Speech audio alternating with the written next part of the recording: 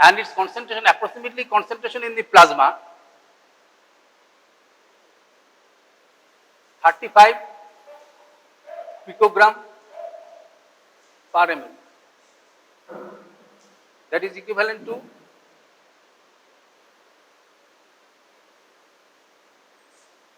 0.23 nanomole per liter. And 50% of in circulation is derived from adrenal medulla, and 50% are derived from other cells, that is catecholamine producing cells of sympathetic nervous system and elsewhere. Some neurons of the brain, they do secrete dopamine, and you will come across its functions when you go through the nervous system.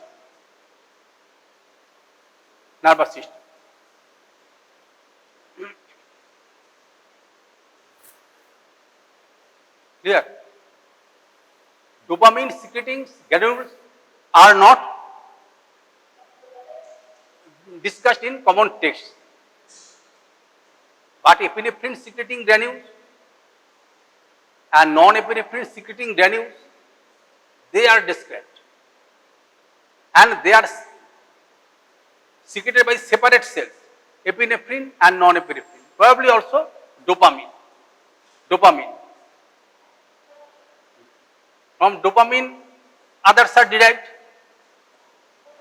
and some neurons and some adrenal medullary cells, it stops at the dopamine level. You can all remember that it is all derived from tyrosine.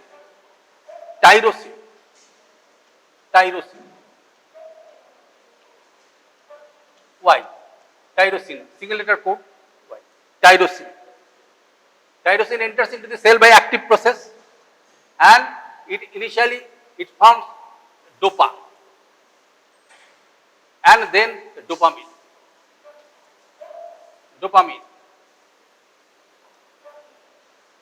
Hydroxylation and then decarboxylation and dopamine.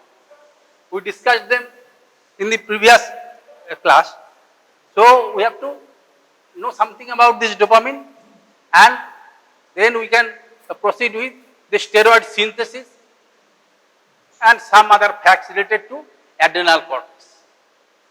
So dopamine at this level in some neurons and also in some adrenal medullary cells, they stop at the level of dopamine. Small amount is secreted in the circulation, 50% coming from adrenal medullary cells and 50% are derived from other catecholamine secreting tissues by some process of diffusion. And dopamine, physiological function of dopamine is not clear. But when its pharmacological effects are considered, then it has some functions. Physiological functions is not clear. And you all know that adrenal medulla itself is a non-essential organ. I discussed the other. So small amount of dopamine secreted from the adrenal medulla is of little concern. But pharmacological doses, they have some effect. And this dopamine has some effect in pharmacological doses. When it is injected, then it has some effect upon the renal blood. It causes vasodilatation of the renal vessels by specific dopamine receptors.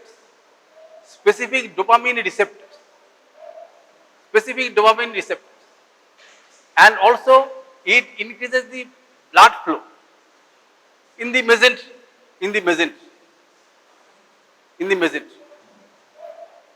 Elsewhere, it causes some vasoconstriction, probably by liberating non-epinephrine from the postganglionic neurons.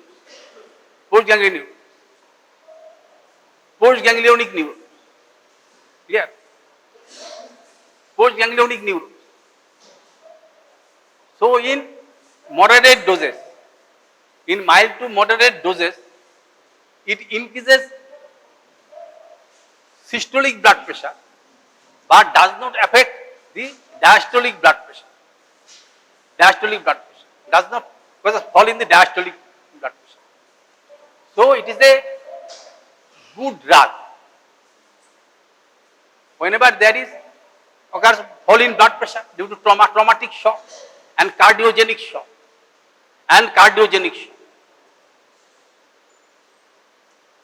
cardiogenic shock. Clear? Now this dopamine, and it is half-life similar to that of other catecholamines. It is only 2 minutes, and it is converted into either DOPAC, DOPAC, and homovanillic acid.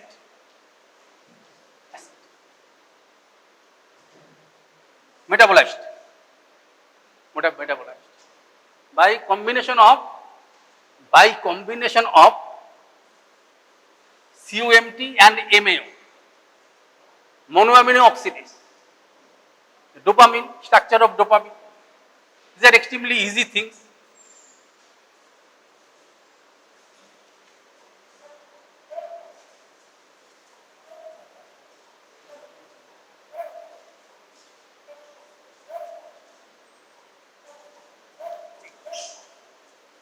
Dopamine.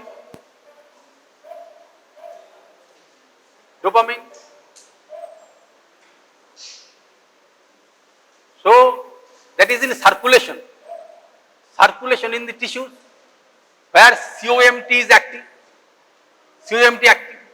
Then COMT, catechol oxygen methyl transferase. Catechol-methyl transferase. Then it forms a methoxy compound CH3.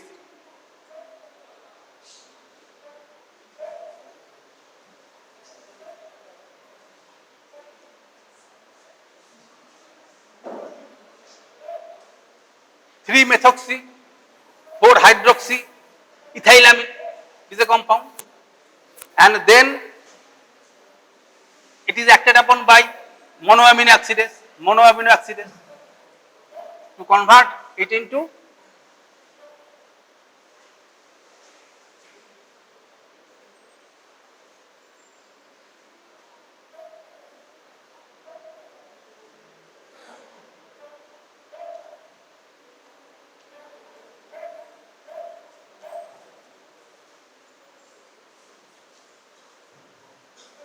and it is done by MAO, monoamino oxidase into this. It is called DOPAC, 3,4-dihydroxy phenyl acetic acid. 3,4-dihydroxy phenyl acetic acid, DOPAC, and it is then acted upon by COMT to ultimately give rise to this product.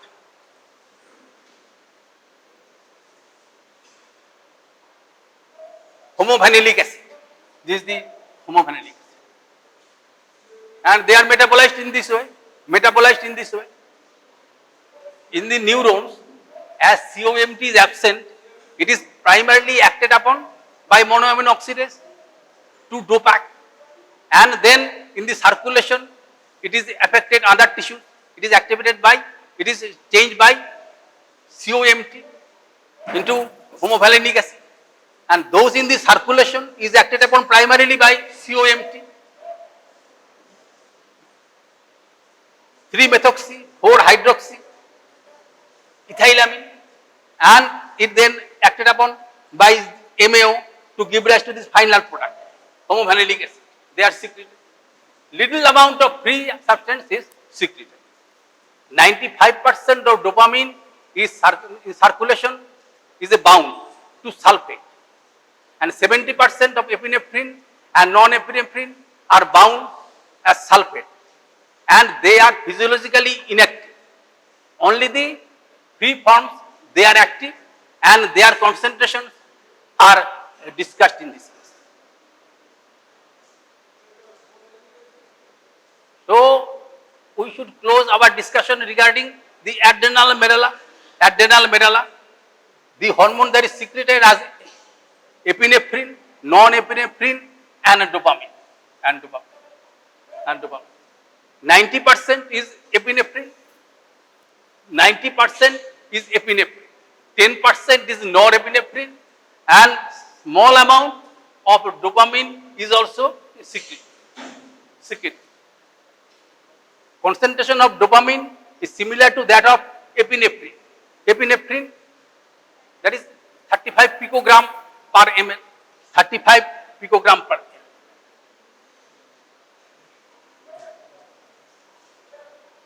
%50 comes from the adrenal medulla, that is present in the circulation. 50% comes from the adrenal medulla, and 50% is coming from the other catecholamine containing tissues, and that is in the circulation. Its physiological effect is not known. Probably it is minimal, because this adrenal medulla itself is a non-essential organ. Non-essential organ. If it is absent, then sympathetic nervous system is sufficient to take over its action. It's a non-essential organ, and from a non-essential organ, if small amount of any chemical is liberated, then it is easy to imagine that physiological function is negligible. But pharmacological function, as a form of drugs, they have to do their effect. They causes a renal vasodilatation in moderate doses, mild to moderate doses, and also vasodilatation of mesentery. But elsewhere, they causes vasoconstriction. Probably by liberating norepinephrine from the postganglionic sympathetic nucleus. So its pharmacological effect, it elevates this pressure, systolic blood pressure, but does not affect the diastolic blood pressure. So it is a good drug in cases of cardiogenic and traumatic shocks. And their half-life is 2 minutes, and they give rise, I have discussed the structures, extremely easy things, and they alter DOPAC, and homophenolic acid, and they are eliminated in the urine. Initially aldehyde is formed, and it may give rise to alcohol, that is can be eliminated. Only trace amount of this dopamine is secreted. Yes.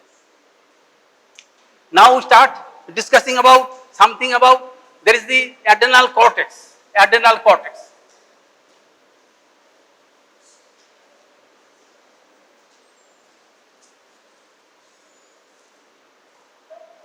Adrenal cortex. Adrenal cortex, GFR. Zona glomerulosa, zona fasciculata, and zona reticularis. From the old concept of GFR, you can easily remember, from the superficial to deep, these are layers. Outside is the zona glomerulosa, and then it is zona fasciculata, and then there is zona reticularis. We mentioned the other day that 28% of the total mass of adrenal gland on either side is due to medulla. Remaining is 72%, of which zona fasciculata is 50%, and it is 15%, and rest 7% is zona reticularis. Their development is different from adrenal medulla, and they secrete steroid hormones.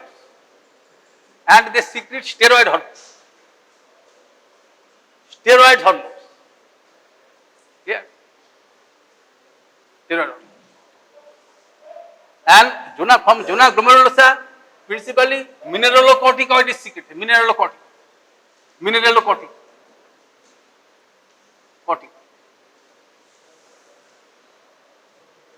Mineralocorticoid is secreted. It is primarily aldosterone and corticosterone.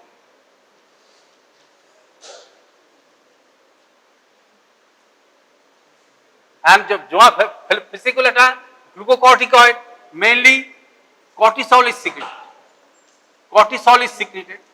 To some extent, corticosterone is also secreted.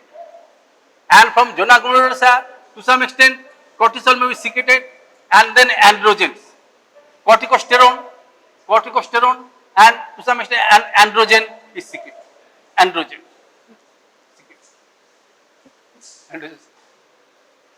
secreted. বোঝা গেল? Corticosterone secreted from every layer, more or less.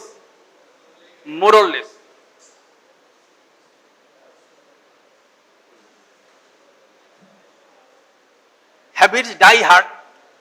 Whenever in other institutions, students dislike me very much, and they try to maintain distance.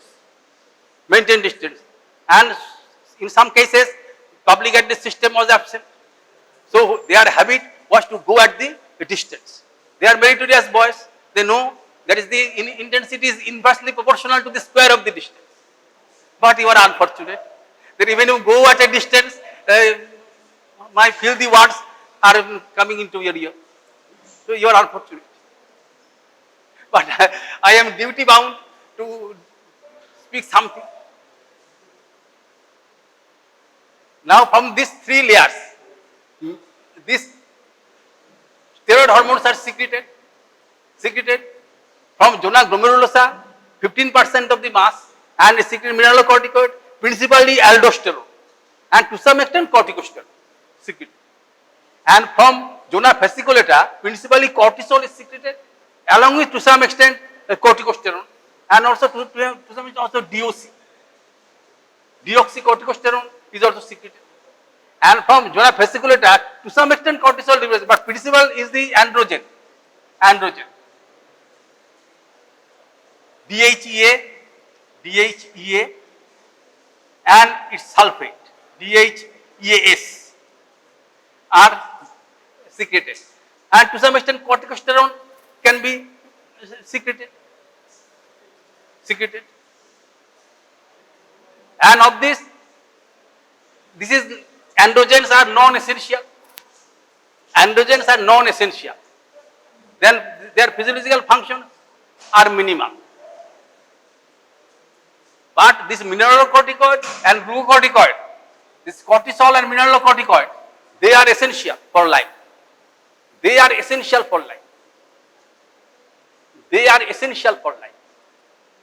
এটা বোঝা গেল? যেমন adrenal মেডালার বেঁচে থাকার সেরকম জন্য প্রয়োজন নেই, সেরকম এই যে হরমোনটা বেরোচ্ছে ডিএইচইএ আর মডিফাইড সালফেটেড ফ্রম ডিএইচইএস, এটারও সেরকম অত প্রয়োজন নেই। কিন্তু কর্টিসল আর মিনারেল অ্যালডোস্টেরন আর corticosterone, they have survival value. So they are essential hormones. Life is in danger, if not immediately, due to lack of these hormones. And their synthesis, now we consider about their synthesis. They are all synthesized from, there is a cholesterol.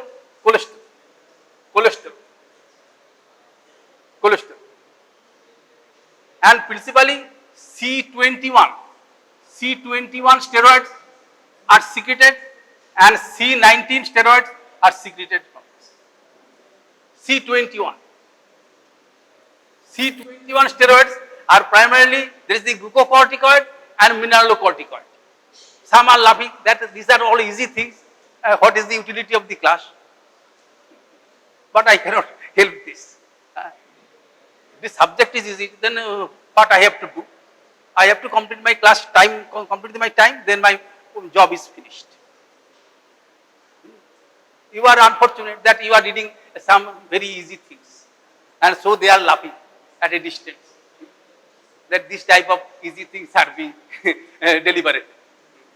I cannot help this. Now C21 steroids are aldosterone, corticosterone, cortisol, principally they are C21 steroids. C21 steroids.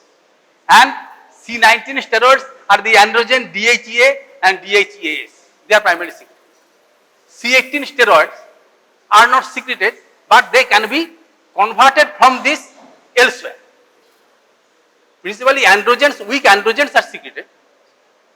Now in the case of, we can consider how they are formed in the case of cortisol, in the cholesterol.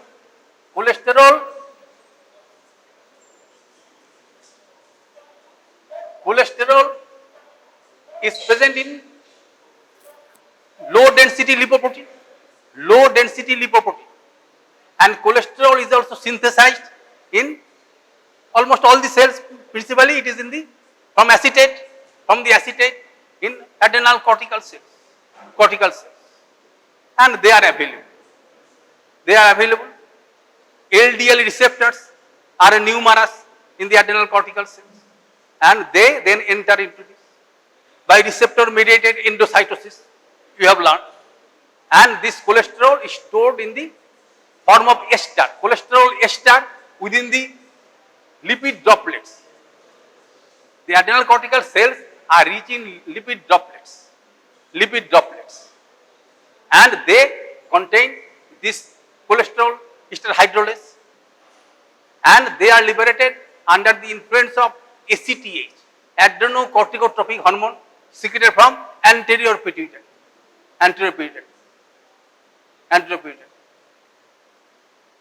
Now this cholesterol, a basic structure of cholesterol is required.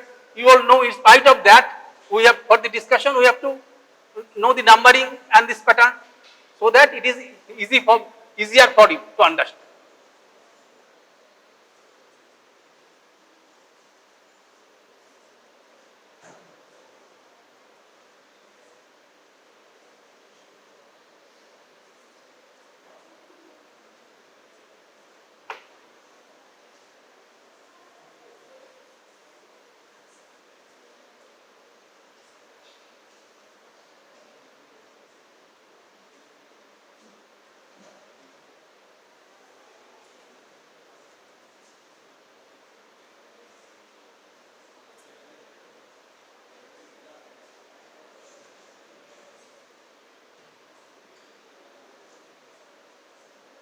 It is the basic structure of cholesterol C27 steroid.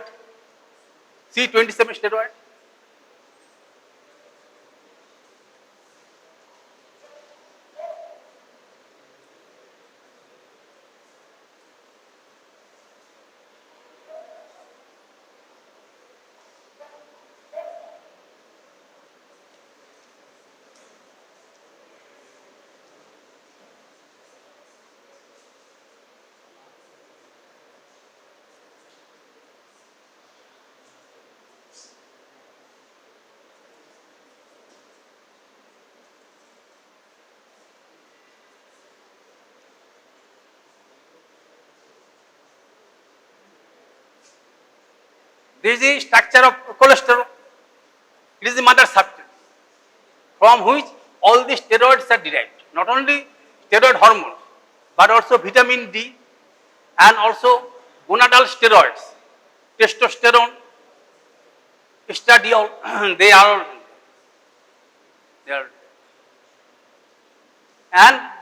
and the enzyme systems are to some extent different in the different layers, and minor modifications give rise to different types of hormones.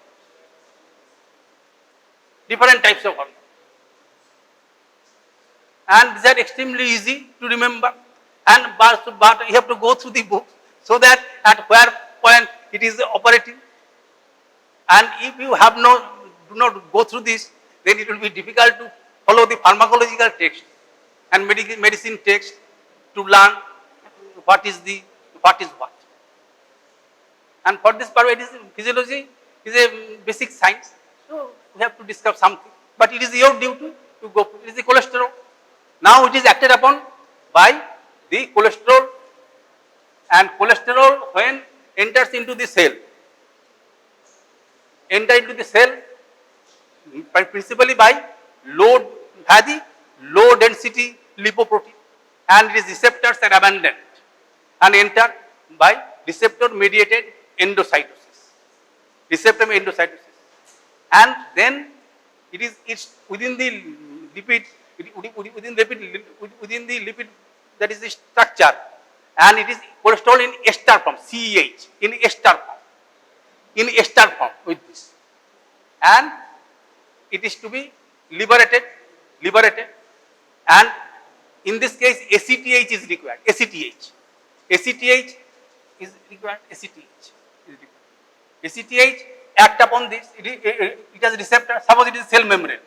It is the receptor, and then by G protein, and then adenylyl cyclase, it is activated. Adenylyl cyclase gives rise to cyclic AMP, from ATP to cyclic AMP is produced. And by means of kinases,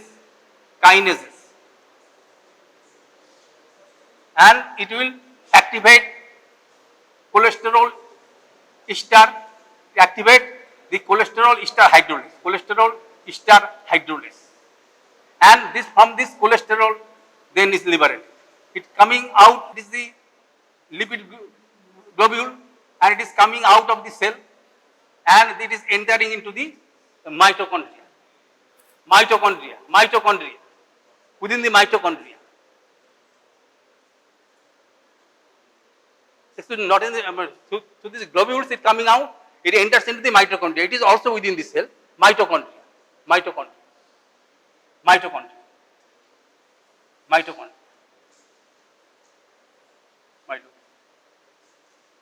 Initially, by means of a desmolase enzyme, it is give rise to pregnenolone,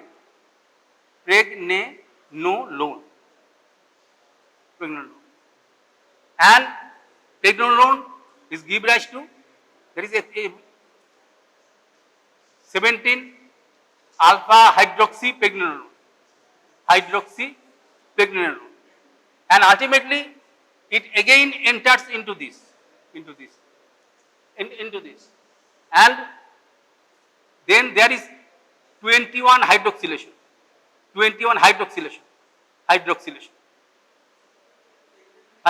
in smooth endoplasmic reticulum, and then it enters again into the mitochondria, and it gives rise to cortisol by 11 hydroxylation, and that can come outside, and it is all included into the cell. You should not have misconception. It is the lipid structure, and from which it comes out. This is all under this is the adrenal cortical cells, and then it comes into the circulation. So it is switches from mitochondria to smooth endoplasmic reticulum. Here, বোঝা গেল? Lipid globules are present, and here it is in cholesterol ester form, and বোঝা গেল? বোঝা যায়নি? আচ্ছা, তাহলে আমি বাংলাতে বলছি, যারা এখানে আসছে তারা বুঝতে পারবে, ইচ্ছা থাকলে 17 আলফা হাইড্রোক্সিলেশন, কোন উপরটা, এটা হচ্ছে প্রেগনেনোলোন। হ্যাঁ, এটা স্ট্রাকচার দেখিয়ে দেবো তোমাকে দেখিয়ে দেবো কিভাবে প্রেগনেনোলোন। হ্যাঁ, মানে একটা সিও গ্রুপ সেখানে যুক্ত হয়েছে। হ্যাঁ, কোলেস্টেরল এস্টার হাইড্রোলেস, সেটা কিভাবে হবে, সেখানে কোলেস্টেরল এস্টার হাইড্রোলেস সেখানে যুক্ত হচ্ছে, কোলেস্টেরল এস্টার হাইড্রোলেস সেখানে কাজ করছে within the mitochondria. Cholesterol ester hydrolase, cholesterol desmolase enzyme, cholesterol hydrolase এখানে কাজ করছে, কিন্তু কোলেস্টেরলের উপরে কাজ করছে হচ্ছে desmolase, cholesterol desmolase enzyme or side chain cleavage enzyme within the mitochondria, just inner side of the matrix, just at the junction of this matrix site. You know there is a double membrane structure, mitochondria. It is outer membrane, it is the inner membrane. Just inside the just inside the inner membrane within the matrix, there lies cholesterol desmolase, and it converts it into a 21 C21 basic structures, pregnenolone. Pregnenolone. You see, pregnenolone, when it is, then it is this, it will remove this structure. Remove this structure.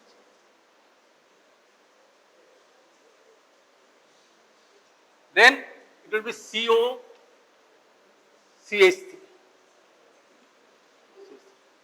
It is the pregnenolone. Pregnenolone 20 and 21. It is pregnenolone. Pregnenolone.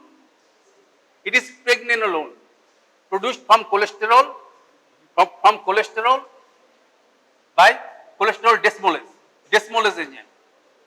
Desmolase enzyme. These are all P450 enzymes. It is also called P450 SCC.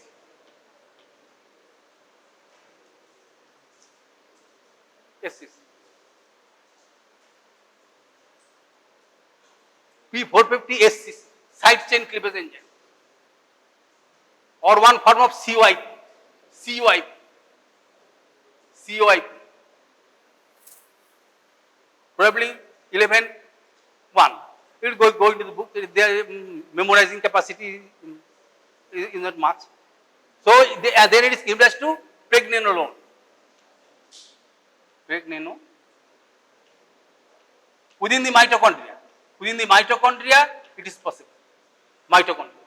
Pregnenolone. This is the structure. This is the structure.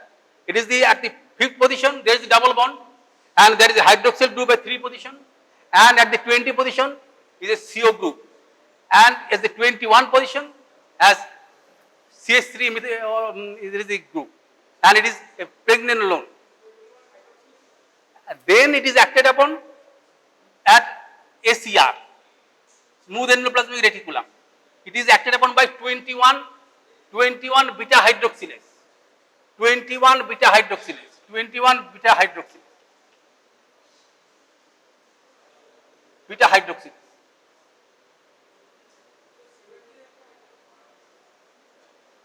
And then now we are coming to the structure that ultimately gives rise to DHEA. I will further come how this cortisol and corticosteroid is produced.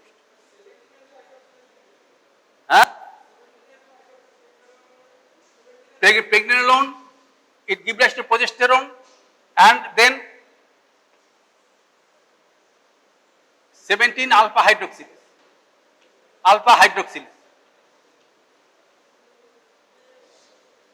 And it is also mitochondria. Mitochondria. 17 alpha hydroxylase. Pregnenolone. 17. Alpha hydroxy pregnenolone. Normally, when it is used by the straight line, it is in the beta position, that is above the steroid ring. When it is by dashed line, interrupted line, then it is the alpha position below the ring. 17 alpha hydroxylase is converted into 17 alpha hydroxy pregnenolone. And it is then acted upon by the lyase activity. That is a part of the 17 alpha hydroxylase.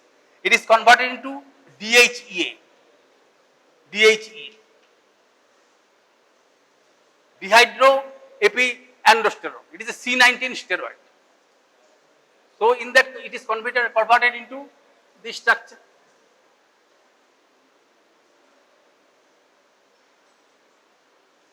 It is DHE.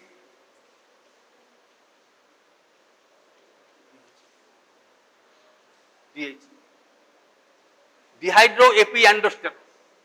And when it is sulfated at this position by sulfokinase enzyme, that is also present in the adrenal and in circulation, they form DHEAS.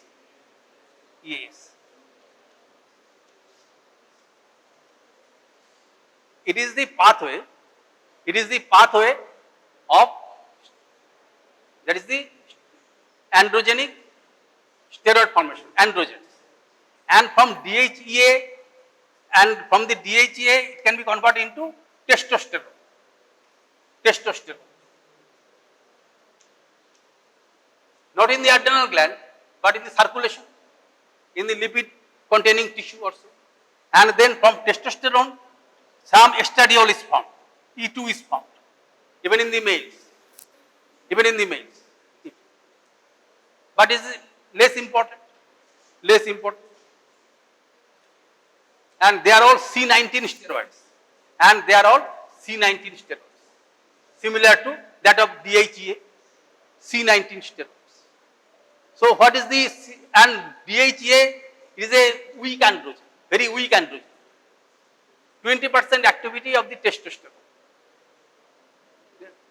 So it is structurally modified, and structural modification gives rise to this type of structure, and you get a hydroxyl group in this position. And there is shifting of this double bond, and there is a ketone at this ring, and it is the structure of testosterone. Testosterone. Testosterone. It is a endogenous poison, so it pollutes and corrupts human mind. It is a bad hormone. In spite of that, it is essential for the existence. Testosterone. Its more active form is dihydrotestosterone by 5-alpha reductase, and then you will learn them when you read the male reproductive system. And from the testosterone, E2 can be, estradiol can be produced, and in that case, there will be a benzene ring in this place, benzene ring, and there will be hydroxyl group at this position and also in this position, and the C19 steroid will disappear. So it is the structure of the estradiol, C18 steroid, estradiol.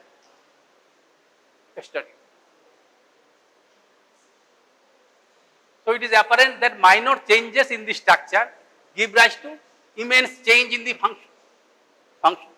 Testosterone is present primarily in the males.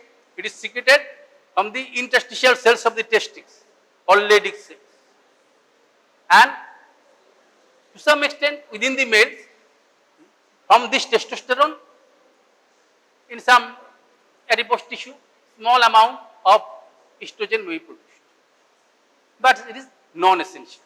Similarly, in the female, it is the primarily by this route, this is produced.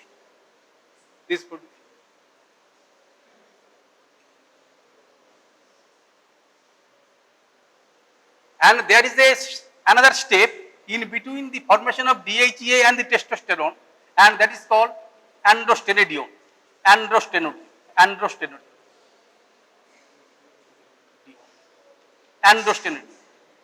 it then gives rise to testosterone. Androstenedione, to complete this.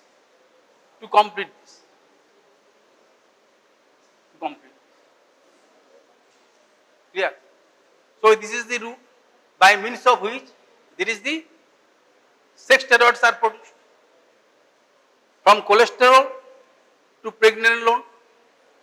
Pregnenolone is the mitochondria, and then into then 17-alpha hydroxylation, and then another part of the 17-alpha hydroxylase is 17-2-lyase, and it is converted into DHEA, and DHEA is acted upon by 3-beta hydroxysteroid dehydrogenase, where there is shifting of this bond, shifting of this double bond, and at the same time there is formation of a CO group at the 3 position in the A ring. The rings are A, B, C, D described in the text.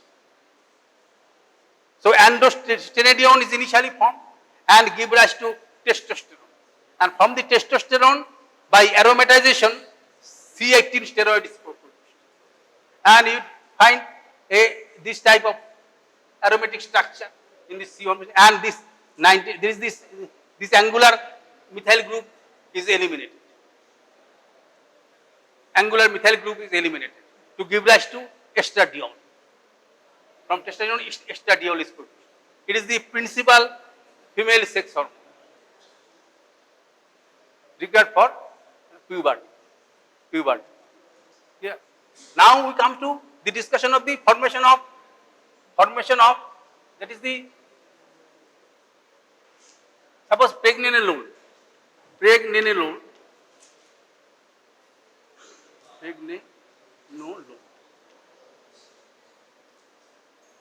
and 17 alpha hydroxy pregnenolone pregnenolone is produced, and 3 beta hydroxysteroid dehydrogenase. It is not a P45 enzyme, and at the ACR, that is the smooth endoplasmic reticulum, it is converted into progesterone.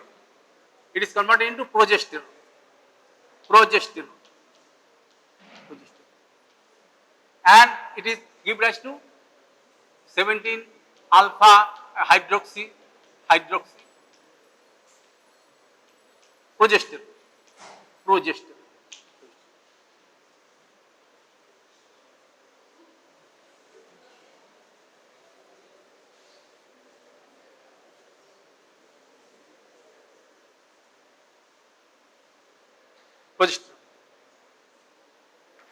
And then there is 21 beta hydroxylase activity.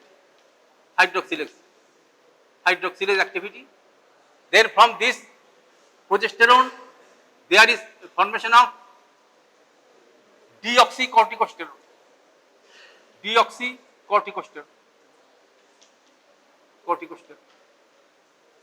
and there is formation of deoxycortisol.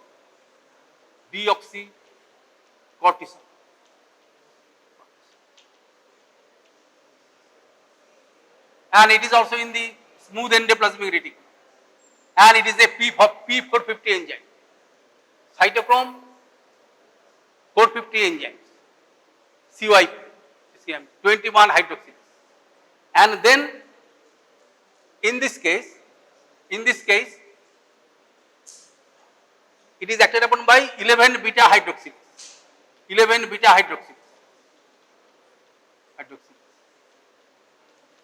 And there is formation of corticosterone,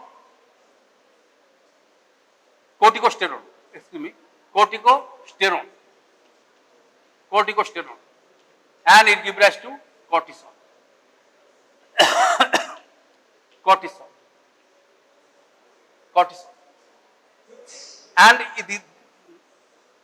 And they are active. This is the same enzyme that is active, same enzyme.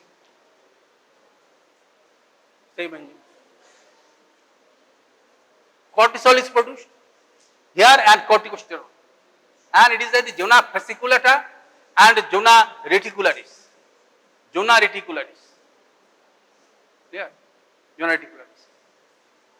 So from fasciculata and zona reticularis you can have some corticosterone, and zona fasciculata primarily cortisol is produced. It is the principal glucocorticoid. Clear?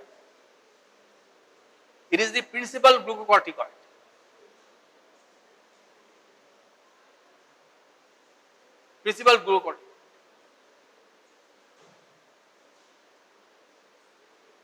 You can open up the book and see that if I am confusing, whatever it may be, my idea is to impart that these are all easy things, not very difficult. If you initially can read this with concentration, then it will have an impression. That will help you.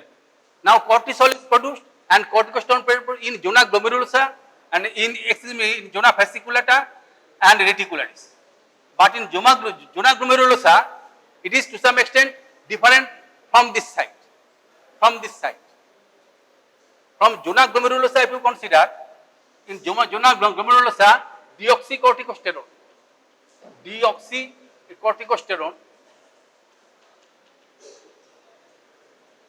is acted upon by aldosterone synthase enzyme in zona glomerulosa. Earlier part is the same. Earlier part is the same. And here aldosterone synthase do have its effect. Aldosterone synthase do have its effect. And initially give rise to corticosterone.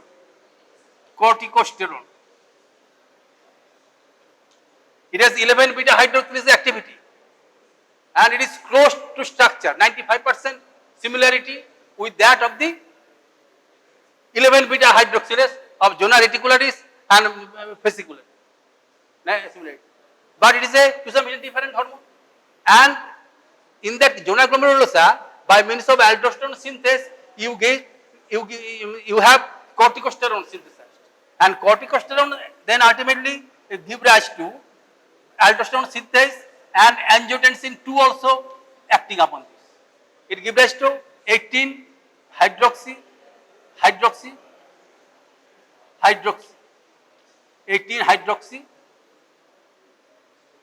18 hydroxy corticosterone, and then by aldosterone synthase it gives rise to aldosterone.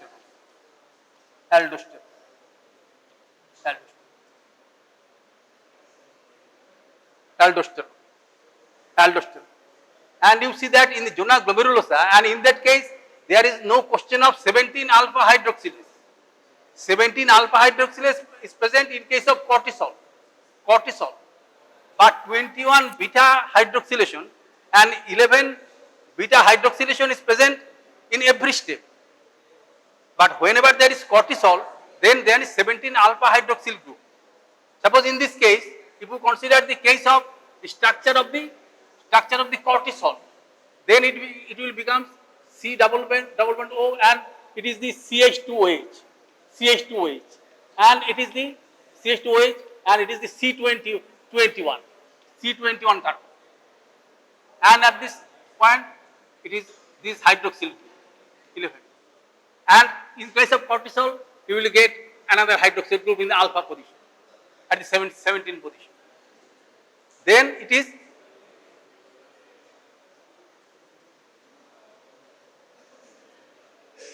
the structure of cortisol. Structure of cortisol. 3 beta hydroxysteroid dehydrogenase enzymes, it has two functions.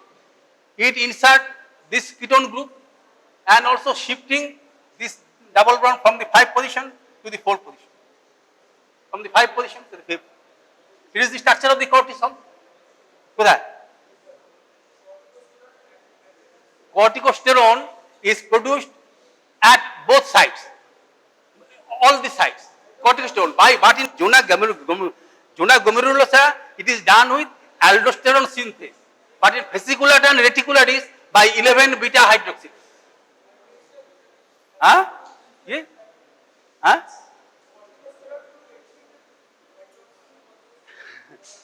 Deoxycorticosterone is produced by the effect of 21 beta hydroxylase.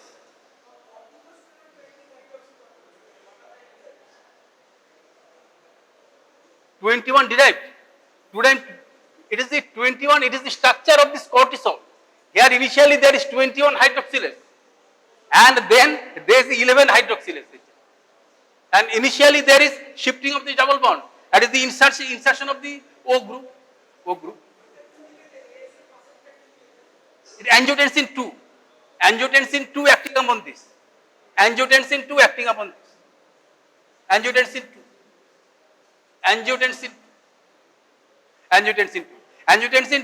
acts at the initial level.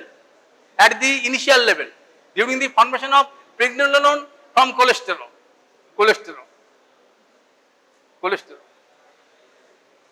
Clear? Ever jinishta you have to some extent to become clear of this.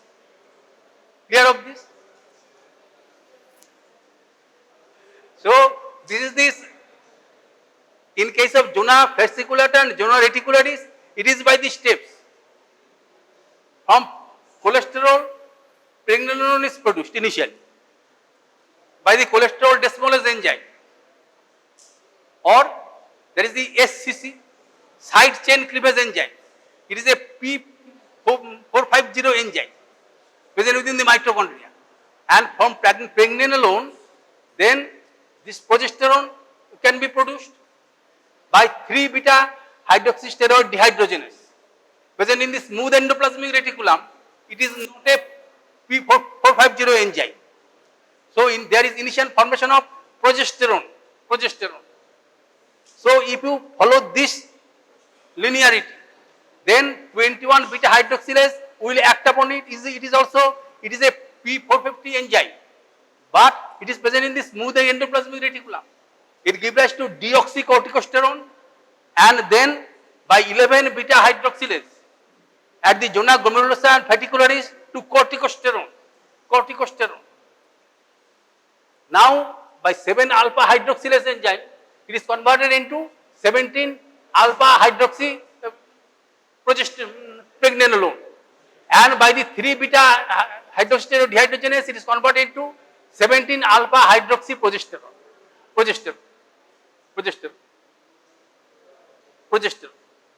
Then this, if you consider this lineage, it is converted into deoxycortisol, and then by 11 beta hydroxylase, that is the structural similarity to that of the aldosterone synthesis present in the zona glomerulosa. It is converted into cortisol. And cortisol is the predominant. It is a glucocorticoid. But the zona glomerulosa, this aldosterone synthesis is 95% similarity with that of the 11 beta hydroxylase, and both are present in the chromosome number 8, and this have this effect of this 11 beta hydroxylase. Initially it, with the help of aldosterone, converted into corticosterone, same compound, and it is then acted upon by, there is the aldosterone synthase with the help of angiotensin 2.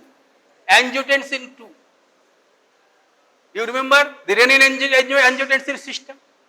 Angiotensin 2 acts upon this level, 18 hydroxy compound corticosterone, and by aldosterone synthesis they convert into aldosterone. So in the structure of the aldosterone, you will not have this hydroxyl group, and at that position you will have a CHO group. In the capital D configuration, L-aldosterone is physiologically inactive. This is the aldosterone. There is no 17 hydroxylase. So 17 hydroxylase enzyme is absent in the zona glomerulosa, and in place of 11 beta hydroxylase, it has aldosterone synthase, and it is acting upon to ultimately give rise to aldosterone. There is a aldehyde group at the 18 position. It is the aldosterone.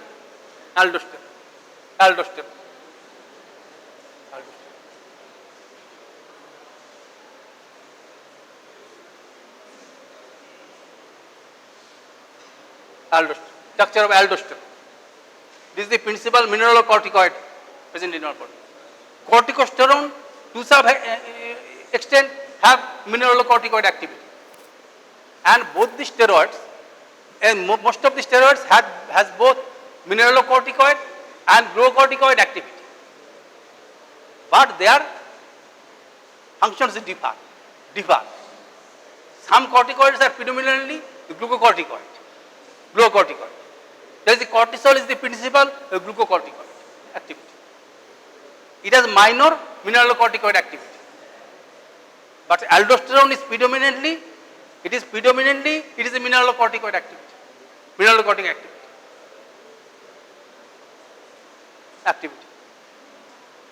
DHEA and DHEAS that is secreted, and DHEAS is principally secreted, and it is physiologically inactive. Besides this, Most of it is in the sulfated form. Sulfokinase enzyme convert into, and it is in this form it is secreted. It is physiologically inactive. In most of the cases inactive. In the fetal life it has some role. Fetal adrenal, it has some role. It may have some role. And then, but all the others, they are secreted in almost free form. And they have their carrier proteins. Yeah. In the human beings, in the human fetus, there is the cortex is large, fetal adrenal cortex, fetal adrenal cortex. Fetal adrenal cortex.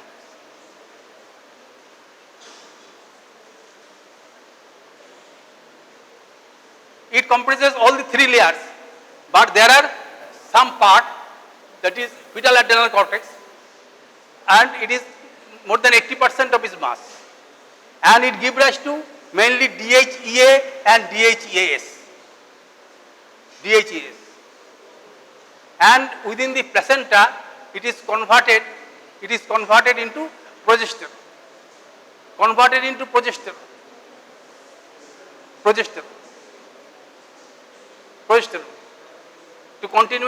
To maintain the continuation of the pregnancy. And after birth, the fetal cortex regresses.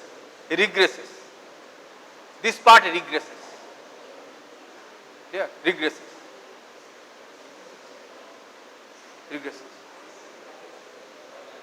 Now the steroid hormones, they are lipid soluble hormones,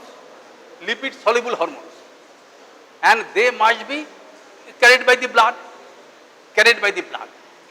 And for this purpose, there is requirement of some carrier proteins. Suppose in case of cortisol, it is called CBG, cortisol binding globulin, or transcortin.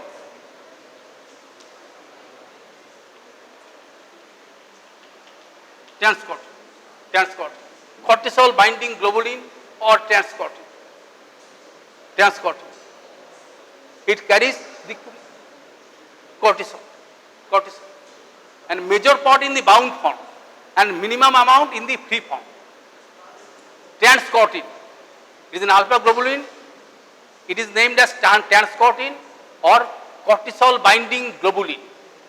It also binds corticosterone to some extent, but not as in cortisol, as with cortisol. Suppose if you go to this part, now if the normal concentration of cortisol in the plasma, in the bound form, it is 13.5 microgram per deciliter or so, bound form. And the free form, and in the free form it is 0.5 microgram per deciliter. It is the free form, and it is the bound form. And in everywhere the free form is physiologically active. Only the free form is physiologically active. So you can calculate that a huge amount is in the bound form. It maintains a store of this, and this free form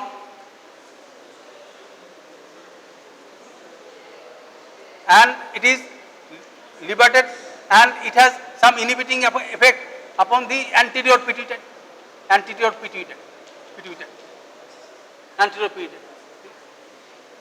Free form. Also in the hypothalamus to some extent. Anterior pituitary gives rise to ACTH.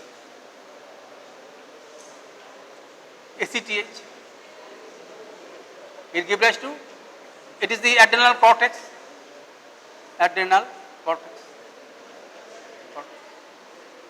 And from adrenal cortex, free form is secreted. And it binds with this CBG, bound with CBG, cortisol binding globulin. And from this free form, the tissue gate is supplied. All the tissues is get supplied.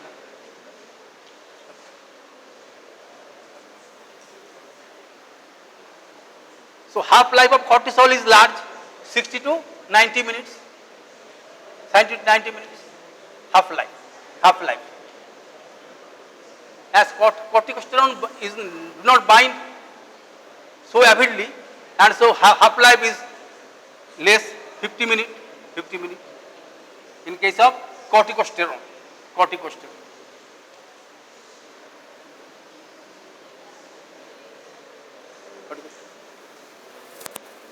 So time is almost up. To summarize, that is from cholesterol is the mother substance, and from which we get all the steroids that is secreted from the adrenal cortex. And initially cholesterol is acted upon by cholesterol desmolase enzyme. That is the side chain cleavage enzyme within the mitochondria. It is converted initially into pregnenolone. Pregnenolone is converted into alpha hydroxypregnenolone. Then alpha hydroxypregnenolone gives rise to DHEA, dehydroepiandrosterone, and it is acted upon by the sulfokinase, and it is then sulfated form that is mainly secreted, and it is a physiologically inactive. And by 3-beta hydroxysteroid it can be converted into androstenedione, and from androstenedione testosterone can be produced, not in adrenal but other tissues, and from testosterone then to some extent estradiol can be produced even in the males.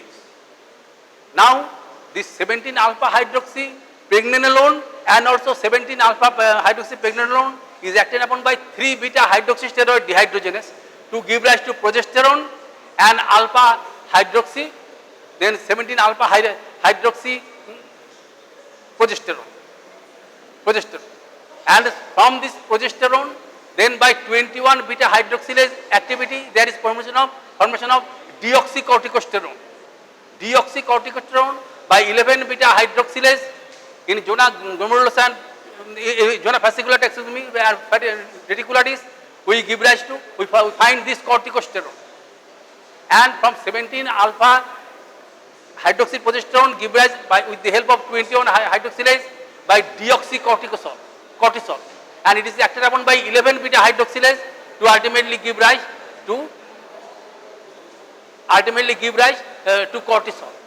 So there is switching over from mitochondria to smooth endothelial reticulum, and then again in the mitochondria, and then it is secreted, and they are secreted mostly in the free form.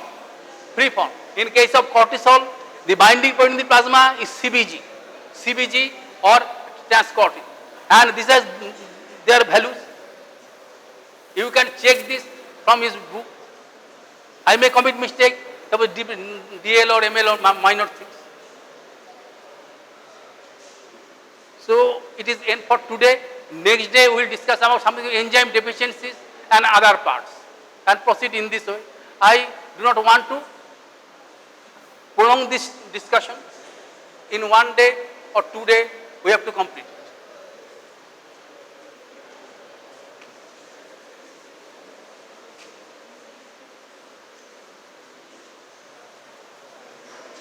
Can you tell me the shoulder joints and shoulder girdle are the same?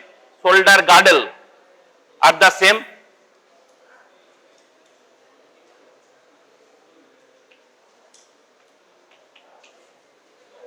Same. Silent, please. Silent. Don't talk with each other. Same. The shoulder girdle and the shoulder joint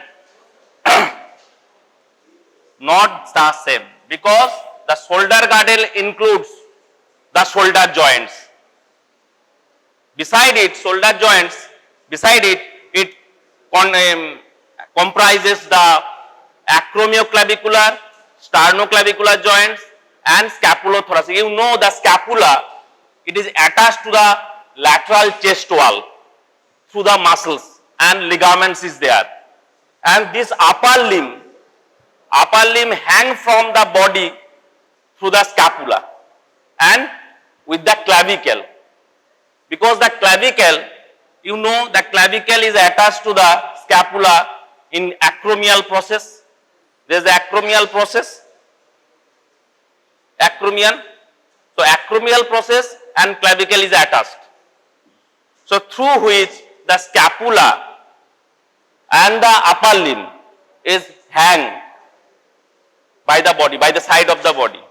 In day to day, you always move the shoulder in different position, like in this way, in this way, in this way, in this way.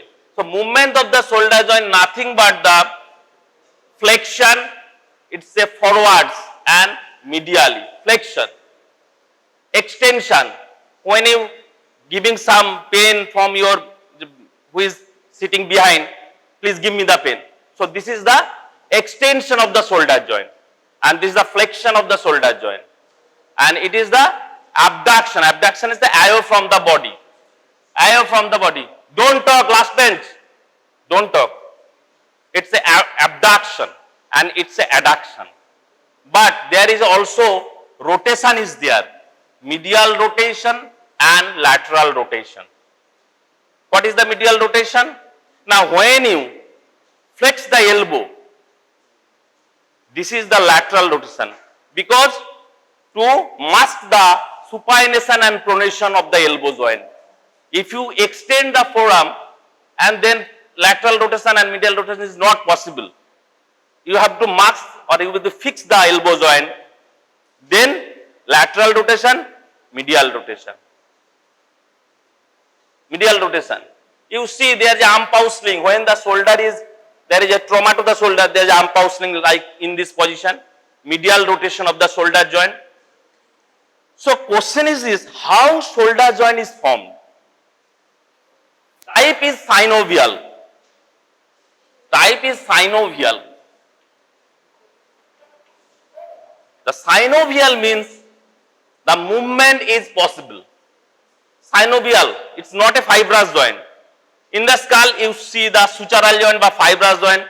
So between the skull bones, there is no movement is possible. All the movement of the mandibular joints. Like in hip joint, it is also a synovial joint between the hip bone and the head of the femur. Here you see, this is the head of the humerus.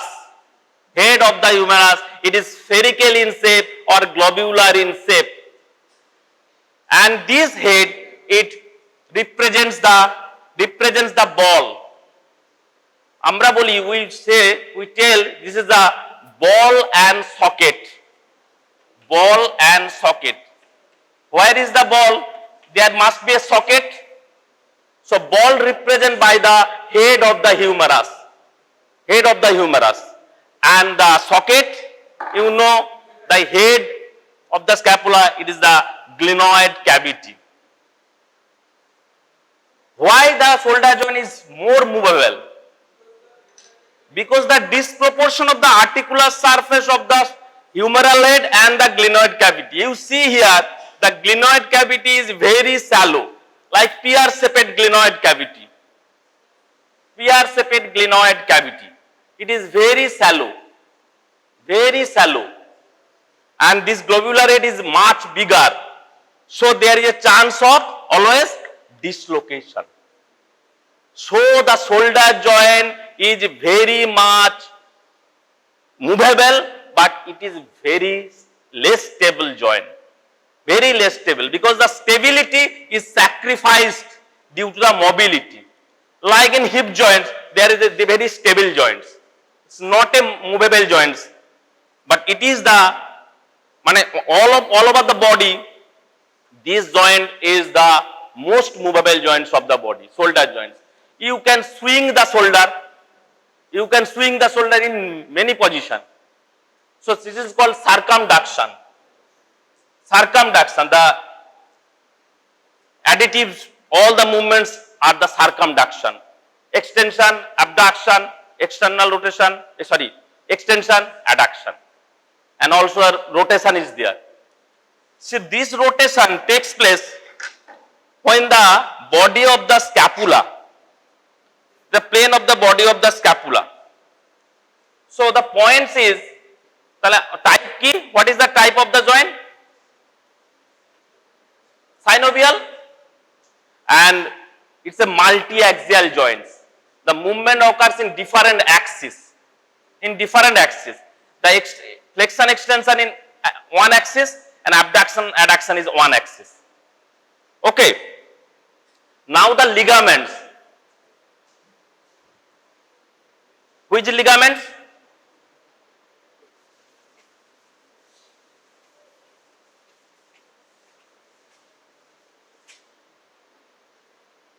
So why there is chance of dislocation? Shoulder joint? Because the shallow glenoid cavity and the larger humeral head. But you should remember, in any position of the joint, only 1/3 of this sphere comes in contact with this glenoid cavity. Only 1/3 portion of the sphere. So there is always chance of dislocation. But main dislocation chance is inferiorly. Why? Inferiorly. I am drawing a picture.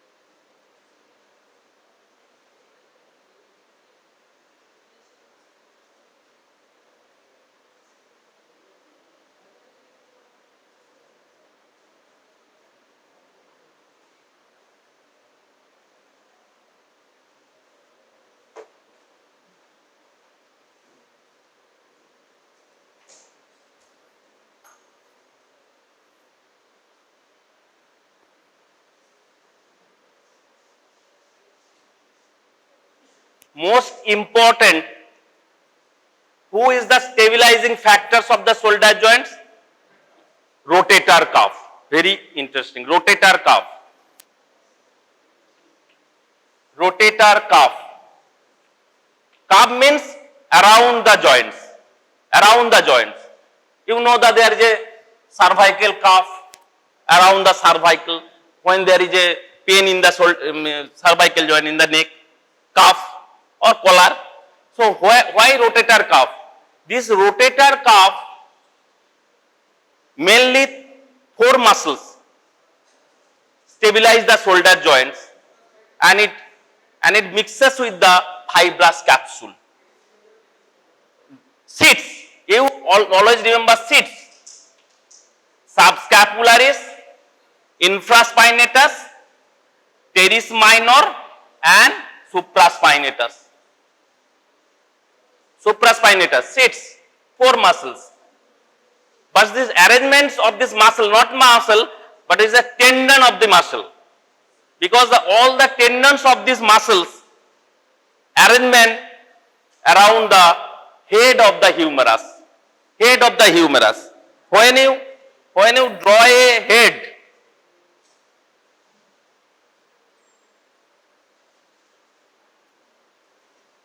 from above,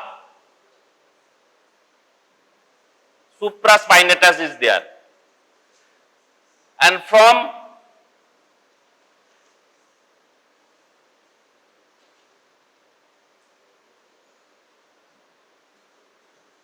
this is subscapularis.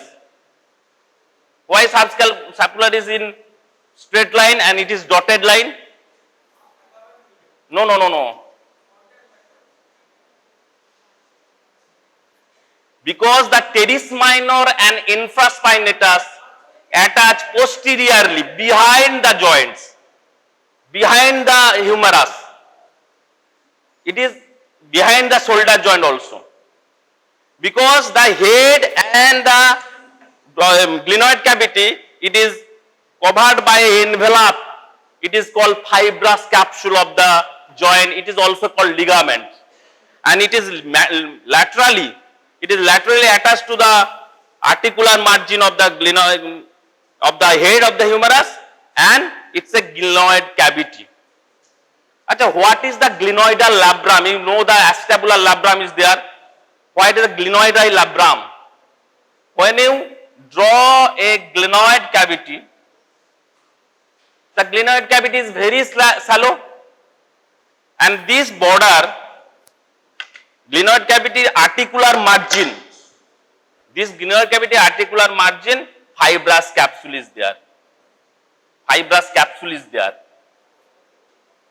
But inside the fibrous capsule, there is a fibrocartilaginous rim to defend the glenoid cavity, to protect the head of the humerus for skidding, for dislocation. To protect the dislocation, there is a stabilizing factor. What is the glenoidal labrum? Is the stabilizing factor. Glenoidal labrum just here, labrum, and labrum also provides the cushion for the head. It's a comfortable bed for the humeral head. Okay, so the glenoidal labrum is one stabilizing factor. Other is rotator cuff. And another important structure around the shoulder joint is coracoacromial arch. Coracoacromial arch. What is this?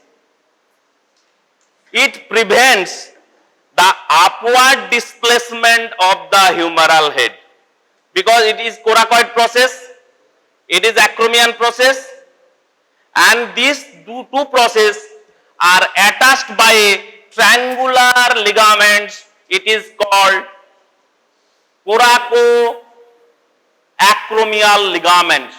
So three structure, it is acromion process, it is coracoid process, and it is the coracoacromial ligaments. So when the head goes upward, there is a impingement of this greater tuberosity with the coracoacromial arch. তাহলে এগুলো কি করলাম? What is this? যে এটা কি করলাম এটা? These three ligaments are glenohumeral ligaments. Glenohumeral ligaments. Gleno means glenoid cavity. It extends from the glenoid cavity to the head of the humerus. Not to the head of the humerus. Actually, it is lesser tubercle. Upper part of lesser tubercle, lower part, and surgical neck of the humerus.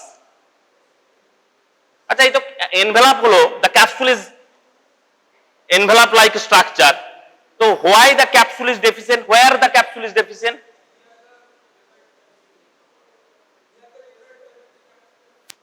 No, where, in which position the capsule is deficient?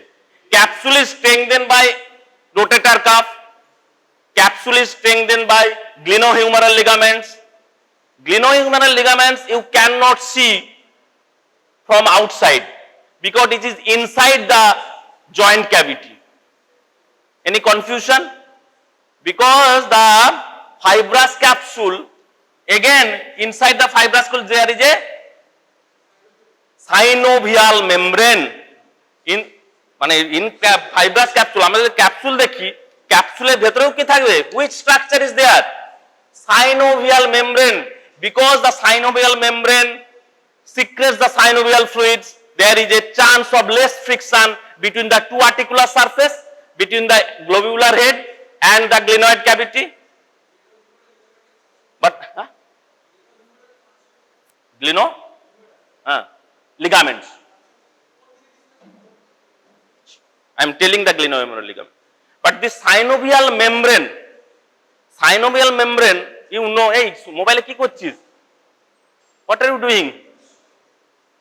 Please keep the mobile silent. You know, last bench, What is this between the lesser and greater tubercle? Intertubercular sulcus or bicipital groove. You know the supraglenoid tubercle, here origin of tendon of long head of biceps brachii, not short head. So the long head of biceps brachii tendon inside the joint cavity, and it comes out in the surgical neck of the humerus, up to surgical neck of the humerus, along with the synovial sheath. It's covering, and it is inside the intracapsular also, but extra synovial, but it drags down. When the tendon drags down, it takes the synovial sheath. So synovial sheath here. So this is deficient. This is the aperture in the fibrous capsule. So when there is a abduction, the head may be dislocated downwards. So this is called inferior dislocation. It may be a subglenoid, may be subcoracoid also. And coracobrachialis, biceps brachii in the front, niche downward displacement hoy. So always remember the synovial membrane inside the capsule, and when the biceps brachii comes from the supraglenoid to the surgical neck of the humerus, he drags down, so there is a synovial sheath covering among them. This is the covering. This is the tendon. This is the covering. So here you see, this is the coracoid process. This is the coracoid process, and from the coracoid process to the humerus, there is also a ligament. It is called coracohumeral ligaments. Coracohumeral ligaments. Achha, what is Barsa? Do you know name Barsa? Not Borsa. It is Barsa. It is Barsa. Barsa means a fluid-filled sac, synovial fluid-filled sac. It also protects the tendons along with from the different structures. Like you know, there is a coracoid process. Coracoid process, ekhane likhchi. You know the acromion process and coracoid process?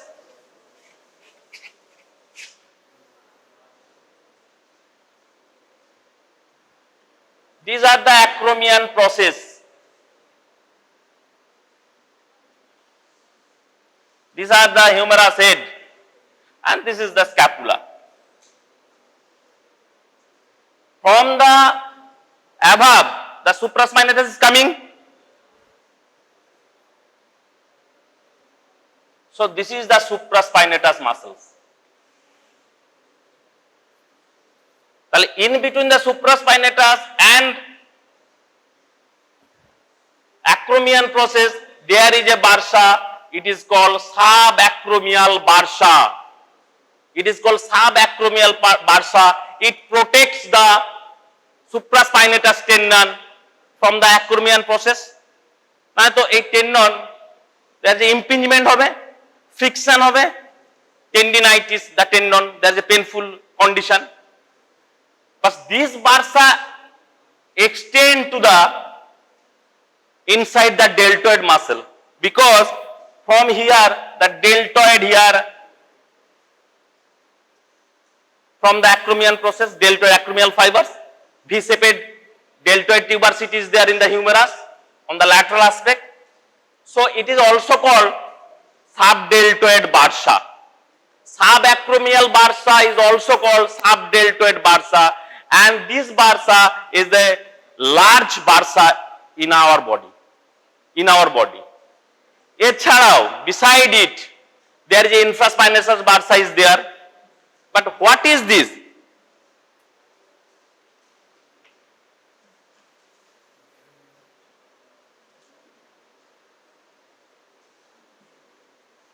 What is this? It is inside the cavity. but there is a 3 ligaments. It is called glenohumeral ligaments.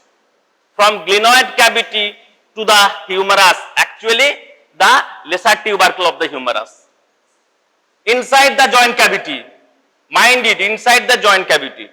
It is not outside the joint cavity. So these are the nothing but the capsule is there around the joint cavity, articular surface, humerus head and glenoid cavity, the lateral attachment, medial attachment. So this is the thickened part of the anterior part. Last bench. Deltoid muscle covers the shoulder joint in front, laterally and in back, but not in the medially. All the structures related to the shoulder joints, maybe muscle, maybe nerve, maybe artery, vessels, is covered by the deltoid. So deltoid is a big muscle here in the arm, and deltoid will be a short note in your examination. Deltoid, because it is a multipinate muscle. Multipinate, very, very important muscles. And you give the IM injection over the deltoid. It's a fleshy part, it's a muscular part. To give a IM injection, intramuscular injection here. Okay. So this all the joints, the shoulder joints is covered by the deltoid. Ki re ghum pacche naki? Sleepy ekটু চোখটা বন্ধ হয়ে যাচ্ছে. So coming to the glenohumeral. So this glenohumeral, it's a thickened part of the anterior part of the fibrous capsule, and this blends with the glenoidal labrum. Glenoidal labrum কিন্তু inside the fibrous capsule, মনে রাখতে হবে কার? In the glenoid cavity. Glenoid cavity articular margin fibrous capsule লাগে, তার ভেতরে থাকবে glenoidal labrum to defend the shallow glenoid cavity to prevent the dislocation. It's a stabilizing factor. Rotator cuff, it's a stabilizing factor. Tendon of long head of biceps brachii, it prevents from downwards. So forward displacement hobe na. The forward displacement is not possible because this tendon ki korche tanche coracohumeral ligaments, downward displacement hote debe na.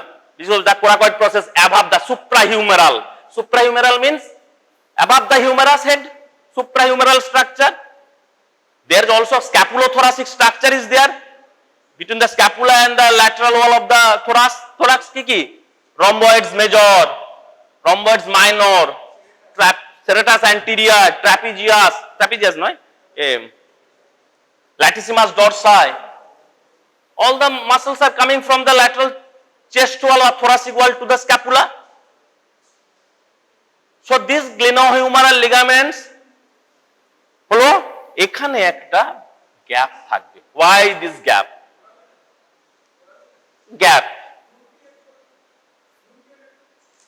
No nutrient.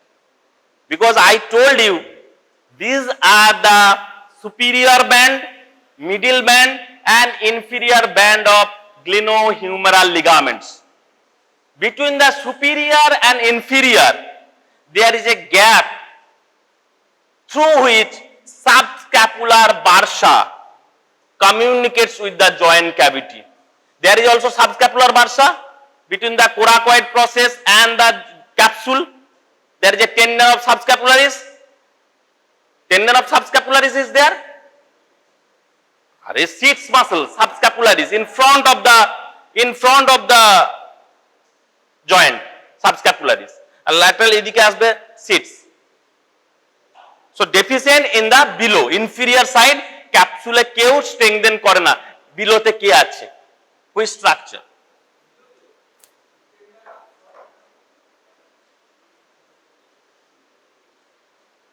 Long head of triceps along with the posterior circumflex humeral vessels and axillary nerve.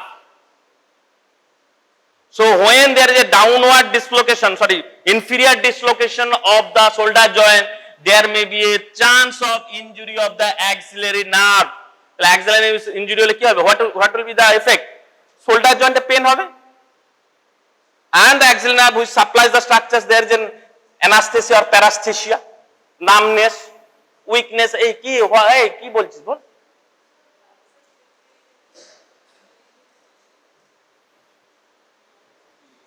কি বল আমাকে বল। বাইসেস ব্র্যাকায় সুপ্রাগ্লেনয়েড টিউবারকেল থেকে আসে, ওটা তো long head, short head তো উপর থেকে আসে কোরাকট। So chance of, because the long head of triceps also protects the joint, it's a stabilizing factor. Who is the guardian of the joint? Argentina,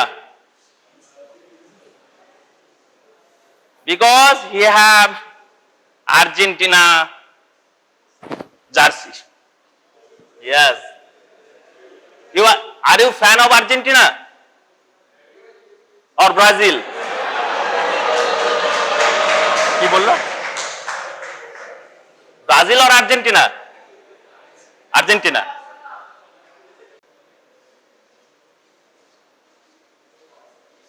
Who controls the shoulder joint? I am telling you, this rotator cuff, musculotendinous rotator cuff is the guardian of the joints. Just একটু হলো মানে break, একটু বললাম। Don't take the anatomy seriously. It's like a story. It is like a story. If you remember or if you memorize, that will be very, very bogus thing or very boring subject.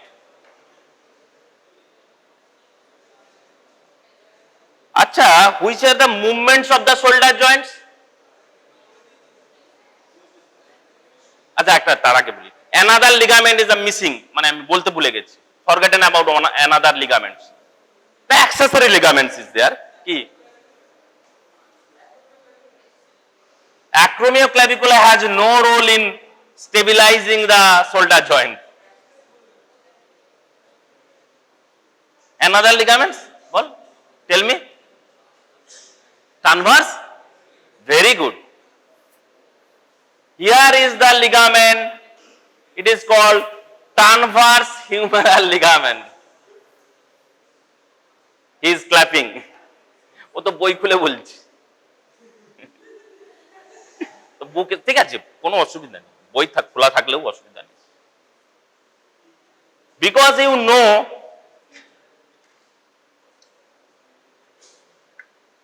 the long head of biceps brachia here, and it comes over the head or through the joint cavity and it here.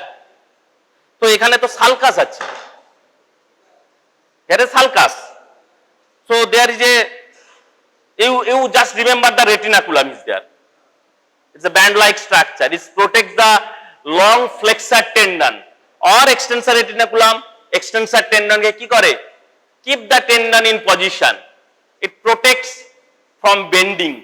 So here also transverse humeral ligaments. Here is the transverse humeral ligaments between the two lips of the sulcus. একটা lateral থেকে গেছে, একটা greater টিউবারকেল থেকে গেছে। So here টেন্ডনটাকে পজিশনে রাখবে। It is also accessory ligaments, এটাও একটা stabilising factor. It is also a stabilising factor. এটা কোথায় গেল?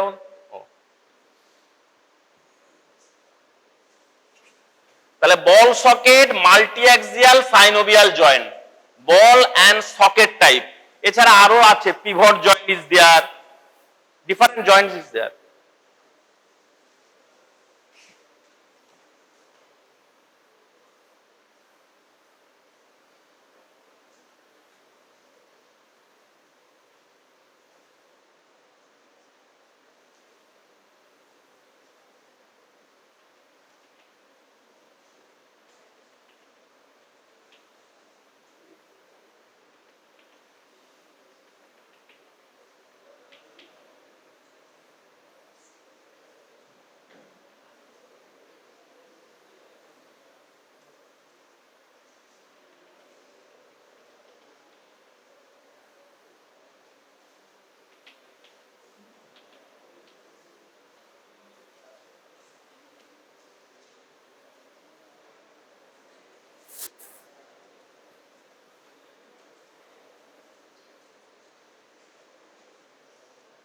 which I have drawn here.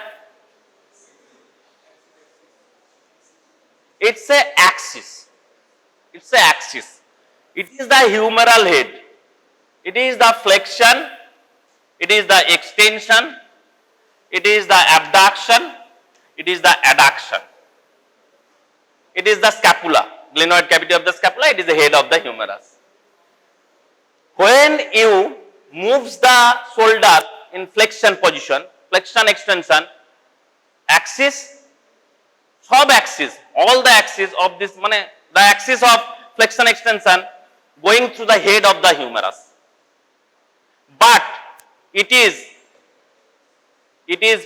perpendicular. It is perpendicular or it's 90-degree angle, right angles to the plane of the body of the scapula. 90 degree na? It's 90 degree. When the abduction adduction, also axis goes through the head of the body, but it is parallel to the body of the scapula, the abduction adduction. Any confusion? That's easy. A rotation and lateral rotation, medial rotation, when you do the medial and lateral rotation, fix the elbow. Then it is lateral rotation and it is medial rotation. And you see this position when there is a trauma to the shoulder joint, your doctor advises an arm pouch sling like this to stabilize the shoulder joint. If in your family there is a old age male or female, must be there. So there is a frozen shoulder. What is frozen shoulder?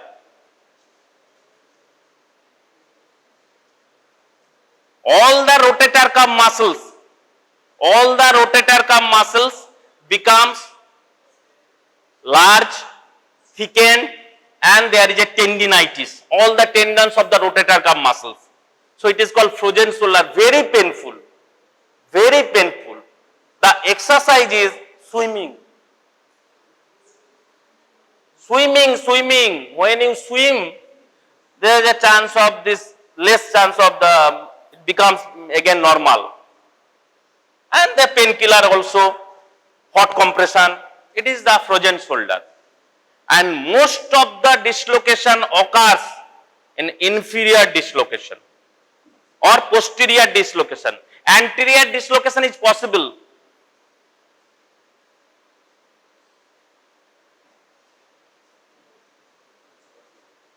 Anterior dislocation is possible, but rare. But most of the patient, some of the patient comes to you with recurrent dislocation, repeated dislocation of the shoulder joint. Well, in this patient, they can reduce the dislocation because recurrent dislocation. Okay, maybe there is a chance of recurrent dislocation. Barsha, applied anatomy, movements, I have told the movements. But one of the most important movements when we exercise here, like this. Hey, Joy Gaurango, Joy Nidai. Like this. In yoga, free hand exercise. It is overhead abduction. Abduction, but it is overhead.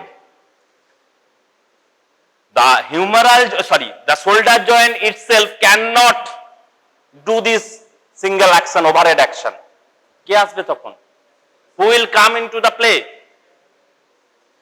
Scapula. Along with the clavicle,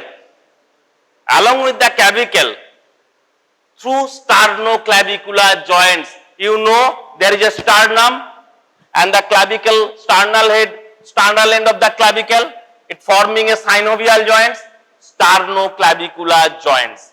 And there is an articular disc there. Articular disc is there. একটা ছবি আঁকছিলাম।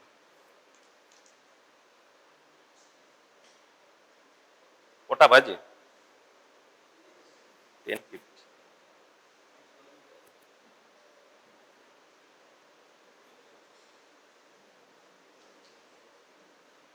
who is the which muscle is responsible for flexion? Flexion? Shoulder joint flexion. Deltoid. The anterior fibers of the deltoid and assisted by biceps brachii, coracobrachialis, pectoralis major also. Extension. Teres major is there. Posterior fibers of the deltoid. Also, latissimus dorsi is also there. Extension. Latissimus dorsi. It also acts in the extension. But abduction, deltoid, prime movers, and supraspinatus, very good.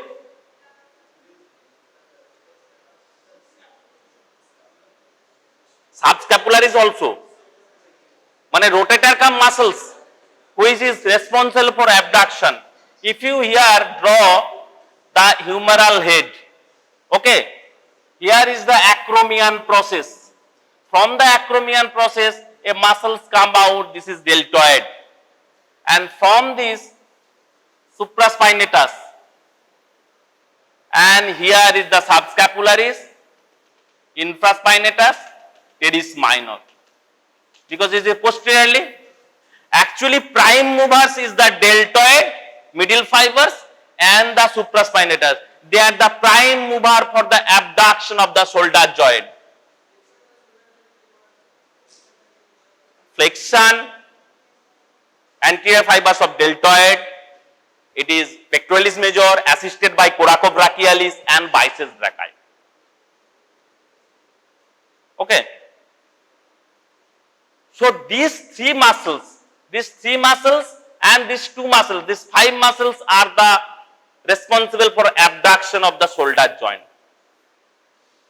And also lateral rotation is by supraspinatus and teres minor. Sorry, infraspinatus and teres minor. Lateral rotation. এই যে আমি lateral rotation করছি, fix করে lateral rotation. এদেরকে বলা হয় prime mover because without deltoid, without supraspinatus, you cannot abduct the shoulder. Range আছে. It is range from 120. 90 by humeral joints, 30 by scapular movement. Scapula movement করে কখন? এই যে আমরা বলি না যে when the Sachin Tendulkar gives interview, সবসময় কাঁধটাকে করতো না, sagging of the shoulder. It is the movement of the scapula, upward movement, আবার normal. আবার আমরা যখন পাঞ্চিং করি boxing A, the protraction and retraction movements of the scapula. But when there is a overhead abduction, সেই ছবিটা আঁকছি আমি, overhead abduction, there is a muscles subscapularis and also supraspinatus teres minor. Winging scapula তো একটা nerve damage, there is a nerve damage, winging of scapula. সারা একটু মনে করি কি বলবো। ও overhead abduction. Overhead abduction, I am drawing a picture, নালে বুঝতে পারবি না।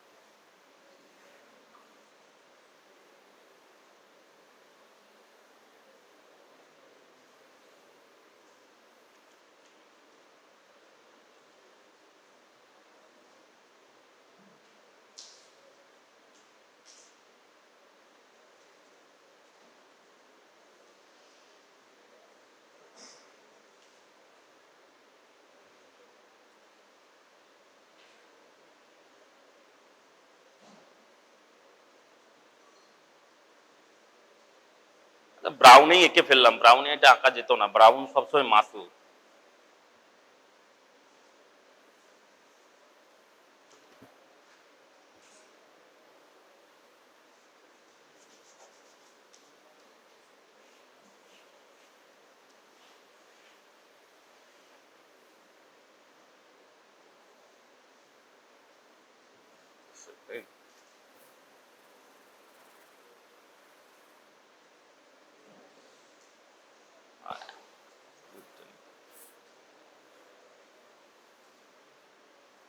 It is the scapula.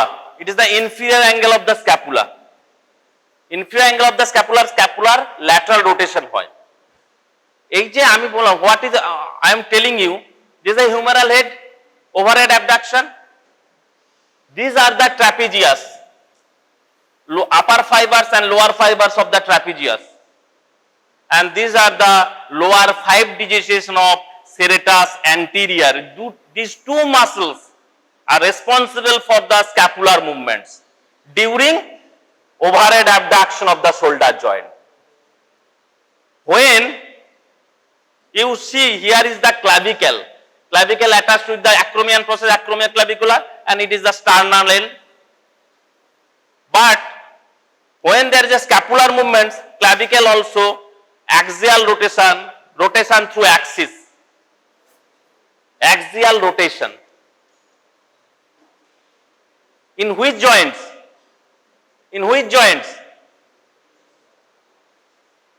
Medial end কোন দিকে?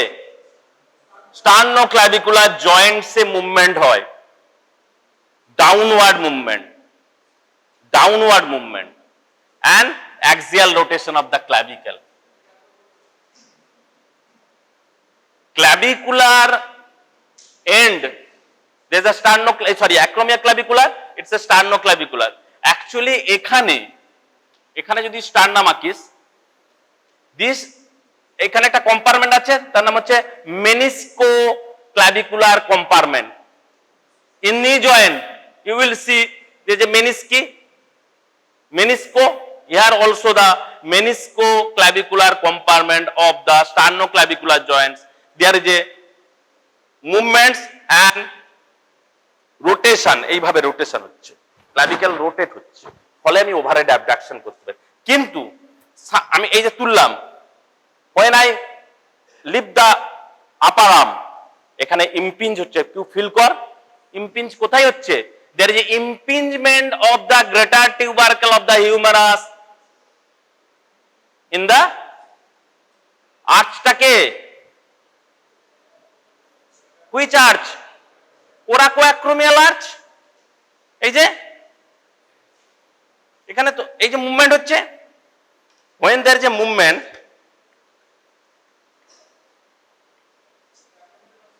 impingement হচ্ছে, মানে coracoacromial arch, তারপরেও আমাকে তুলতে হবে।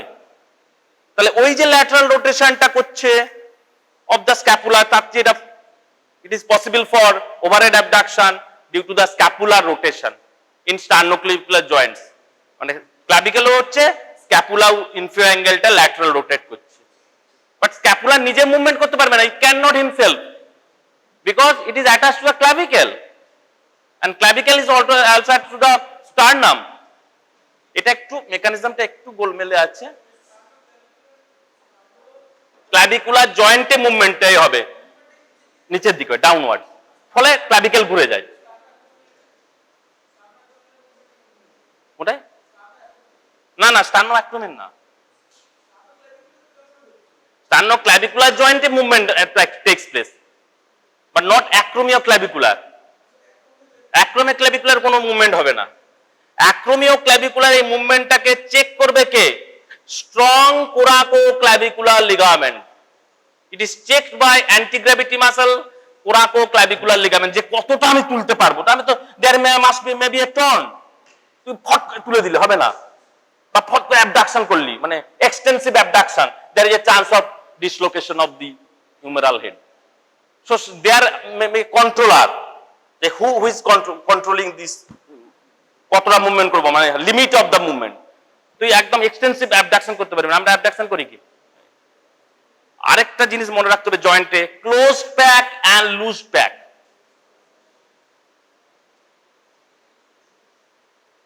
if you perform the abduction, everybody perform the abduction and external rotation, extension, এখানে ফিল কর, ওটা করার সময়, আর ফ্লেকশন কর, অ্যাডাকশন কর, কি হচ্ছে? Very loose. when you perform the abduction, এখানে দেখবি একটা টট, the feeling of taut, tension, কেন? তখন কি tension of the fibrous capsule, tendon গুলো টেনশন থাকবে, টেন্স থাকবে, এন্ড কনগ্রুয়েন্সি, কনগ্রুয়েন্সি মিন্স কি? একদম humeral head it is closely packed, আর কোনো দিকে নড়াচড়া কোনো স্পেস নেই, it is closely packed during movement of the shoulder অ্যাবডাকশনে and extension, দুটো তুই কোন না ফিল করতে, you can feel it, you can feel it, but when the loose back ki congruency are not maintained, the lax fibrous capsule, actually the fibrous capsule is lax, if there is a fibrous capsule is tight hoto, if the fibrous capsule becomes tight কি হতো? Movement এত হতো? কোনোদিনই হতো না, এটা তো restrict করতো মুভমেন্টটাকে, it restrict the movement. The shoulder joint কিচ্ছু না, the points গুলো সবসময় always remember the points, type, bones forming the shoulder joint or glenohumeral part of the shoulder girdle. When you say it glenohumeral part of shoulder girdle, it is also right, and when you tell the shoulder joint, it is also right. Because the shoulder girdle, the glenohumeral,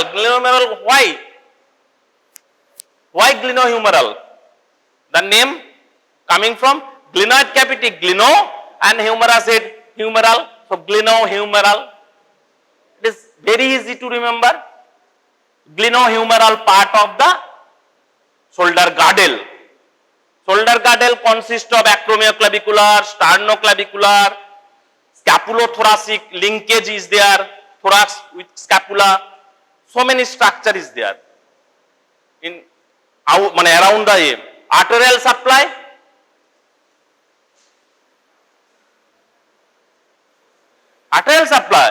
without vascular supply no structure cannot function properly. ঘুমোচ্ছরা behind you,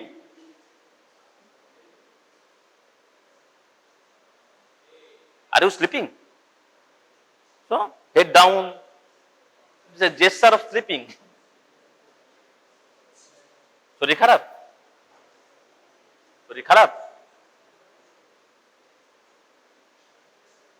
arterial supply, stand up, arterial supply, দাঁড়া, না বলতে পারিস দাঁড়া, stand up, arterial supply. Arterial supply is very easy to remember. You know, in the posterior part of the surgical neck of the humerus, there is a circumflex humeral, posterior circumflex and the anterior circumflex. So, এইগুলোই বললাম.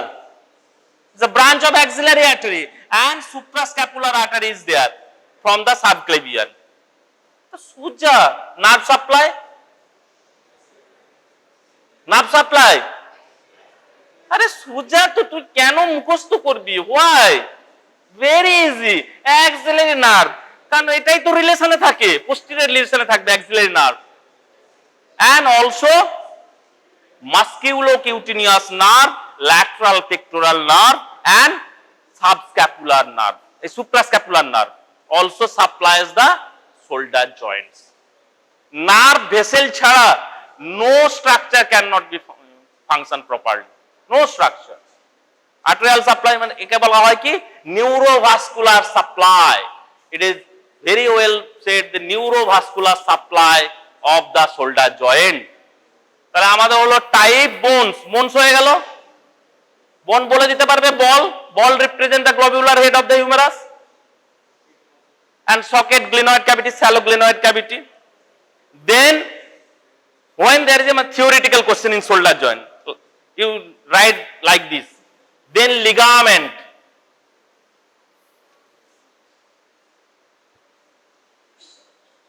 Then bursa around the joint.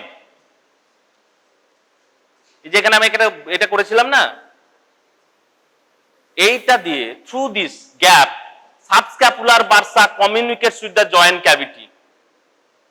Suppose when you doing the operation of the shoulder joint, like osteoarthritis of shoulder joint, arthroscopy is there. Arthroscopy means to visualize the inside the joint cavity in knee joint. Knee joint হয়ে গেছে? Chances of meniscal tear, menisci is there. So knee joint আমরা যখন football খেলছি, chances of injury, তো সেটা আমি কখন repair কিভাবে করব? Ligaments is there, cruciate ligament. By arthroscopy. আচ্ছা, you know the term endoscopy? When there is a problem in the stomach or abdomen, you do a upper GI endoscopy. হ্যাঁ, mobile দেখ, look at mobile. Oh, mobile আমি বলছি inside the class don't use the mobile. It is disrespect to your teacher. Mobile দেখ না, আমি বলছি না, go outside and see the mobile, Twitter, Insta or Facebook, or কেউ বারণ করবে না, nobody. But inside the class don't use the mobile. Madam, don't use the mobile. Are you using the mobile? Don't use the mobile. So the arthroscopy is another endoscopy of the joint cavity. আমি কেন বলছি, why I am telling, through this gap you can reach to the joint, you can reach to the synovial cavity through this gap between the superior band and middle band of the glenohumeral ligaments. আর কোন ligaments বাদ দিয়ে দিলাম? Coracohumeral ligaments is there, coracoid process and humerus, coracohumeral. It is the coracoacromial ligaments along with the acromion process and coracoid process forming the coracoacromial arch. It prevents the upward dislocation of the humerus head. আটকে দেবে। তোর মাথার উপরে যদি তোর দাদা থাকে, তুই যদি বেশি বেড়ে যাস, কেউ থামিয়ে দেয়, মাথায় চাপড় মেরে দেয়, বস, কথা বলবে না, ডোন্ট টক।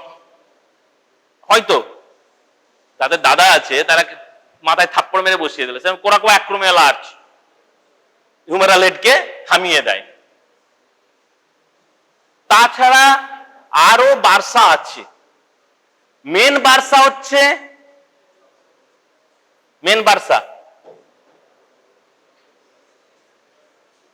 দেখো তো মেন বার্সা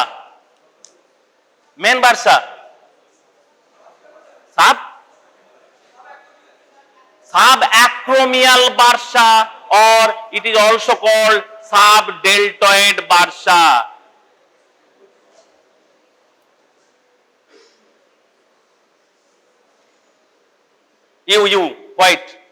White side.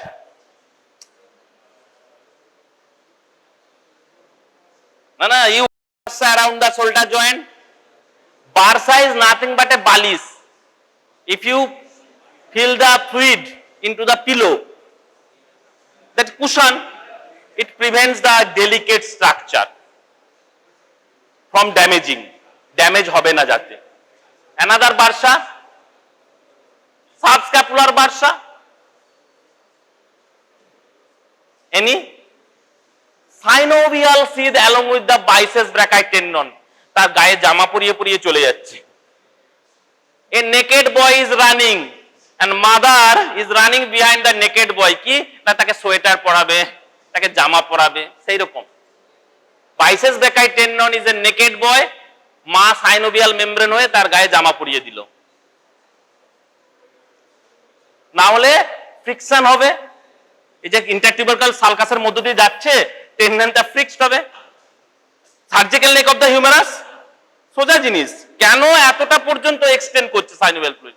ওকে প্রোটেকশন দিতে দিতে আসছে দেন সার্জিক্যাল নেক অফ দ্য হিউমেরাসের পর আর টেন্ডনের এখানে তাকে প্রোটেকশন দেওয়ার দরকার নেই, সরে গেল, আর ওইখানেই শেষ, এন্ড অফ সাইনোভিয়াল সিড। আছে আরো subscapular bursa is there, and posteriorly there is infraspinatus muscles, the between infraspinatus muscles and joint capsule there is infraspinatus bursa, কিন্তু কমিউনিকেট করে না। কমিউনিকেট করে সাবস্ক্যাপুলার বার্সা, অনেক সময় subacromial bursa, sometimes it can communicates with the joint cavity. তো bursa হয়ে গেল, movements are there, flexion, extension, abduction, adduction, lateral rotation, medial rotation and circumduction. First bowler Shoaib Akhtar, circumduction, all the movements প্রথমে এইভাবে নিয়ে যায়, তারপর এইভাবে ছাড়ে না। ক্রিকেট কে দেখিস? Always of you love the cricket. So আরো যদি পয়েন্ট থাকে পরে বলবো যদি কোনো থিওরিটিক্যাল ক্লাস। বার্সা হলো মুভমেন্টস হলো, applied anatomy is there, overhead abduction along with the scapular rotation and clavicular movements is there. এসে গেছে স্যার? নেক্সট না কি আছে এখন? Go, thank you everybody.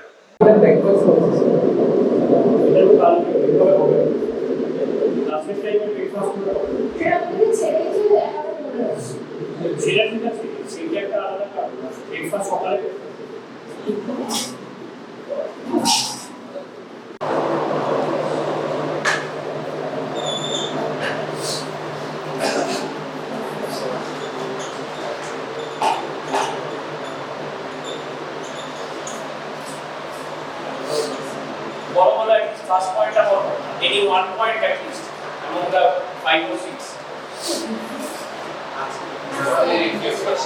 Superficial examination of the motor system, 1 or 2 points. But there are 5 or 6 or 7 points. প্রথমটা করো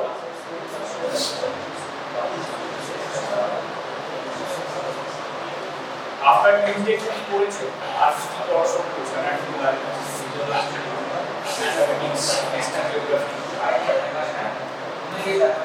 নাকি কিছুই দেখা নাকি এই চ্যাপ্টারটা কি পড়াশোনা করছে অ্যানাটমি ফেস আপার সারা সবটা কি আপার লিখেই তাতেও তো পয়েন্ট হবে না, আর প্র্যাকটিক্যাল এরকম হবে হবেই ছোট রিফ্লেক্সে একটা ক্লাস দেওয়া আছে পুরো ক্লাসগুলো ভালো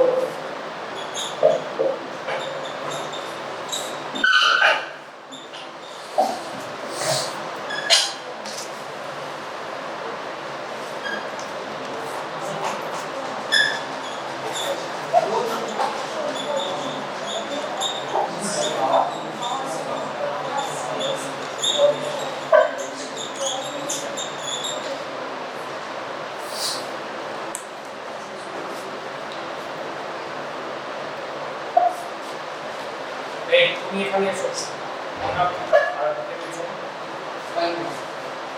এসো এখানে এসো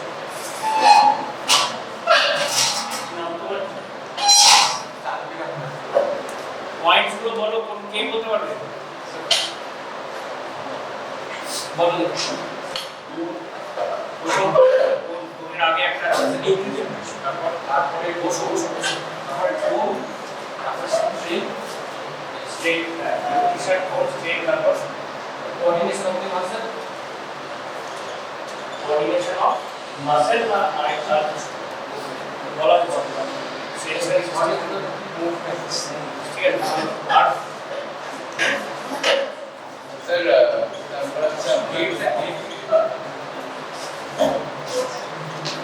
gate and weight.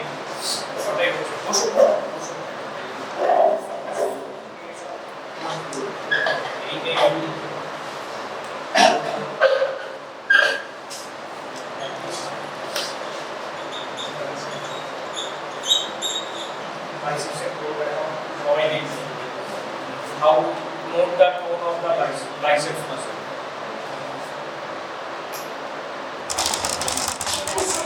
Instruction is over.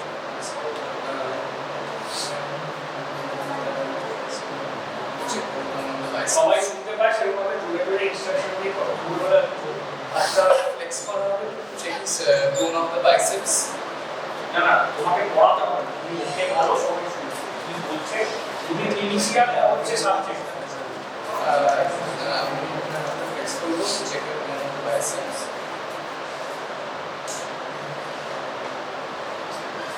Similarly triceps extend.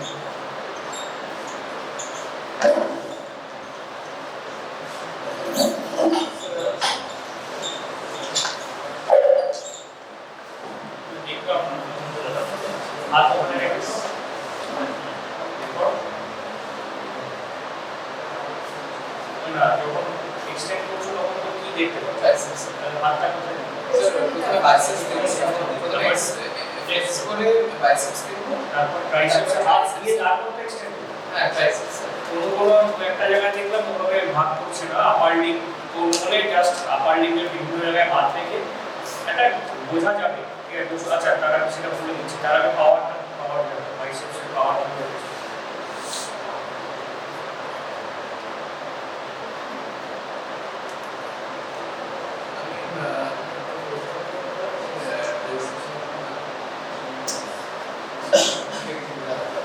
সময় দিতে বাইসেপসের পাওয়ার জুম হয়ে গেছে পাওয়ার মানে কোনের মেইন পয়েন্টটা কি ও সাবজেক্ট কি বলছে কিছুই বলছে পুরোটা প্যাসিভ এভরিথিং ইজ প্যাসিভ এক্সামিনারই ফ্লেক্স করছে আর স্ট্রেংথের মেইন পয়েন্টটাই হচ্ছে অ্যাক্টিভ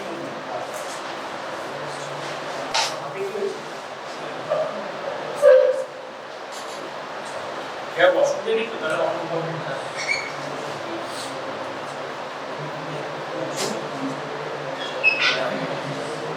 इंस्ट्रक्शन का जोड़े दाও इंस्ट्रक्शन का কি হবে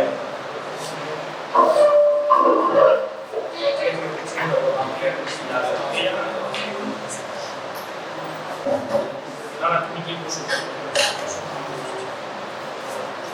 ইনস্ট্রাকশন এটা হচ্ছে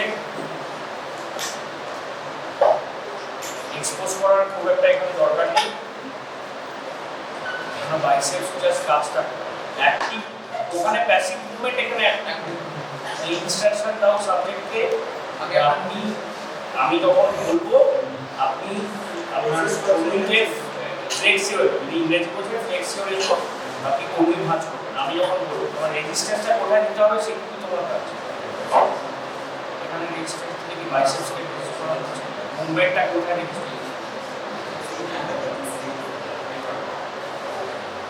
এবার তুমি আর কিছু করবে না যা না না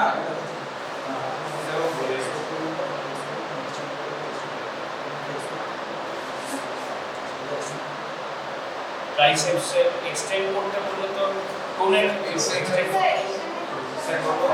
ট্রাইসেপসের পাওয়ার দেখতে হলে রেজিস্ট্যান্সটা এক্সটেনশনের ক্ষেত্রে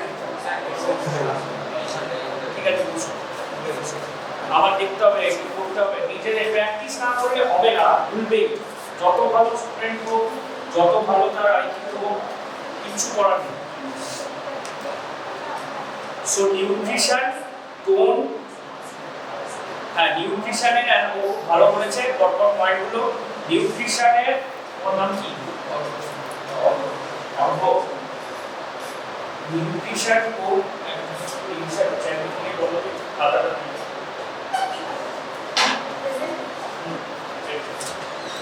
nutrition or bulk, tone, strength or power, strength, কি বলেছো strength or power, coordination of movements, because খালি muscle, only muscle is not active.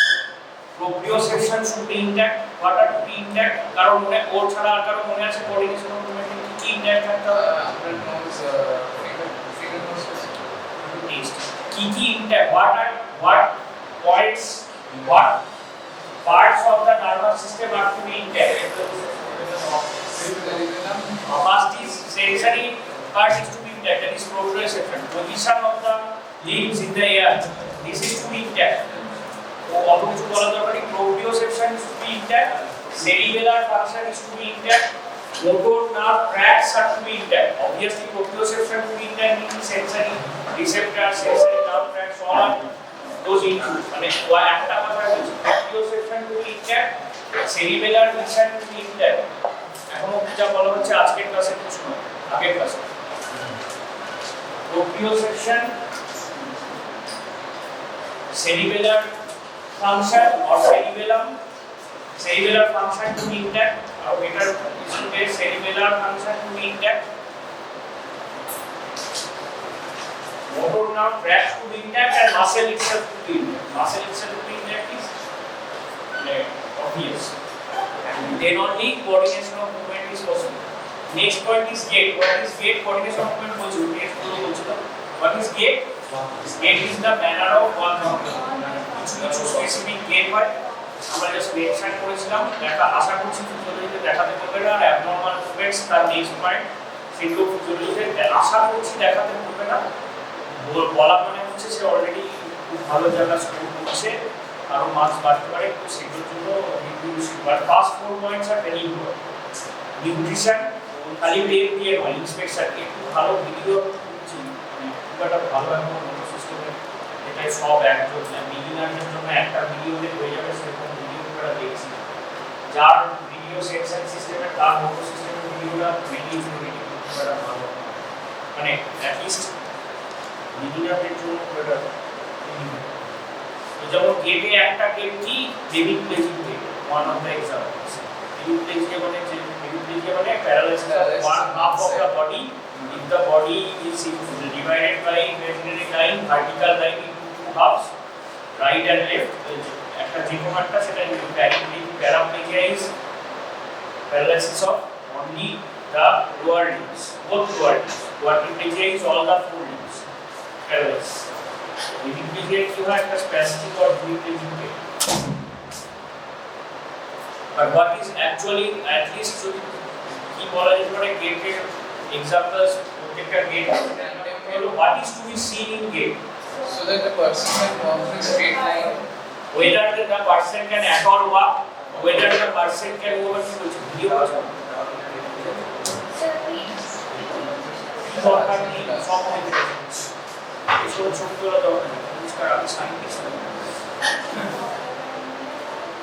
সব বলে দেবো, এক্সেস আমরা শর্ট একটা ক্লাস দেওয়া হয়েছে বলে দিচ্ছি। এটা whether the person can at all walk, whether the person if can walk in a straight line or not, if cannot walk in a straight line, to which side he or she is falling, right na left na forward backward, straight backward, any side, that is this is to know. আর ওই gate বিভিন্ন gate এখন দেখা করবো, কারণ parkinsonism হয়তো ডিজিজেরই নাম শুনবো হয়তো নার্ভাস সিস্টেম, কিন্তু থিওরিতে তার গেট দেখা করবো। অ্যান্ড অ্যাবনর্মাল মুভমেন্ট কিছু নাম বলা হয়েছিল, স্প্যাজম, টিক্স, অ্যাসিডোসিস, কোরিয়া, দেখা নিতে বলার কথা নয়, নাম জানাই যথেষ্ট। বইতে ডেসক্রিপশন আছে, এবার একটাই কারণে একটু বলে দেবো, সেগুলো দেখি রিভিশন ক্লাসে টাইম দেওয়া নেই বেশি, কেননা হচ্ছে যে যদি শর্ট কখন থেকে কি দিয়ে দেয়, দেবে না আশা করি। তো that is the class, that was the last class. হ্যাঁ, এবার coordination of movements in the upper limb, coordination of movements in the lower limb, and maybe coordination of movements in the whole body. অনেকে whole body যেগুলো আছে সেগুলোকে lower লিম্বের মধ্যে সেটা বলতে হবে, but upper limb is finger nose test, finger test করে দেখা যায়, আমরা ফিঙ্গার নোজ বলি হবে, finger diagonal drawing circles in the air with the thumb or the index finger, এবার both hands যদি একসাথে দুটো হাত করি একই ডিরেকশনে করতে পারবো, এটা সম্ভব নয়, একটা এই ডিরেকশনে একটা এই ডিরেকশনে সম্ভব নয়, হয় clockwise বা anti clockwise and বালা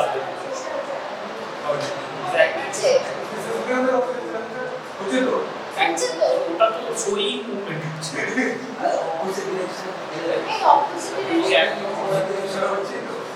তো অপোজিট ওইটা হবে না যে স্কোয়ার একটা হবে আর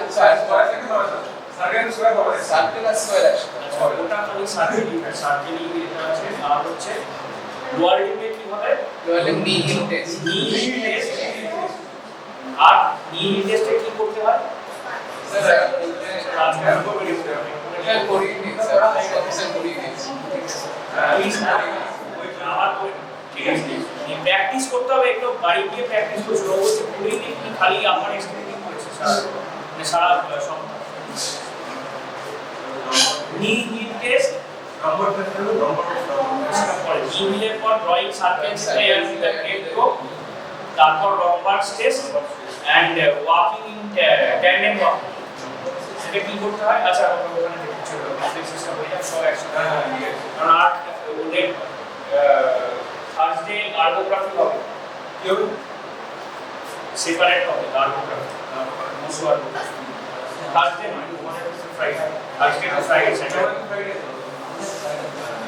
নাও আরেকটা পয়েন্ট বলা হয়েছিল examination of motor system is reflexes but reflexes একদম সেপারেট টপিকে পড়া হয় মোটরে বেশিরভাগই দেখো অবভিয়াস যে most it is obvious that in the motor system any this motor act will require the sensory system হ্যাঁ সেটা সব সময় বলা হচ্ছে না আমরা we are describing it separately but we are mentioning it in coordination of movements but actually any motor act a reflex স্কুলে তো কিছুটা পড়ি some idea we have from the school level there is something called the reflex arc এখানে তো আরেকটু বেশি বলবো when we do the CNS theory but we have some at least we have some idea so reflexes superficial reflexes what is reflex it is an involuntary and reflexes definition when you doing a theory schema better definition but at least we know that reflexes is an involuntary response to some stimulus sudden stimulus sudden stimulus at least involuntary response stimulus involves the reflex arc especially the deep reflex how do we divide it just for the sake of understanding how do we divide it superficial reflexes deep reflexes they are also called the deep adrenal reflexes like one example is biceps reflex it is noted by striking the biceps tendon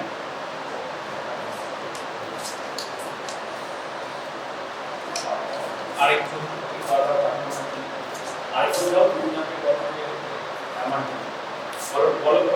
বলো যে sir আছে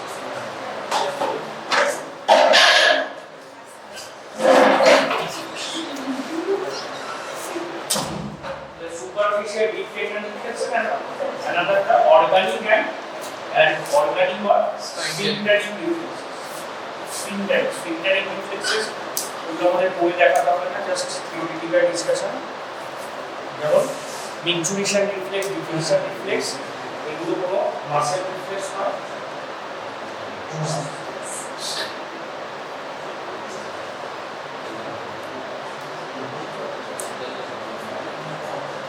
কি অবস্থা খাওয়া হলো হ্যাঁ খাওয়া দাওয়ার টাইম এখন নয়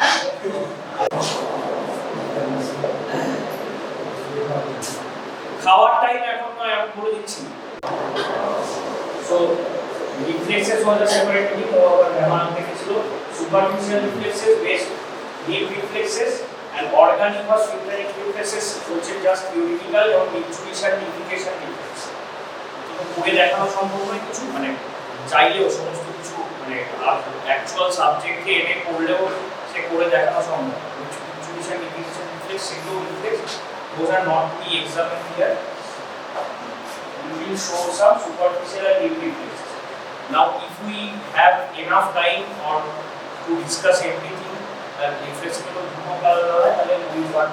usually do is describe the superficial reflexes one by one describe the deep reflexes one by one and motor system এর দুটো কাজ ছিল the strength or power at least in some groups of muscles we give mainly পরীক্ষায় mainly in the exam we are asked for this strength power সবই biceps নিয়ে কাট হবে এখানেও তাই biceps reflexটা দেখাতে পারলে হয়তো পাস করে যাবে বাকি অনেক আছে বেশ কয়েকটা আছে সারা শরীরে so there are a few ones we describe one by one. নিচে একটা ক্লাস দেওয়া হয়েছে ডিভিশনের সময় আমার মধ্যে বড় হবে একটা ক্লাস দেওয়া হয়েছে প্লাস দিয়ে প্র্যাকটিস হচ্ছে না কিছুই মনে রাখতে পারবে না 10টা 12টা জিনিস 10 12 things I just tell practice for 20 minutes and go away and then forget. So what I am doing is at least for this class I am showing only we are concentrating only 3 or 4 which are usually which will be asked. ধরেই নাও motor system একটা human ক্ষেত্রে reflex জিজ্ঞেস না করে পরীক্ষা শেষ হবে but if it is asked for which two will be surely asked right দুটো নাও করতে পারে যে কোনো একটা করতে হবে one is biceps for the independent reflex and one is superficial reflex মধ্যে plantar reflex PALPLANTAR plantar reflex for the superficial reflexes one example of superficial reflex based on and superficial reflex further classified for the sake of understanding into based on spinal nerve based on cranial nerves those with cranial nerves as in the motor system we did for some muscles or যেগুলো কি বলেছিলাম sensory system somatosensory only done in the examination of sensory system and special senses will come under cranial nerves here also superficial reflexes based on cranial nerves when we will base the cranial nerves we automatically come to know this some examples এখন বলে দিচ্ছি কিছু লেখা everything is in the book and this you should even the video the person who made the which was sent to you for the sensory system Dr. Hardik Bisty that video reflexes is more or less okay but I am trying to find some better video so even that is please read the book by A.K. Jain I don't know about somebody is saying I have other books etc all are good books more or less even the video is totally made on the book from A.K. Jain I just checked yesterday so based on cranial nerves when we test the cranial nerves automatically we test when we do the cranial nerves is one separate 12 cranial nerves testing of cranial nerves we require 5 classes maybe 5 or 6 classes maybe one per month 5-6 classes means 1 2 3 4 3 weeks Tuesday Friday so those will automatically come some examples are very easy things conjunctival reflex corneal reflex if you touch a dry cotton just on the conjunctiva then the eyes will close that is the response contraction of auditory socket what are the afferent for that trigeminal nerve that is also a cranial nerve efferent is motor action motor by the facial nerve that is also a cranial nerve so all those will come corneal reflex touch the surface just the outer edge of the cornea never touch cotton this is from never touch the cotton in the center of the corneal ulceration it will cause the permanent damage to the subject of the eye of the subject corneal reflex so those are examples of those will be done with the cranial nerve so here in this class but in the exam you will be asked to demonstrate because the syllabus whole syllabus will not be covered in the exam but in this class we concentrate on the superficial reflexes based on spinal nerves and deep reflexes are all based on spinal nerves based on spinal nerves one of the examples is plantar reflex that will surely be asked if two reflexes are to be examined in the examiner asks then biceps most common is biceps and next is plantar biceps why is most common already we are saying in every class those which will not cause any issues privacy issues those are to be tested plantar does not cause any privacy issues because you don't have to expose the whole leg plantar reflex what is the plantar part of plantar is what is this is palmar aspect of hand dorsal aspect of hand likewise plantar aspect of foot and dorsal aspect of foot plantar reflex is done over the sole of the foot just you have to take off the shoes and the socks of the subject he or she has to take off the shoes of the socks privacy issue will not be there so that is very commonly asked and for the upper limb biceps upper limb also has supine is one so we are coming to the examples say jaw jerk reflexes are also called jerks Also another thing is jar, jaw jar, no privacy issue. এইভাবে পড়ানো হবে, এইভাবে বলার কথা নয়, privacy ইস্যুটা কোথাও বই লেখা নেই। That is for the usually what are asked in the exam because your friend will be your subject or maybe a staff from the department or some staff engaged for the examination purpose. So, or not actual patients or the persons who have come to the hospital. That will have in medicine. The teacher may come and ask you, show me one by one. They maybe all reflexes.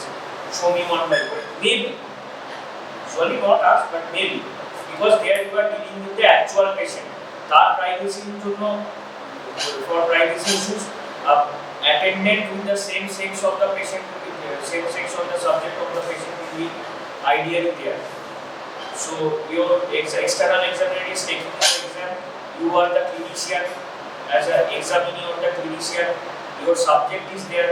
If you are the male clinician for the female subject, there will be a female attendant. But here, your friend will be your subject, the external examiner will be your subject. So, mainly, what are the criteria? As in the motor system, the general criteria, well lighted, etc., etc., female attendant for female subject, male attendant for male subject, that is one criteria. Same sex and consent. All these are those general criteria plus exposure for the examination of the motor system. Likewise, reflexes. In reflexes, you remember, you must know points. As only one class has been given, we are discussing only the must know area. Must know point for examining any reflex, exposure, and looking at the part of the specific that part of the body, the relevant part of the body. You show, but looking at the specific, we are seeing the biceps reflex. That is the contraction, brief contraction of the biceps on striking the biceps tendon. Now, what will be if you don't expose? Can never be done with the clothing on. Likewise, in the respiratory system, you cannot see with the clothing on, so never exposure and looking at the part. So, examiner said, you have answered. This is just কি বলছো কথা বলছো না তুমি তো দেরি করে আসছো বলছো কি কথা বলছো শোনো examiner external examiner viva and practical exam are based one criteria is one is the examiner's mood. If you make the examiner angry, then that will affect. So where are clean apron এবং বারবারই বলছেন না clean apron etc. কোনো কারণে আগের কোশ্চেনটা আগে the previous question you have answered wrong or you have given a wrong answer, examiner has got angry because his mood is not good. So he or she is scolding you perhaps. This can happen. This is a situation. He or she is scolding you. You strike the biceps tendon, and then as he or she is scolding you, by that reflex, that is another reflex. You are looking at the examiner whether he or she is going to scold you, or you are trying to save yourself from another scolding, and you are moving the reflex. And then also, this is the gross area.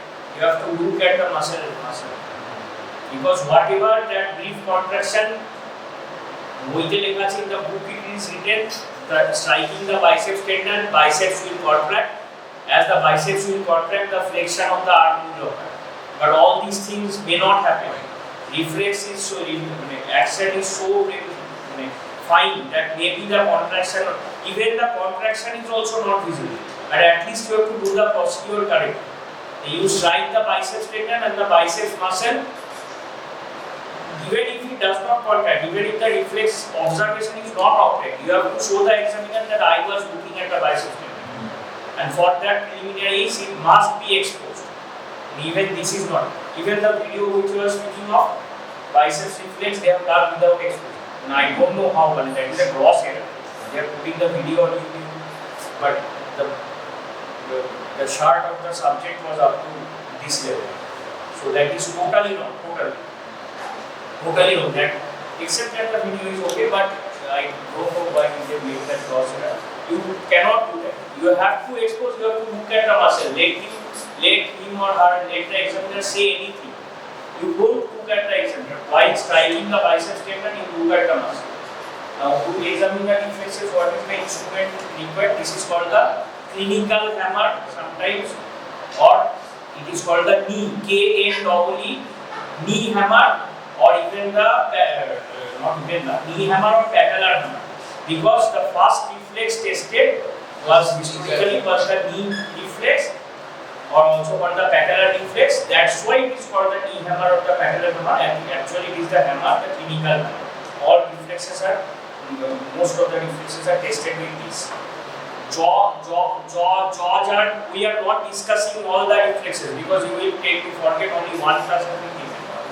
We will just show briefly, but we are at least biceps, plantar, and which are not causing any privacy issue. Supinator, that is called the supinator reflex or the supinator chart. Biceps reflex, nothing to write, everything in the book. Just read the charts in the EKG and plantar, and you have to also know the root values. At least this C5, C6, plantar is L5S1. That is the lumbar level, fifth lumbar level, and the first sacral level. Those spinal nerves are important. Those spinal nerves are L5S1 means L5 spinal nerve and S1 spinal nerve. And test on both sides until and unleash the examiner's testing. Test, show me the biceps, do on both sides. So and you see this as a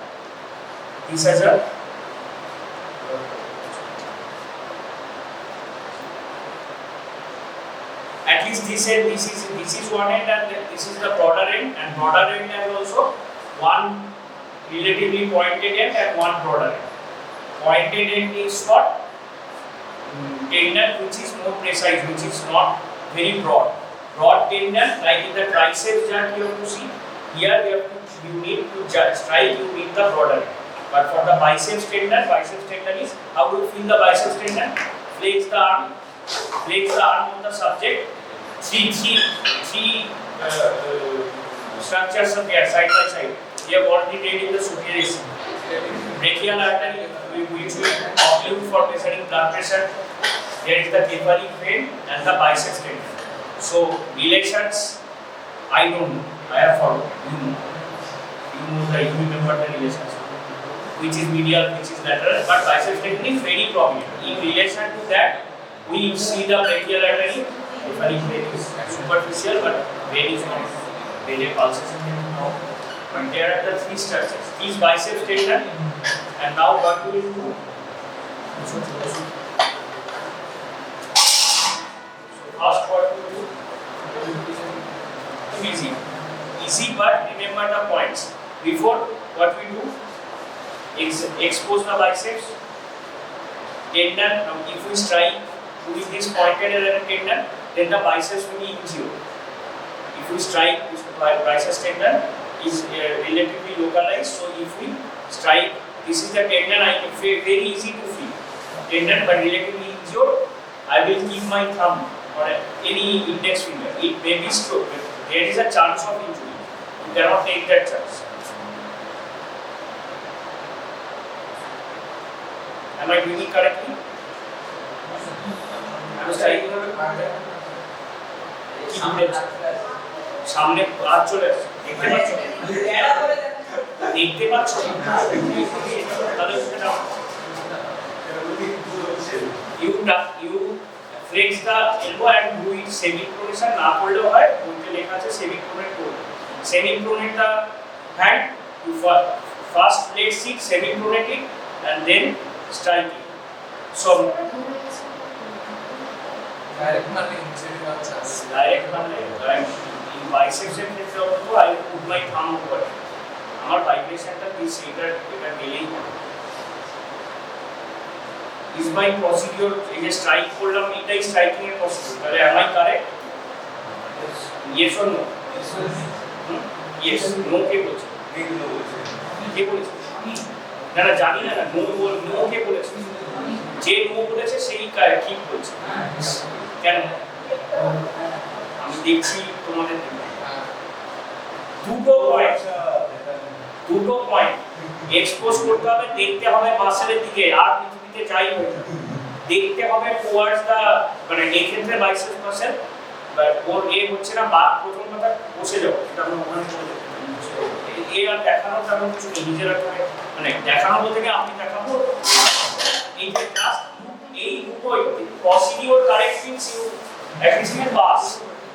Bicep jar, sorry. Bicep jar will not. Bicep jars may be obtained. টিচাররা আমরা পড়ানোর সময় বলি you should get a good visible jar, কিন্তু আমরা তো beginner, ঠিক আছে? আমি অনেকদিন পর করছি রিফ্লেক্সেস, আমাদের করোনার সময় সব অনলাইনে অনেক, মানে আমার স্ট্রাইকিং যা হয় তার পাওয়ার, তার ফোর্সের উপর আর তার মাসেলের কন্ডিশন কি সব কিছুর উপর নির্ভর করছে আমার কন্ট্রাকশন কতটা হবে। এত ভালো হলো যে কন্ট্রাকশন তো হলেই অটোমেটিক ফ্লেকশনও হয়ে গেল, সেটাও হতে পারে, কিছুই না হতে পারে। Anything may, observation may be totally zero, but you have to do the procedure correctly. Then the examiner, external examiner will understand that you know the thing. So bicep jar ka to kichu hi holo na, striking repeatedly over the same pattern, bas repeat the procedure. The subject, arekta kotha bolte bhuli, subject, you have to instruct the subject to look away, because any exaggeration, not exaggeration, diminished jar is diminished if the subject is apprehensive. During sleep to diminished থাকবে, if the subject is apprehensive, subject তাকালি কালকে তো যাকে ডেকেছিলাম সে তো আসতেই চাইছে না, ওটা মারামারি হবে। So that is subject should not be apprehensive. Tell the subject to look away. In fact, এখানে তো না হয় নিজেদের বন্ধুদের উপর করতে হবে, সেখানে সাবজেক্টকে হ্যামার ধরার আগেও তাকে বলবে চোখ বন্ধ করুন, তারপর হ্যামারটা নিয়ে তারপর যা করা হবে। আমার আনার আগে বলতে হবে চোখ বন্ধ, ঠিক আছে, যাতে সে অ্যাপ্লিকেশন না হয়। ব্লাড প্রেশারে কিছু করা থাকে না, সে জানি না, অনেকে জিজ্ঞেস করে তো প্রেশার কত, প্রেশার জেনে আবার প্রেশার আরেকটু বেড়ে যায়, মানে একবার জানানোর আগে বলতে হবে, আবার আরেকবার জানি তো যে সেরকমই ব্যাপার। এখানে কিন্তু subject should not be apprehensive, আর মোটর নিউরন এক্সাইটেশন সিএনএসের থিওরি এখনো হয়নি, কোনেও আমরা বলেছি which type of motor neurulation tone is decreased when there is hypotonia, when there is hypotonia, same thing. আমরা CNS theory will proceed with the theory for the CNS, we will know everything. But for here you know, so this is biceps and plantar is seen over the sole of the foot. With any blunt object, you scratch over the sole of the foot from the outer side to the inner side. So start at the heel, outer border, then over the metatarsal area, but metatarsal to over the metatarsal area, just below the great small toes. If we start at the heel over the outer border with a blunt object, এখানে হ্যামারের এই pointed and দিয়ে করা যায়, or you may even যখন সব সময় government ইনস্টিটিউশনে supply নেই কত হ্যামার হবে, তো তিনজন ডাক্তারবাবু একসাথে পেশেন্ট ভিজিট করছে, 40টা পেশেন্ট আসছে, 60টা চাবি দিয়ে পকেট থেকে চাবি বার করলো, পেন দিয়ে অত ভালো হবে না, চাবি দিয়ে অ্যাটলিস্ট যে কোনো blunt object you don't take any sharp object, পুরো স্কিন স্ক্র্যাচ করতে হবে, কেটে যাবে। So blunt object outer, start from the heel, outer border of the foot. Outer border of the foot is towards the great toe or the small toe? Small. Let's start from the heel, go up to the small toe and continuous movement. Hammer to the go up to the small toe, then medially up to the great toe. So what is the normal response? The including toe gulo hoy, great toe eভাবে যদি হয়, এগুলো এখানে যদি হয় তাহলে this will be this plantar flexion. এটা plantar flexion of all the toes, mainly the great toe. If the opposite response is abnormal, that is something called the Babinski sign, B-A-B-I, named after the sign, B-A-B-I-N-S-K-I, Babinski sign, that is dorsiflexion of the toes and fanning out of the small toes, Babinski sign. And Babinski sign is physiological in the children, it was also theoretical. Babinski sign is physiological in the infants below 1 year of age, because all these are due to involvement of pyramidal and extrapyramidal tract. Pyramidal plexus not developed, সেখানে আমার plantar flexion হবে না। What is pyramidal, extrapyramidal, CNS theory যদি হয়ে যেত তাহলে এখানে scope ছিল। Pyramidal tracts, something called the pyramidal tracts, they are not developed in the infants below 1 year of age. So that is plantar flexion, a dorsiflexion of the toes, physiological. That is not a disease, that does not indicate a disease. But when in the adults you get, then you have to think of motor neuron lesion in deep sleep. Deep sleep টা আমাদের তো বলেছিল না, আমাদের কি যেমন বলেছে সেগুলো টাইটনে লেখা আছে স্যার, তারপর দেখা গেল যে এপিজাইনাল লেখা আছে, ডিপ স্লিপ পুরোটা পাবো, দ্যাট ইজ ডরসিফ্লেক্সন, ঠিক আছে। আর obviously the pyramidal tracts are involved, that is pyramidal tracts are dysfunctional, তাহলে হবে the pyramidal tract will involve হচ্ছে plantar flexion. So plantar flexion, plantar reflex biceps. Now supinator দেখা যাবে, supinator of semi-pronated hand over the styloid process of radius, এখানে আমুল না দিলেও হবে, সাধারণত styloid process of radius শব্দ হয় বাই মানে এটা ইনজিওর হবে না। বাইসেপস টেন্ডন এখানে স্টাইল বনি ল্যান্ডমার্কে, কিন্তু ওখানেই কি আছে, টেন্ডনটা ওখানেই আছে, brachioradialis. The brachioradialis will contract and supinator semi-pronated রেখেছি, supination will occur. If the reflex is very, observation is very good, that is the reflex is very clearly visible, সব কিছু হয় বাইসেপসে, যেমন ফ্লেকশন হতে পারে, contraction, brief contraction and flexion of the forearm, নাও হতে পারে, may not be observation, may not be observation নাও হতে পারে, posterior কারেক্ট করতে হবে, ওখানে কি হবে, brachioradialis contraction, supination। আর একটা হচ্ছে প্রাইভেসি ব্রিজ করবে নাকি জজার, এইখানে আঙুল রেখে first ask the subject to open the mouth, then mouth is open, in that ear you put, now you strike, even জজারকের জন্য এমনকি হ্যামারও লাগে। আরেকটা একটা থাম রাখলে নিজের জয়ের উপর, আরেকটা আঙুল দিয়ে করলে হবে, what will happen, contraction of the masseter muscle and the mouth will close। এবার ক্লোজ মানে কি, এইভাবে পুরো মানে অল্প ওপেন করতে করতে পুরো যদি ভাঁ করে থাকে, ওইটুকু কন্ট্রাকশনে পুরো বন্ধ হয়ে যাবে, মানে it will tend to close, it will take if যদি অবজারভেশন কিছু নাও আসে, at least I have to procedure correct, তাহলে বাইসেপস ট্রাইসেপসও বলতে পারে, ট্রাইসেপসও সেরকম কঠিন কিছু নয়, ট্রাইসেপসে টেন্ডন এই এখানে triceps tendon is not as prominent, triceps tendon is not as prominent as the biceps tendon. আর এইগুলো বলে করলে রিফ্লেক্স হতে চায়, রিফ্লেক্স সবসময় হবে হচ্ছে আননোয়িংলি। এই যে আমরা পড়াচ্ছি তারপর বন্ধুর করবো সৌমিতা বাইসেপ, এগুলো তো শেখার জন্য, অ্যাকচুয়াল সাবজেক্টে যে বলছি চোখ বন্ধ করতে করতে তারপর হ্যামার আসে, বলে রিফ্লেক্স হতে চায় না। এবার তুমি ফলস নেগেটিভ রেজাল্ট হয়ে গেল, তুমি ভাবলে যে না তাহলে কোনো মোটর রিলেশন, সেটা তো নয়, হচ্ছে না কেন, why is it diminished, because it is subject is conscious of the thing, subject is application, hammer দেখি ভয় পেয়ে গেছে, এগুলো করলে হবে, আর ঘুমোলে তো হবেই না। কিন্তু ঘুমোলে কি থাকে, মাসেলের পাওয়ার থাকে না, পাওয়ার টেস্টিং সম্ভব, কি টেস্টিং সম্ভব, ঘুমোলেও বিশাল তো সম্ভব টেস্টিং সম্ভব, পাওয়ারের আগে point Stored definition, certain amount of tension is present in the resting muscle due to low frequency asynchronous discharge of the nerve hormone. আর নি আছে, নিটা হয়তো দেখাতে হবে না বিকজ ওই প্রাইভেসি, হয়তো নি রিফ্লেক্স কিন্তু ভেরি কম, নি এর জন্য এটার নাম হিস্টোরিক্যালি ফার্স্ট রিফ্লেক্স টেস্টেড। যদি কেউ দেখতে না পাও, ওই যে সাপোর্ট দেখার চেষ্টাই করছে না, এই যে ইনা নাম কি অর্ঘ, দেখতে যদি দেখার ইচ্ছা থাকে আর দেখতে না পাও তাহলে বুঝে নাও, মানে ওখানে আবার দেখাবো। নি রিফ্লেক্স যেহেতু তোমার বন্ধু সাবজেক্ট, মানে পুরোপুরি তাহলে এক্সপোজ করতে হবে, পুরো আপার গার্মেন্টস খুলতে হবে, কারণ কোয়াড্রিসেপসকে এক্সপোজ করতে হবে। হ্যাঁ, বলতে পারো যে quadriceps will contract and the extension of the knee will occur, but এবার এক্সটেনশন অবধি তো যাবে না। বারবার বলছি বাইসেপসে রিফ্লেক্সে যদিও আমাদের আইডিয়ালি পড়ানোর কথা, সব idea, everything will be ideal, but everything will not be ideal actually, মানে এভরিথিং উইল প্র্যাকটিক্যালি তখন তো যাবে না।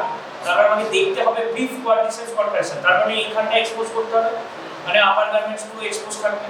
তো এবার যেটা যদি হয়তো দেখাতে বলবে না, examiner may say you show me over the clothing, just show me the procedure, তার মানে এক্সপোজ না করলে তো অবজারভেশন আসা সম্ভব না। তো শো মি ওভারটা তখন কি করতে হবে, নি রিফ্লেক্সে you may do with the pointed end also or with the broad end also, কারণ ওখানে ওই original insertion of the patella, আমি জানি না তোমরা জানো এক্সাক্ট কোথায় অরিজিন কোথায় ইনসারশন রিফ্লেক্স হয়ে গেল, তাহলে স্টার মাঝামাঝি করতে হয় বা একদম এই হাঁটুর ঠিক নিচটায় এখানটায় করতে হয়। you may do with the broad end also, সেটা ম্যাটার করে না নি রিফ্লেক্সের ক্ষেত্রে, does not matter, what is the response? Contraction of the quadriceps and so extension.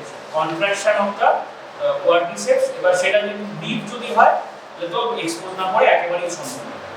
So যদি প্যান্টের উপর দিয়ে করতে বলে then it's okay to show the possible, that is the knee reflex। এছাড়া অ্যাঙ্কেল রিফ্লেক্স আছে, প্লান্টারের সঙ্গে অ্যাঙ্কেল বলতে পারে রিফ্লেক্সের ভালো মোটো সিস্টেম। ক্লাস না হ্যাঁ চলে আমি পড়ো এটা কি লিখেছে বিয়ে পড়ো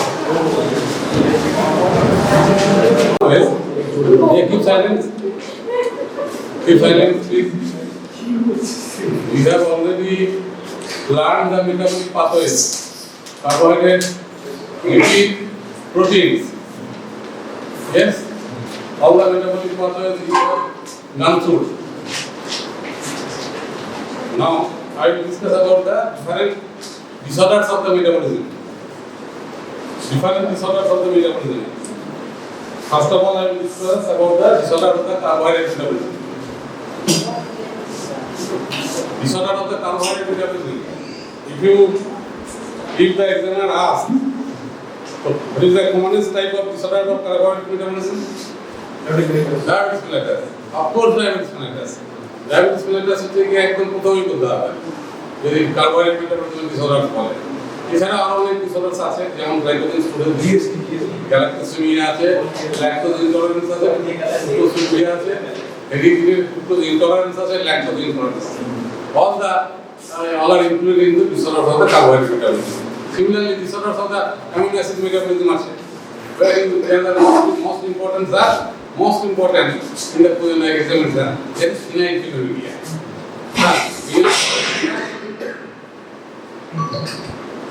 Phenylketonuria, alkaptonuria, maple syrup urine disease. These are the most common. হচ্ছে গিয়ে phenylketonuria থেকে কোশ্চেন আছে, ডায়াবেটিস থেকে কোশ্চেন আছে, গ্লাইকোজেন স্টোরেজ ডিজিজ থেকে কোশ্চেন আছে। ঠিক আছে, গ্যালাক্টোসিমিয়া থেকে তো কোশ্চেন আসবেই। গ্যালাক্টোসিমিয়া লিস্ট কাটাটা করে যেতেও লিখতে হবে কেন ক্যাটারাক্ট হচ্ছে, অনেকে লিখেছে অনেকে লেখেনি। Anyway I will now talk about the disorders of the metabolism. Particularly we are first beginning with the disorders of the carbohydrate metabolism.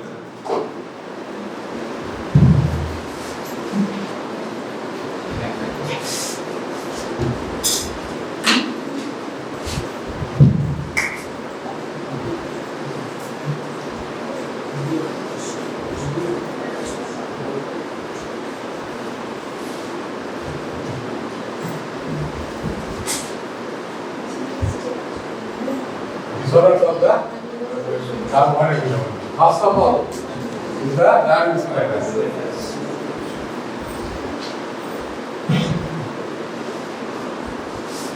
Second one is the galactosemia.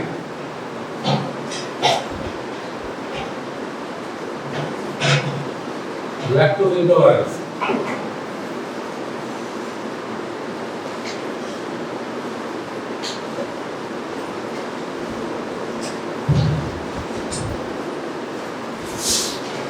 Essential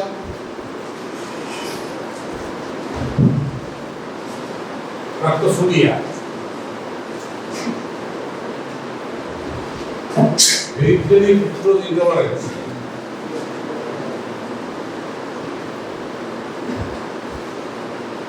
hereditary fructose intolerance, soy, essential pentosuria,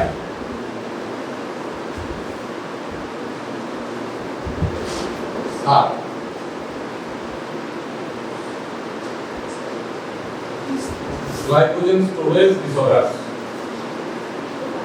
These are all the metabolic defects of carbohydrate metabolism. The most important and the most you will encounter in future practice, that is diabetes mellitus. This is the disorders of the glucose metabolism. This is the disorders of the galactose. This is the disorders of the lactose. These are the disorders of the fructose. These are the Defects of the polyol pathway. Polyol pathway. This is the disorders of the glycogen metabolism. Disorders of the glycogen metabolism অনেকগুলো আছে 1 থেকে 10 পর্যন্ত তার মধ্যে most commonest being one defect is this type 1. Okay, is there in nutshell the disorders of the carbohydrate metabolism. Glucose metabolism disorders of course is the diabetes mellitus. Remember, diabetes mellitus is not only the disorder of the carbohydrate metabolism, it is the disorder of the all types of metabolism. It is the disorder of the carbohydrate metabolism, fat metabolism, as well as protein metabolism. All sorts of the metabolism are affected in diabetes mellitus. Whether it may be carbohydrate, may be fat, may be protein. Every metabolism is hampered by the diabetes mellitus. Now, let us talk about the first, the commonest disorder, that is diabetes mellitus.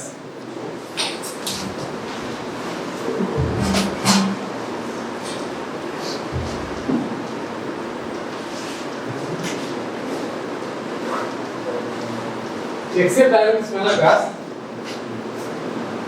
अभी जे series नाम बोलला except diabetes mellitus, all are due to enzymatic deficiency. একটা মাত্র diabetes mellitus প্রথমটা বাদ দিয়ে আমি যেগুলো আমি বলেছি all are due to some sorts of enzymatic deficiency and most of them are autosomal recessive in character. যেমন enzyme deficiency যদি কোনো ডিজিজের কারণ হয়, if the enzyme deficiency is the cause of the disease, it is almost in the most cases it is autosomal recessive in character. It is autosomal recessive in character. Autosomal dominant enzyme deficiency is very rare. Autosomal dominant, all enzyme deficiency disorders are autosomal recessive. Anyway, I am talking about the first diabetes mellitus. Everything you should know. If you do not know the diabetes mellitus, you do not know the medicine. আগে বলা হতো syphilis ছিল in rampant. If you do not know the syphilis, you do not know the medicine. Nowadays it is called, if you do not know the diabetes mellitus, you do not know the medicine. You do not know the medical science. Now diabetes mellitus, what is diabetes mellitus? You know that diabetes mellitus is characterized by hyperglycemia. This characterized by hyperglycemia is a phenotypical characteristic. It's a phenotypical characteristic. You know the phenotypic genotype. Phenotypically it is manifested by hyperglycemia. But cause is the different. It may be due to lack of insulin. Yes, deficiency of the insulin. But deficiency of the insulin may be absolute, may be relative. May be absolute, may be relative. What is the absolute deficiency and what is relative deficiency? Type 1, type 2 बोला होगा. Type 1 is the absolute deficiency and type 2 is the relative deficiency. Yes, there is a type 1. You আমি বলছি what is absolute and what is relative? দেখো একটা অফিসে ধরো কাজ হচ্ছে না, একটা অফিসে কাজ হচ্ছে না, বুঝছো তো? এর কি কারণ হতে পারে? এর কারণ হতে পারে তোমার স্টাফই নেই। আমি তো বলেছি একটা স্টাফই নেই, তার জন্য কাজ হচ্ছে না। আরেকটা হচ্ছে যে স্টাফ আছে কিন্তু তারা কাজ করছে না। যদি স্টাফ আছে অথচ কাজ করছে না, ইনসুলিন আছে কিন্তু কাজ করছে না, দ্যাট ইজ রিলেটিভ ডেফিসিয়েন্সি। আর এখানে ইনসুলিন যেখানে সিস্টেমই হচ্ছে না, inter cell is not functioning too, that is insulin is not secreted by the inter cell, that is absolute deficiency. এবং দ্যাট ইজ রিয়েল ডেফিসিয়েন্সি। তাহলে it is due to positive here, due to absolute or relative deficiency of insulin. Characterized by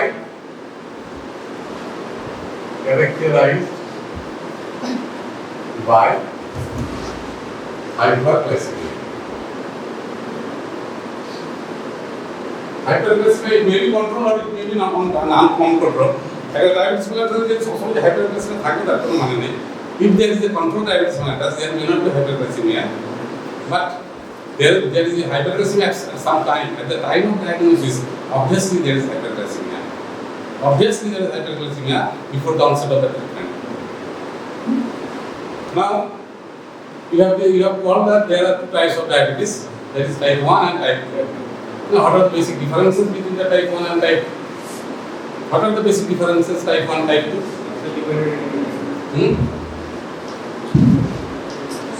ये करो chart करो type 1 একটা যে type 2 ঠিক আছে এটা হচ্ছে গিয়ে কজ হচ্ছে গিয়ে absolute deficiency of insulin that is beta cell are not functioning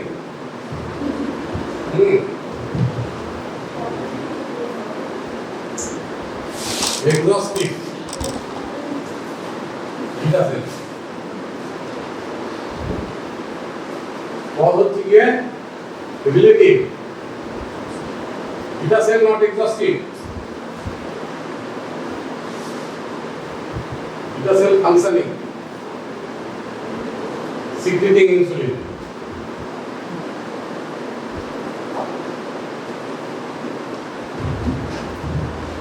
insulin level ताप कम होगा का बेसी होगा इंसुलिन लेवल लो होगा लेकिन इंसुलिन क्या है इंसुलिन नॉर्मल होगा और हाई होगा কিন্তু লো কখনোই হবে না ইনসুলিন কখনোই লো হবে না insulin low is a characteristic of type 1 insulin is normal or high may be high in case of type 2 age of onset incidence কোনটা বেশি incidence এটা প্রায় 10% বেশি থাকে কিন্তু আমাদের টাইপ 2 বেশিরভাগ হচ্ছে কি টাইপ 2 এর হচ্ছে কি 90% আর type 2 number 4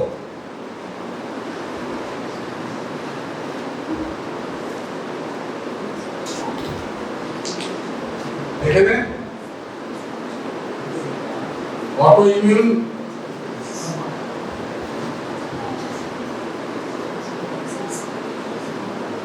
destruction of beta cells autoimmune destruction of the beta cells ঘটে তার জন্য হচ্ছে না এখানে কিন্তু beta cells নরমাল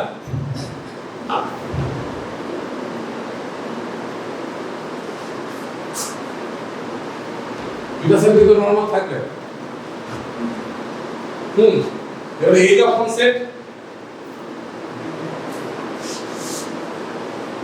এটা কিন্তু চাইল্ডহুডে পাওয়া যায় বেশিরভাগ এখন কিন্তু সব কিছু সব রকমের পাওয়া যাচ্ছে এখন চেঞ্জ হয়ে গেছে pattern you may get type 2 in younger age group you may get type 1 in the older age group পাল্টে গেছে এখন সব কিছু পাল্টে যাচ্ছে কিন্তু একটা জেনারেল একটা রুল আছে in general maximum cases দেখা গেছে age of onset is the type in case of type 1 is type 2 and the maximum number of type 2 are the older age above 40 এখানে age of onset হচ্ছে গিয়ে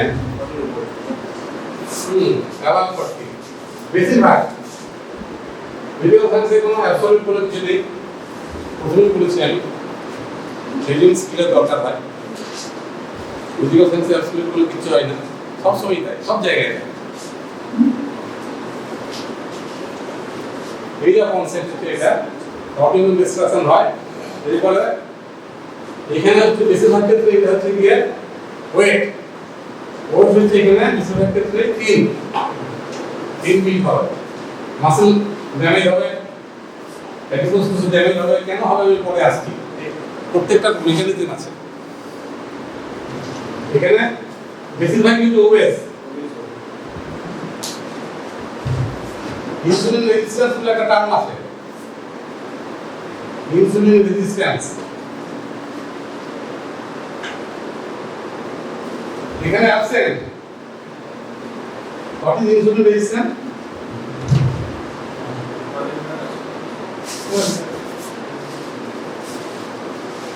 that is target organs are not responsive to insulin target organs are not responsive to insulin there is insulin sufficient insulin no problem of insulin is a normal structure but insulin is not functioning insulin function করতে চায় কিন্তু ইনসুলিনকে function করতে দেওয়া হয় না। কেন দেওয়া হয় না? কারণ কোথাও কোনো রিসেপ্টরের গন্ডগোল থাকে, টাইপ 2 এর কথা বলছি, কোথাও রিসেপ্টরের গন্ডগোল থাকে, আবার রিসেপ্টরের পরে যে signal pathway post receptor defect থাকতে পারে, either defects in the receptor or defects in the signalling pathway of post receptor, যেকোনো একটা ডিফেক্ট থাকে। ইনসুলিন কিন্তু বলছে আমি তো কাজ করার জন্য রেডি, কিন্তু আমাকে কাজ করতে গেলে আমাকে তো হরমোন রিসেপ্টর কমপ্লেক্স তৈরি করতে হবে। হরমোন রিসেপ্টর কমপ্লেক্স তৈরি না হলে হরমোন cannot exert action.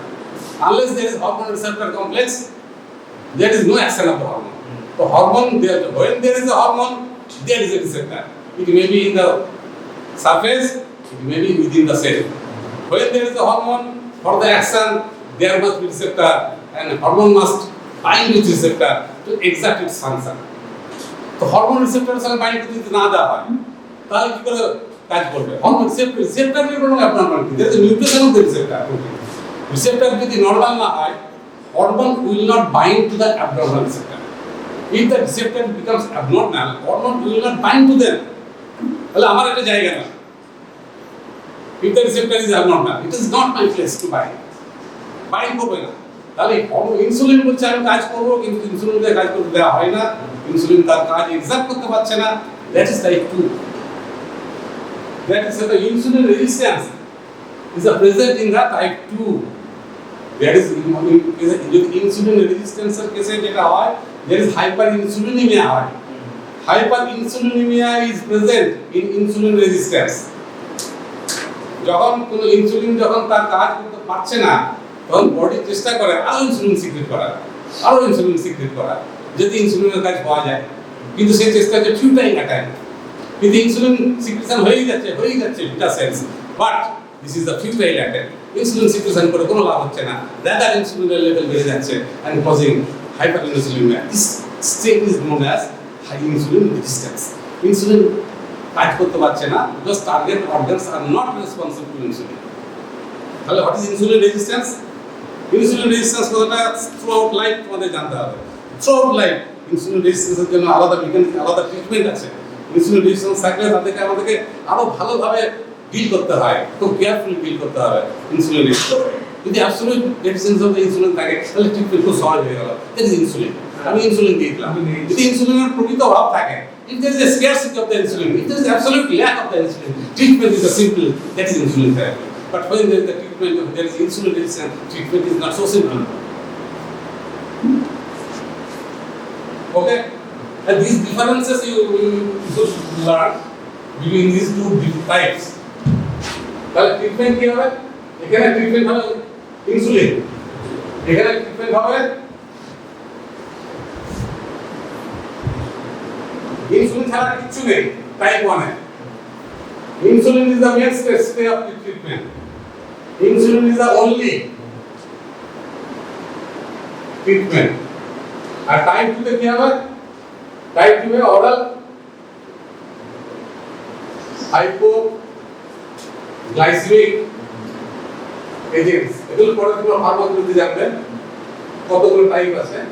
কিংবা ইনসুলিন লাগতে পারে, এই জন্যই তো ইনসুলিন কিন্তু সব কিছুতে লাগবে। এগুলো আগে বলা হতো insulin dependent diabetes mellitus. Type 1 কে বলা হতো ইনসুলিন ডিপেন্ডেন্ট, আর টাইপ 2 কে বলা হতো নন ইনসুলিন ডিপেন্ডেন্ট, আইডিডিএম। আগে টাইপ 1 কে আমরা বলতাম আইডিডিএম,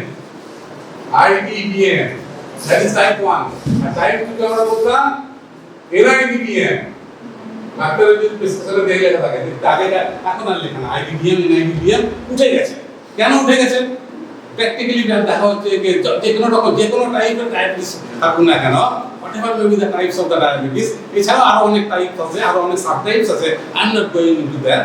তোমাদের দুটো টাইপস তোমরা জানো, এরকম আরো অনেক টাইপ আছে। কিন্তু আমি বলছি যে কোনো টাইপেরই ডায়াবেটিস হোক না কেন, ultimate treatment is the insulin. Ultimate treatment is the insulin. কোনো না কোনো সময় তার ইনসুলিন লাগবে। সেই জন্য ইনসুলিন ডিপেন্ডেন্ট কথাটা উঠে গেছে। ইনসুলিন ডিপেন্ডেন্ট সব রকম diabetes at some stage.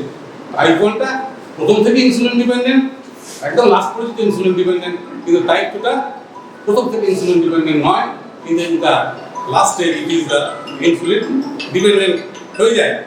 So all are insulin dependent in practically. So the terminology insulin dependent and non insulin dependent has been abolished. তাহলে এই টার্মিনোলজিটা আমাদের ঠিক আছে, কেন উঠে গেছে আমি বললাম। These are the basic differences between the two types of the diabetes. Now I am talking about the hyperglycemia. Why there is hyperglycemia? Why there is hyperglycemia in diabetes mellitus?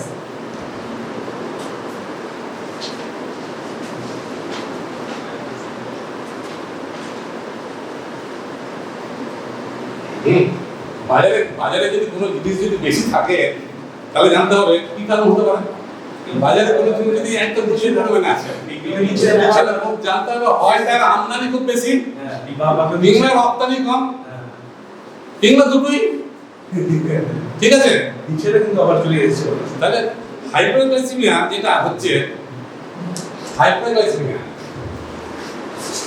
হাইপারগ্লাইসেমিয়ার কারণ হচ্ছে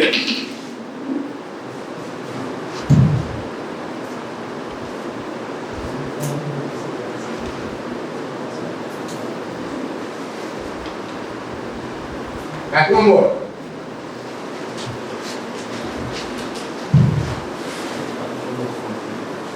এক্সেসিভ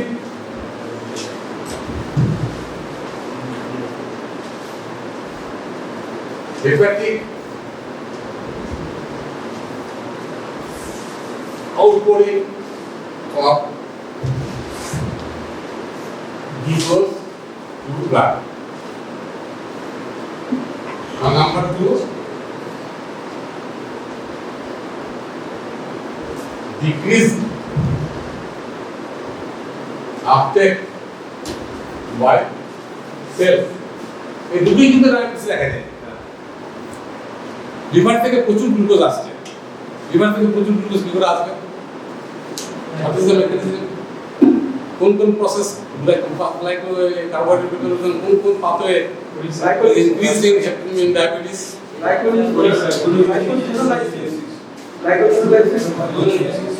তাহলে এটা হচ্ছে কি by এক নম্বর হচ্ছে কি increase glycogenolysis. Number 2, increase gluconeogenesis. Liver থেকে তো গ্লুকোজ আসবে এইভাবে, গ্লাইকোজেন ব্রেকডাউন করে আসবে, আর নয় লিভারে গ্লুকোজ তৈরি হবে বেশি। লিভার গ্লুকোজ সিনথেসিস বা গ্লুকোনিওজেনেসিস দুটো জায়গাতে হয়।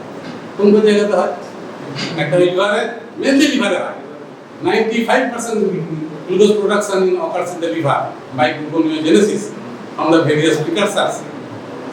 আর হয় কিডনিতে, কিডনিতে অনেক কম হয়, কিডনিতে খুব কম হয়, but maximum glucose production occurs in the liver, particularly in the fasting state, in normal cases.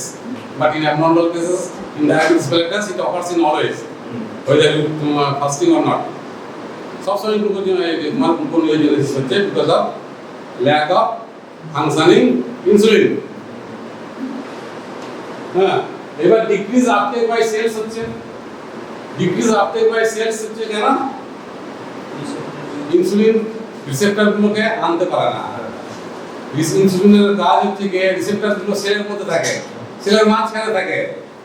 হ্যাঁ, সেলের মাঝখানে থাকে। যেই ইনসুলিনের সঙ্গে রিসেপ্টরের কমপ্লেক্স হলো, ইনসুলিন যখন দিল মানে ব্লাড সার্কুলেশনে, তখন করবে কি রিসেপ্টরগুলোকে মাঝখান থেকে বাইরে নিয়ে চলে আসবে। এটাকে বলা হয় peripheral recruitment of the receptor, peripheral recruitment of the insulin receptors. Peripheral মানে কি সেন্ট্রালি, তার মানে আছে সেন্ট্রালি প্রেজেন্ট আছে রিসেপ্টরগুলো। ইনসুলিন বাইরে থেকে কলকাঠি নেবে ওদেরকে টেনে আনছে। কিভাবে আনছে অনেক ব্যাপার আছে, কিভাবে টানছে ওদেরকে, mechanism of action of insulin তোমাকে জানতে হবে। ইনসুলিনের প্রধান কাজ হচ্ছে গিয়ে ওই রিসেপ্টরগুলোকে ভেতর থেকে বাইরে নিয়ে আসা, যাতে ইনসুলিন রিসেপ্টর কমপ্লেক্সটা তৈরি হতে পারে। ইনসুলিন কিন্তু সেলের ভেতর ঢুকবে না, insulin will not enter into the cell. Insulin যা করার সেলের বাইরে থেকে তার কাজ করবে। ইনসুলিন কখনো সেলের ভেতরে ঢুকবে না। তাহলে সেলের ভেতরে যদি না ঢোকে তাহলে রিসেপ্টরকে আসতে হবে বাইরে সারফেসে, প্লাজমা মেমোরিতে। সেই ওই কাজটাই করে ইনসুলিন নিয়ে আসে। যদি ইনসুলিনের রিসেপ্টর কমপ্লেক্স তৈরি হয়, ইনসুলিনের জন্য গ্লুকোজ আপটেক হবে না। গ্লুকোজ আপটেক হবে না, গ্লুকোজ আপটেক। তাই এই দুটো কারণে কিন্তু হাইপারটেনশন হচ্ছে। ঠিক আছে, এবার আর কি করছে, এটা কিন্তু কার্বোহাইড্রেট মেটাবলিজম বললাম। What is the deranged metabolism of carbohydrate metabolism? Deranged metabolism of carbohydrate metabolism টা বললাম। এবার deranged fat metabolism কি হয়? ইনসুলিনের অভাবে কি হয়? deranged fat metabolism, fatty acid synthesis কি হয়? fatty acid synthesis আর ফ্যাটি অ্যাসিড ব্রেকডাউন কোনটা হয়? ডায়াবেটিসে ইনসুলিনের অভাবে ফ্যাটি অ্যাসিড ব্রেকডাউনটা বেশি হয়। Increase beta oxidation of the fatty acid and decrease synthesis of the fatty acid. তাহলে কি হবে? Increase beta oxidation of fatty acid and decrease synthesis of fatty acid. Decrease synthesis of the fatty acid. Fatty acid এর decrease synthesis কেন হচ্ছে? Fatty acid এর main enzyme টা কি? acetyl-CoA carboxylase. Acetyl-CoA carboxylase is the rate limiting step of the fatty acid synthesis. Remember the pathway acetyl-CoA carboxylase, and this enzyme is activated by insulin. Remember, insulin activates the acetyl-CoA carboxylase, which is the principal or key enzyme of the fatty acid synthesis. So, in absence of insulin, this will not be activated. This will not be activated. Rather, enzymes of the beta oxidation are activated. Enzymes of breakdown টা বেশি হবে। Enzyme এবার এটা যদি খুব বেশি beta oxidation হয় তাহলে কি হবে? Increase beta oxidation, excessive beta oxidation. বলে কি হবে? Beta oxidation is product কি? What is the product of the beta oxidation? Acetyl-CoA. In normal cases, acetyl-CoA enters into the Krebs cycle. Okay, but when acetyl-CoA will be in excessive amounts, huge amount of beta oxidation occurs, and enormous fatty acids are converted to acetyl-CoA. Then what will happen? All acetyl-CoA cannot enter into the Krebs cycle, and some acetyl-CoA will enter into the ketogenic pathway. এই জন্য কিটোজেনেসিসটা হচ্ছে এই কারণেই হচ্ছে। কিটোজেনেসিস হচ্ছে because of excessive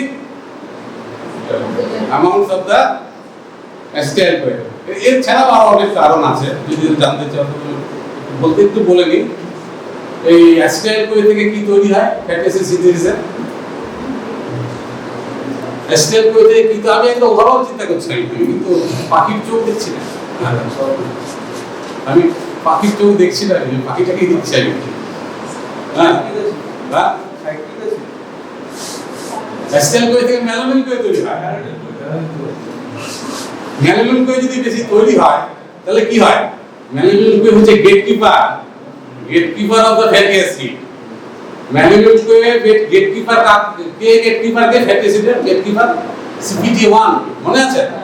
CPT1 carnitine palmitoyl transferase মনে আছে? আমি সব কিছু আমি লিখতে পারছি না, আমি কারণ টাইম ইজ লিমিটেড। আমি বলছি, আমি ডেসক্রাইব করছি একটু।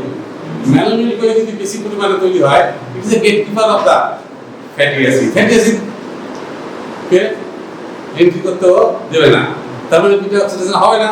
তার মানে যখন সিনথেসিস যখন হচ্ছে, ব্রেকডাউন হচ্ছে না, ফ্যাটি অ্যাসিড অক্সিডেশন হবে না, কারণ মেলানিন-CoA কিন্তু বাধা দেবে ফ্যাটি অ্যাসিডকে ঢুকতে। মেলানিন-CoA ফ্যাটি অ্যাসিডকে ঢুকতে বাধা দেবে by inhibiting carnitine palmitoyl transferase 1। Remember, এবার মেলানিন-CoA যদি তৈরি না হয়, মেলানিন-CoA তৈরি হলো না, তাহলে এই যে ইনহিবিশন, এই যে গেটকিপারের কাজটা কে করবে? গেটকিপারের কাজটা করার কেউ লোক থাকছে না, তাহলে ঘুর করে ফ্যাটি অ্যাসিডগুলো ঢুকে যাবে or oxidation. This is the mechanism of increased beta oxidation in absence of insulin. In absence of insulin, there is low melamine-CoA, and low melamine-CoA causes inhibition of the inhibitor. ওই যে ইনহিবিশনটা থাকে, it removes the inhibition of the CPT1. CPT1 এর যে একটা inhibition আছে for entry of the fatty acid, সেই ইনহিবিশনটা চলে যায়। যদি ইনহিবিশন যদি চলে যায় তাহলে কি হবে? ফ্যাটি অ্যাসিড ঢুকে যাবে। This is the mechanism of fatty acid oxidation in case of insulin deficiency or in case of diabetes mellitus. I am not describing. That increased beta oxidation ultimately leads to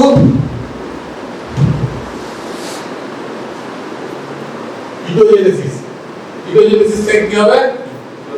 Ketoacidosis. This is a type of metabolic acidosis. Metabolic acidosis that যদি বলে how are the give the examples of the metabolic acidosis? Of course you tell diabetic acidosis. তারপরে যদি জিজ্ঞেস করে lactic acidosis, তারপরে যদি জিজ্ঞেস করে বলবে uremic acidosis। হ্যাঁ, এগুলো বলতে হবে। প্রথমেই বলবে ডায়াবেটিক acidosis, মেটাবলিক acidosis কারণ। কিটো অ্যাসিড হলে কি হবে? কিটোন প্রচুর পরিমাণে কিটো অ্যাসিড যদি হয় তাহলে কিটোন বডি তৈরি হবে। এটা কিটোন বডি মানে কি? কিডনি ডায়াবেটিসে কি কোন কিটোন বডি তৈরি হয় বলতো বেশি? তিনটে কিটোন বডি আছে, অ্যাসিড বিটা হাইড্রক্সি বিউটারেট। তার মধ্যে সবচেয়ে বেশি তৈরি হয় 80% is the beta hydroxy butyrate. 80% is the beta hydroxy butyrate. তারও কারণ আছে। কেন বিটা হাইড্রক্সি বিউটারেট তৈরি হচ্ছে? ওয়ান অফ অ্যাসিড তৈরি হয়, ইট ইজ 20%। এই যে বিটা হাইড্রক্সি বিউটারেট অ্যাসিড এটা কিন্তু একটা অ্যানায়ন, তাহলে এদের একটা ক্যাটায়ন থাকবে, এটা সল্ট হিসেবে থাকবে, হয় এটা সোডিয়াম সল্ট হবে না পটাশিয়াম সল্ট হবে। এরা যদি বেশি হয় তাহলে কি হবে? এরা বেশি হলে বেরিয়ে যাবে। তাহলে কিটো অ্যাসিডোসিস থেকে কিটোনিমিয়া থেকে কিটোনিমিয়া থেকে ওয়াটার লস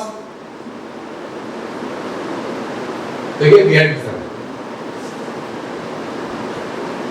ডিহাইড্রেশন আরেকটা কারণ কি হবে? ওই যে প্রচুর পরিমাণে গ্লুকোজ আসছে, হাইপোগ্লাইসেমিয়া হচ্ছে, সেই হাইপোগ্লাইসেমিয়ার গ্লুকোজটা কিন্তু বেরিয়ে যাবে। রেনাল থ্রেশহোল্ড যখন ক্রস করে যাবে after 180 it will cross the renal threshold and it will enter into the urine. তখন গ্লুকোজ ইউরিনে আসবে, it is when glucose level is above 180 mg per kg। তাহলে ওখানে গ্লুকোসুরিয়া হবে। গ্লুকোসুরিয়া আর গ্লাইকোসুরিয়ার মধ্যে তফাৎ কি বলো?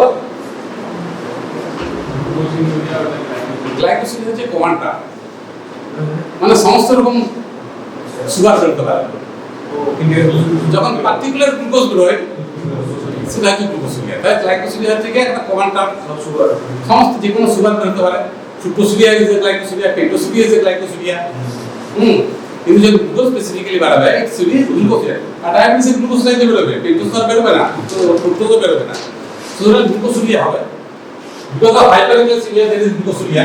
Glucosuria এর জন্য হবে ওয়াটার লস হবে, তার জন্য ডিহাইড্রেশন হবে। এবং ডিহাইড্রেশনের জন্য কি হয়? ফাস্ট হয়, প্রচুর জল খায়, কিন্তু টাইপ 1 বিশেষ করে এক্সেসিভ এই প্রচুর জল খাওয়াটাকে কি বলে? পলিডিপসিয়া।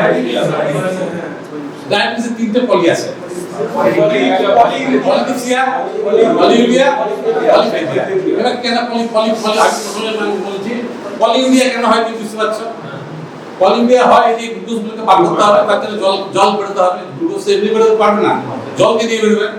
যেমনি কিটোন বডি প্রচুর পরিমাণে তৈরি হবে, তাকেও বার করতে হবে, জল প্রচুর চলে যাবে, তার জন্য ডিহাইড্রেশন হবে, ফাস্ট হবে। ফাস্ট হলে পরে এক্সেসিভ ওয়াটার ইনটেক হবে, এইটাকে বলছে polydipsia.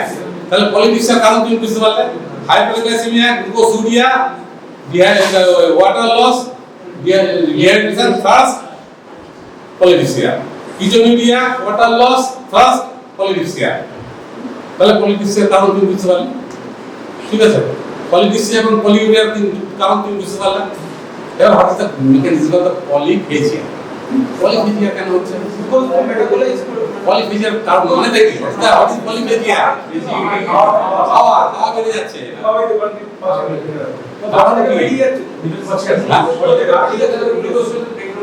Diabetes is a state of cellular starvation.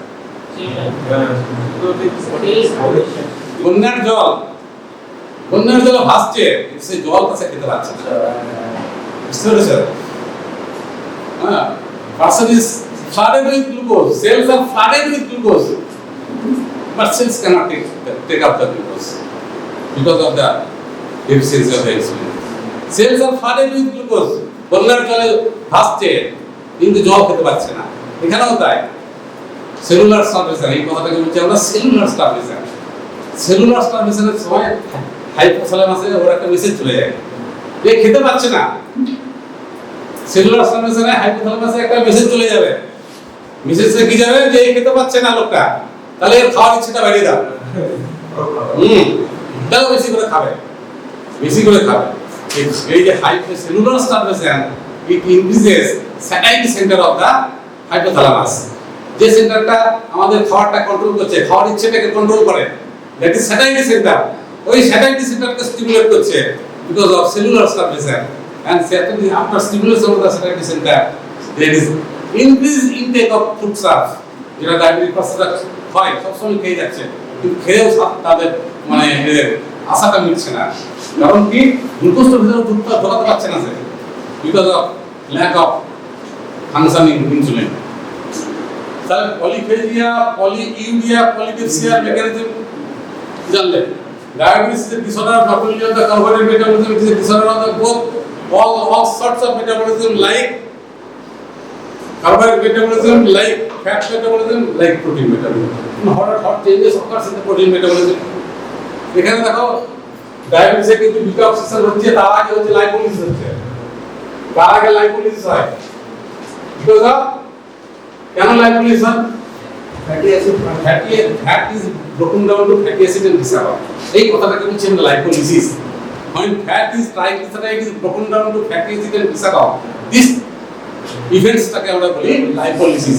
এই রিঅ্যাকশনটা বেড়ে যাবে। কেন বেড়ে যাবে? কার জন্য বেড়ে যাবে? because of the counter hormone of insulin, that's glucagon. হ্যাঁ, গ্লুকাগনের এফেক্টটা প্রচুর চলে আসবে। ইন ডায়াবেটিস মেলিটাস যে হরমোনটা তার নিজের কাজটা স্বাধীনভাবে করতে পারে, সেই হরমোনটার নাম হচ্ছে গ্লুকাগন। গ্লুকাগনটা কিন্তু স্বাধীনভাবে তার কাজ করে যাচ্ছে, ইনসুলিন তার কাজ করতে পারছে না, কিন্তু গ্লুকাগন তার কাজ করে যাচ্ছে। শুধু তাই নয়, যা কাজ করে তার থেকে বেশি পরিমাণে হচ্ছে। শুধু তাই নয়, ইনসুলিনকে যেহেতু সাপ্রেসড আছে ইনসুলিনের অ্যাকশন, গ্লুকাগনের অ্যাকশনটা বেড়ে গেছে। গ্লুকাগনের অ্যাকশন বেড়ে গেলে লাইপোলিসিস হবে। লাইপোলিসিস হলে পরে প্রচুর ফ্যাটি অ্যাসিড পাবে, প্রচুর ফ্যাটি অ্যাসিড আসবে, প্রচুর ফ্যাটি অ্যাসিড অক্সিডেশন হবে, প্রচুর ফ্যাটি অ্যাসিড অক্সিডেশন হলে কিটোন বডি তৈরি হবে। এইগুলো জলের মতন ভাসবে চোখের সামনে, এটা মুখস্থ করার কিছু নেই, চোখের সামনে জলের মতন ভাসবে। এবং সেই মানে সেই যে চোখের সামনে ভাসবে যেটা, সেখান থেকে তোমাকে অ্যান্সার করতে হবে। তোমাকে এটা কনসেপ্টটা ক্লিয়ার করে দিতে হবে।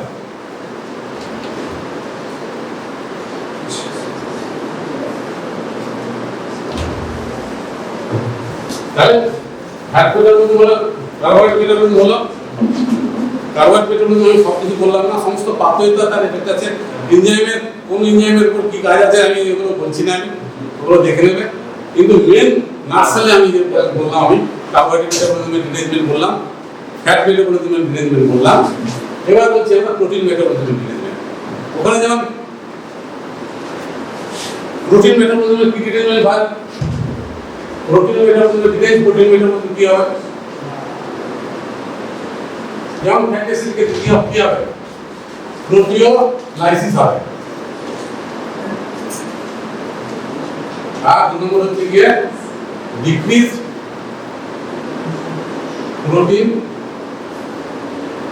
সিনথেসিস। দেখো লাইপোলিসিস হচ্ছে একদিকে প্লাস প্রোটিওলাইসিস, দুটো হচ্ছে, কারণ ফ্যাট ভাঙছে, প্রোটিন থাকছে, আলটিমেটলি কি হচ্ছে, ওয়েট লস হচ্ছে। ওয়েট লসের কারণ দেখি, ওয়েট লসের কারণ যদি বডির যদি ফ্যাট এবং প্রোটিন এই যদি আমাদের কার্বোহাইড্রেট কিন্তু খুব একটা ওয়েট আমাদের কন্ট্রিবিউট করে না, আমাদের ওয়েট কন্ট্রিবিউট করছে ফ্যাট আর প্রোটিন। ফ্যাট আর প্রোটিন, এই ফ্যাট আর প্রোটিনের যদি ধ্বংস হয় তাহলে obviously there will be weight loss. এই জন্য টাইপ 1 ডায়াবেটিস থেকে এফেক্টিভ হয়, একদম রোগা হয় ওয়েট লসের জন্য। ওয়েট লসটা এত বেশি হয় because of protein breakdown as well as fat breakdown. there is weight loss। তাহলে ওয়েট লসের কারণ তুমি জানলে, পলিফেজিয়ার কারণ জানলে, পলিডেক্সিয়ার কারণ জানলে, পলিউরিয়ার কারণ জানলে in case of diabetes mellitus। ওকে,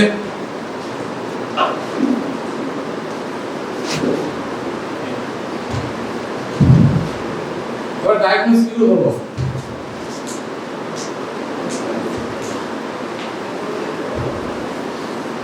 এগুলো কিন্তু সব শর্ট টার্ম এফেক্ট, যেগুলো লং টার্ম এফেক্ট বলে। লং টার্ম এফেক্ট হচ্ছে ডায়াবেটিসে কি হয়, long term effect of the diabetes mellitus কি হয় জানো কি? লং টার্ম এফেক্ট যদি ইউজ করে, লং টার্ম এফেক্টে যদি প্রচুর পরিমাণে গ্লুকোজ যদি ব্লাডে অনেক দিন ধরে থেকে থাকে, হ্যাঁ রিনাল ফেলিয়ার হবে, পরে তার আগে কি হবে? তার আগে গ্লুকোজের আমাদের বায়োকেমিক্যাল কথা হচ্ছে, গ্লুকোজ যদি বেশি থাকে তাহলে সেই গ্লুকোজগুলো প্রোটিনের সঙ্গে অ্যাড হবে, এবং মোস্ট ইম্পর্টেন্ট প্রোটিন যার সঙ্গে গ্লুকোজের অ্যাড হয়, অ্যাডিশন হয়, সেটা হচ্ছে গ্লোবিন অফ দ্য হিমোগ্লোবিন। আচ্ছা লাইব্রেরি যখন গ্লুকোজ যখন খুব বেশি থাকে বডিতে, glycated haemoglobin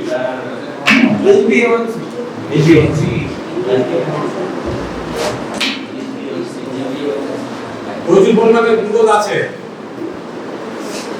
long standing.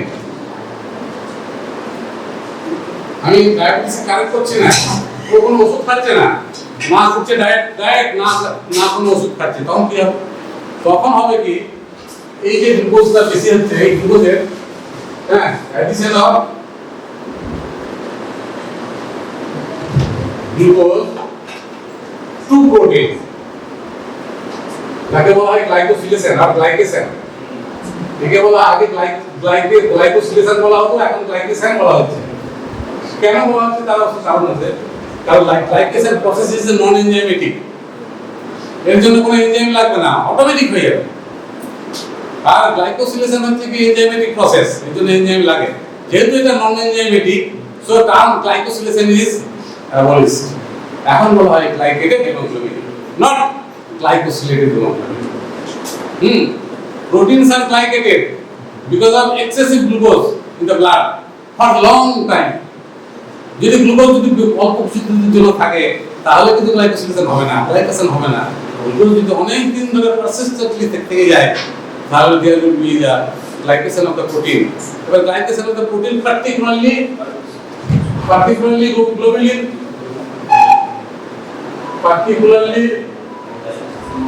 globulin, globin of hemoglobin, hemoglobin দুটো পার্ট, প্রোটিন পার্টটা হচ্ছে গ্লোবিন আর নন প্রোটিন প্রস্থেটিক পার্ট হচ্ছে হিম।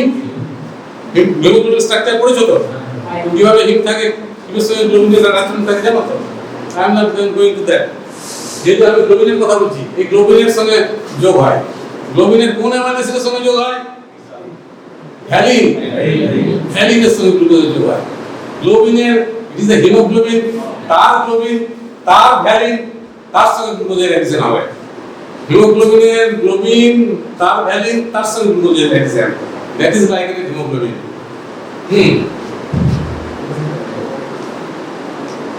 গ্লাইকেটেড হিমোগ্লোবিন মানে যে আমরা লিখি আমরা HbA1c।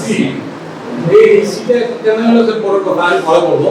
অ্যাকচুয়ালি HbA1 হচ্ছে কি glycated haemoglobin, total glycated haemoglobin হচ্ছে HbA1।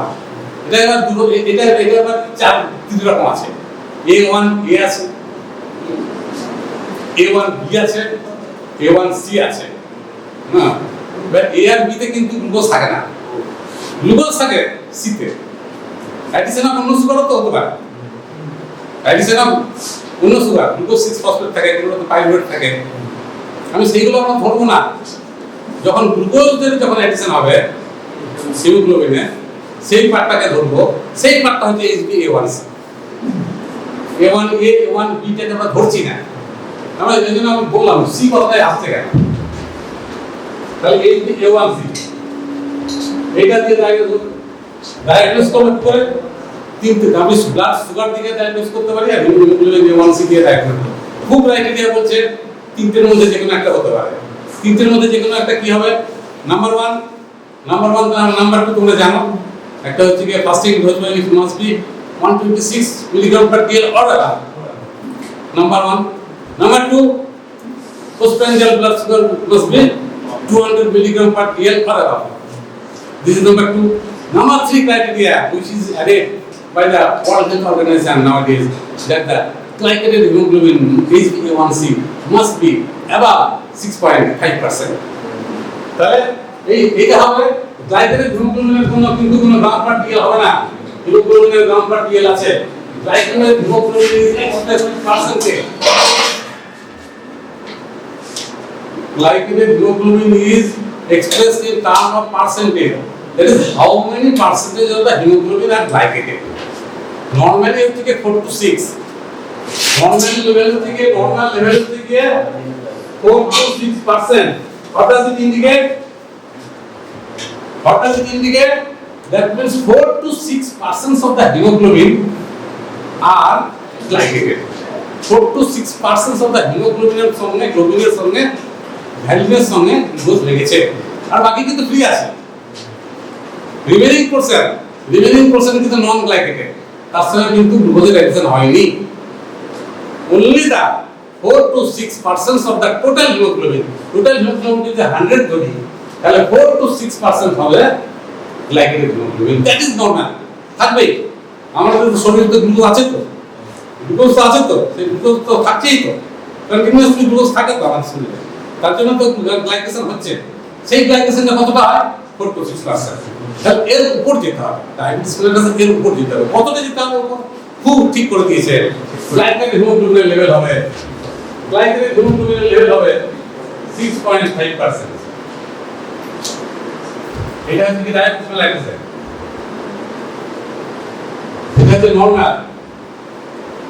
Haemoglobin A1C normal level 4 to 6%। Diabetes mellitus, for to diagnose diabetes mellitus, it should be more than 6.5%. It should be more than 6.5%. And now, in terms of glycated hemoglobin, what is controlled diabetes and what is uncontrolled diabetes? Controlled diabetes কাকে বলবো আমরা? Actually, in case of uncontrolled diabetes, it is more than 9, 10, 11, 12, 13, 14, 15 পর্যন্ত আমি দেখেছি। আমি 20 পর্যন্ত দেখেছি। হ্যাঁ, হতে পারে। বলা হচ্ছে 9 থেকে একটা কাট অফ, 9 এর উপর যদি যায় তাহলে বলবো এটা পুয়ার কন্ট্রোল। তাহলে গ্লাইকেটেড হিমোগ্লোবিনটা আমি বেশি বলি, কারণ ব্লাড সুগার সম্পর্কে তোমরা জানো। I am not going to the details. Blood sugar দিয়ে ডায়াগনোস করতে গেলে বলা হচ্ছে খুব ক্রাইটেরিয়া রয়েছে, শুধু একটা অকেশনে করলে হবে না। তুমি একটা অকেশনে একটা পার্সনের তুমি ফাস্টিং গ্লুকোজ বা গ্লুকোজ 400 পেয়ে গেলে, তার মানে তার পরের দিন থেকে ট্রিটমেন্ট শুরু করে দেবে? নট, কখনো করবে না। কারণ একবার শুরু করলে ট্রিটমেন্ট সারা জীবন করতে হবে তাকে। তুমি আরেকবার কনফার্ম করতে হবে, it must be two consecutive occasion হতে হবে। তুমি আবার তুমি চেক করবে। একবার তুমি যদি ব্লাড সুগার বেশি পাও, it must be check for another occasion. যদি তুমি পাও, then you will stamp with diabetes mellitus. তখন তুমি ডায়াবেটিস স্ট্যাম্প লাগাবে, তার আগে ডায়াবেটিস স্ট্যাম্প লাগাতে যাবে না। খুব বলে দিয়েছে। কেন বলে দিয়েছে? কারণ কোনো একটা কারণে কোনো একটা জায়গায় ভুল হতে পারে, ল্যাবরেটরি এরর হতে পারে, হিউম্যান এরর হতে পারে, বুধর ঘাড়ে চাপতে পারে, হ্যাঁ, অনেক কিছু হতে পারে। সেইগুলোকে মিনিমাইজ করার জন্য বলা হয়েছে আরেকটা অকেশনে দেখো। যদি সেই অকেশনে হাইপোটেনশন তুমি পাও as per definition of the food criteria, তখন তুমি তাকে বলবে diabetes mellitus. You then go for treatment unless you do not go for treatment. Anyway, আমি যদি HbA1c টাইপ বলে দিই, মানে আমি HbA1c নরমাল 4 to 6%। Diabetes 6.5%। হ্যাঁ, diabetes is 6.5%।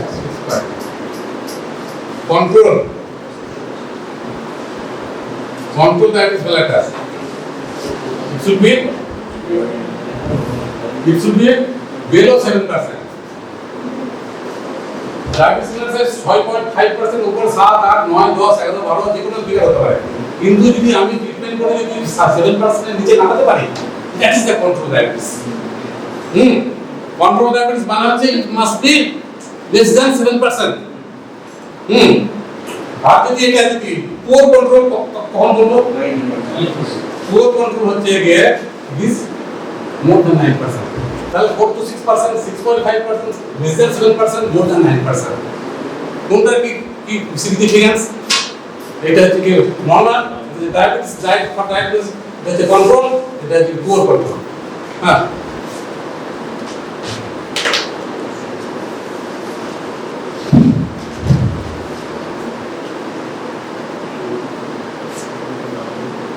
now this is all, this is the nutshell of the diabetes mellitus. We have to define this, and clinical decision. এবার ডায়াবেটিসের cataract হচ্ছে ক্যাটারাক্ট হয় ডায়াবেটিসের জন্য হচ্ছে না, ডায়াবেটিস হয় গ্যালাক্টোজ থেকে। ডায়াবেটিসের ক্যাটারাক্ট হয় গ্লুকোজ সরবিটলের জন্য হয়। কেন সরবিটল পাথওয়েতে যায়? গ্লুকোজ পলিগল পাথে কখন যাবে? যখন গ্লুকোজের পরিমাণ প্রচুর বেশি হবে, এবং গ্লুকোজ যখন অক্সিডেশন পাথওয়ে যেতে পারবে না, এই যে তুমি গ্লাইকোলিসিস, ক্রেব সাইকেল, এগুলো সব অক্সিডেটিভ পাথওয়ে। গ্লুকোজ যদি অক্সিডেটিভ পাথওয়েতে না যেতে পারে এবং প্রচুর পরিমাণে গ্লুকোজ যদি জমে থাকে, so obviously he will go আরেকটা পাথওয়ে খুঁজে নেবে। That pathway is a reductive pathway. Glucose will be reduced to sorbitol by the enzyme aldose reductase. নাম শুনেছি অ্যালডোজ রিডাকটেজ। এই জন্য অ্যালডোজ রিডাকটেজ ইনহিবিটর বড় দিয়ে আমরা ক্যাটারাক্ট ট্রিটমেন্ট করার সময় দেওয়া হয়। এখন দেওয়া হয়, আগে দেওয়া হতো, এখন এটা অপশন হয়ে গেছে। এনিওয়ে অ্যালডোজ রিডাকটেজকে যদি ইনহিবিট করি তাহলে ক্যাটারাক্টকে ইনহিবিট করা যাবে। কেন? গ্লুকোজ থেকে যে সরবিটল হয় সেই এনজাইমটার নাম হচ্ছে aldose reductase. Glucose is converted to sorbitol.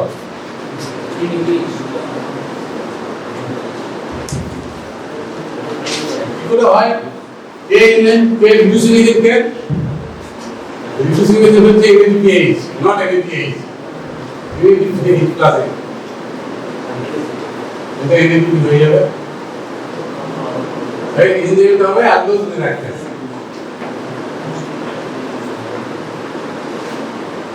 The same enzyme for the same enzyme and same co-enzyme galactose থেকে হয় galactitol।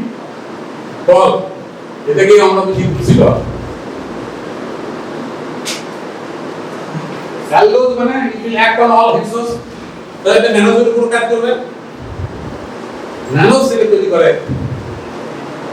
Mannitol. Mannose to mannitol, glucose to sorbitol, galactose to galactol. The same enzyme, same pathway, that is polyol pathway. এবং প্রত্যেকটা this is osmotically active, this is osmotically active. Cataract due to diabetes mellitus is due to excessive production of the sorbitol, and cataract in case of galactosemia is the excessive production of the galactitol, which are all these two are osmotically active. It imbibes water, and when present in the lens, it will cause cataract. This is the mechanism of the cataract formation in diabetes mellitus as well as in the galactosemia. এটাকে বলে দিই। তাহলে aldose রিডাকটেজ পাথওয়েটা জানতে হবে, কারণ ক্যাটারাক্টের mechanism জানার জন্য জানতে হবে।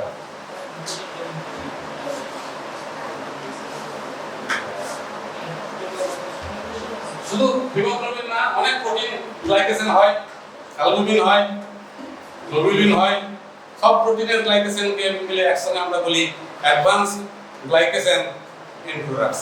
এইচ ডায়াবেটিসে আমরা অ্যাডভান্স গ্লাইকেশন এন্ড প্রোডাক্টস দেখি। ক্রনিসিটি অফ দ্য ডায়াবেটিস দেখতে গেলে একটা ডায়াবেটিস মেলিটাস কতদিন ধরে আছে? একটা পারসন তো 1 বছরের জন্য ডায়াবেটিস হতে পারে, বছরের জন্য ডায়াবেটিস হতে পারে, সে আবার 10 বছরের জন্য হতে পারে, 20 বছরের জন্য হতে পারে। এটা কে ডিটারমাইন করবে? Will determine. ব্লাড সুগার থেকে ডিটারমাইন করা যাবে না, ব্লাড গ্লুকোজ থেকে ডিটারমাইন করতে পারবে না এটা কতদিনের ডায়াবেটিস। এটা ডিটারমাইন করতে গেলে যেটা লাগবে সেটা হচ্ছে কি অ্যাডভান্স গ্লাইকেশন এন্ড প্রোডাক্টস করতে হবে। Age, it is a glycation of the proteins, various proteins. Collagen থেকে আরম্ভ করে এক্সট্রাসেলুলার ম্যাট্রিক্সে যে প্রোটিনগুলো আছে পার্টিকুলারলি কোলাজেন ইলাস্টিন এগুলো গ্লাইকোজেন হয়, এগুলো গ্লাইকোজেন হতে জমে থাকে, এগুলো কিন্তু চট করে রিমুভ হবে না বডি থেকে, এটা থেকে যায় বডিতে। যত ডিউরেশন হবে তত এজের পরিমাণ বেড়ে যাবে। তাহলে এজ দেখে আমরা ডিটারমাইন করি ডিউরেশন অফ দ্য ডায়াবেটিস।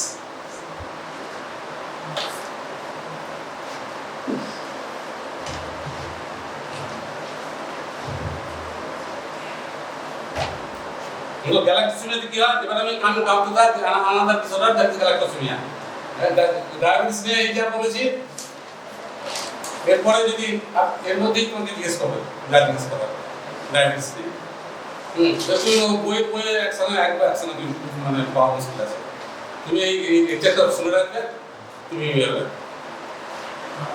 আমি আর কি বলছিলাম আমি গ্যালাক্টোসিমিয়া, এই তো গ্যালাক্টোসিমিয়া মানে আছে গ্যালাক্টোসিমিয়া কিন্তু অনেকগুলো আছে। গ্যালাক্টোসিমিয়া শর্ট টার্ম আসতে পারে, আবার এক্সপ্লেনে আসতে পারে। গ্যালাক্টোসিমিয়া নিড টু কাটার এক্সপ্লেন, কিংবা গ্যালাক্টোসিমিয়া একটা শর্ট টার্ম আসতে পারে। তাহলে কি লিখবে? Galactosaemia is a hereditary disorder because of the absence of the enzyme absence কি enzyme absence কোনটা? gel তাই তো এটাকে কিন্তু গ্যাল বলা হয়, কিন্তু পুরো নামটা কি? Galactose 1 phosphate. এই কাণ্ড ইউরিক অ্যাসিড, এই এটা মনে রাখবে। এটা থেকে ক্লাসিক্যাল গ্লাইকোসিমিয়া, গ্লাইকোসিমিয়া অনেক কিছু হয়, নন ক্লাসিক্যাল হতে পারে। নন ক্লাসিক্যাল মানে যদি গ্যালাক্টোকাইনেজ ডেফিসিয়েন্সি হয়, যদি এপিমারেজ ডেফিসিয়েন্সি হয়, সেগুলো হবে নন ক্লাসিক্যাল। তিনটে কারণে গ্যালাক্টোসিমিয়া হতে পারে। For your information and for your enrichment of the knowledge, যদি কিছু না বলতে পারো অন্তত এটা বলতে হবে। তুমি যদি বলো গ্যালাক্টোকাইনেজ দিয়ে থেমে গেলে তাহলে কিন্তু হবে না। তুমি যদি একটা এনজাইমের নাম বলো তোমাকে বলতে হবে এইটা galactose 1 phosphate uric transferase. This is the classical, this is the মানে maximum galactosemia is due to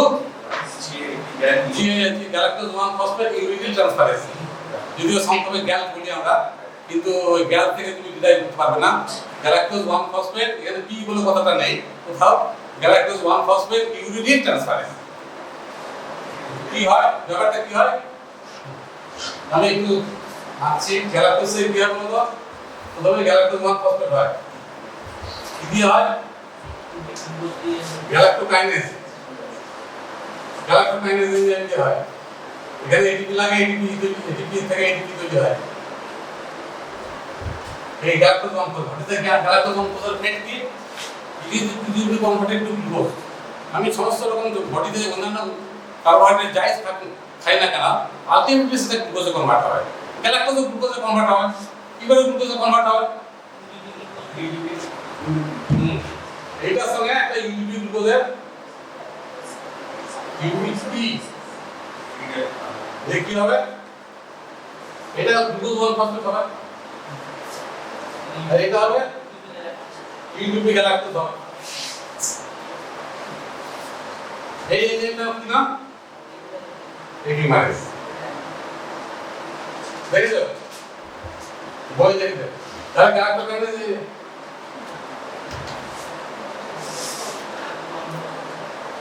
ঠিক লেগেছে। এই যে এপিমারেজ হবে কেন? এইটাই তো গ্যাল। কোনটা এপিমারেজ হবে বলতো? এইটাই গ্যাল। এপিমারেজ হবে এইটা।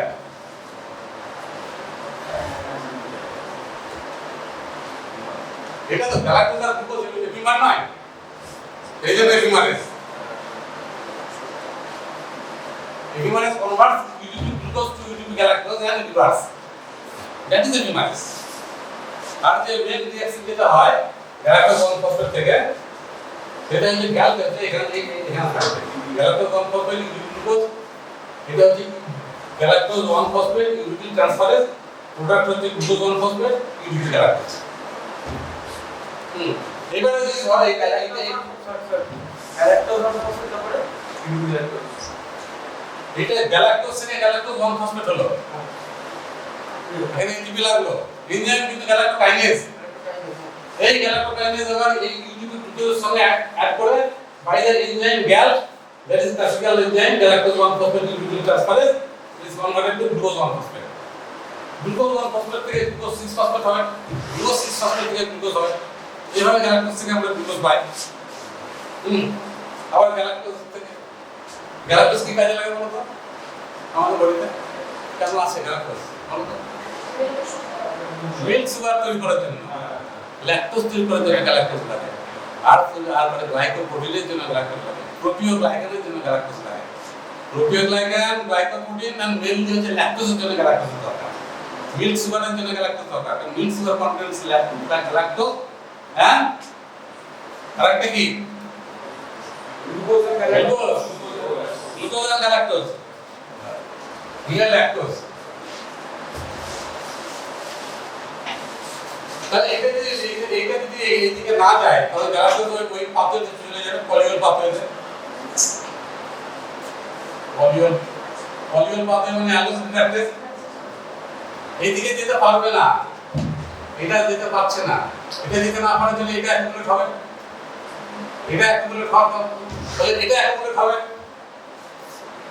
এটা অ্যাকুমুলেট হলে তখন কি হবে? এটা এই পাথওয়েতে চলে যাবে, এই পাথওয়েতে গিয়ে ক্যাটারাক্ট হয়ে যাবে। এইটা হচ্ছে গিয়ে ক্যাটারাক্ট ফর্ম করবে, ঠিক আছে?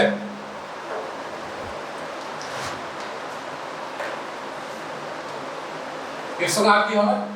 ক্যাটারাক্ট ছাড়া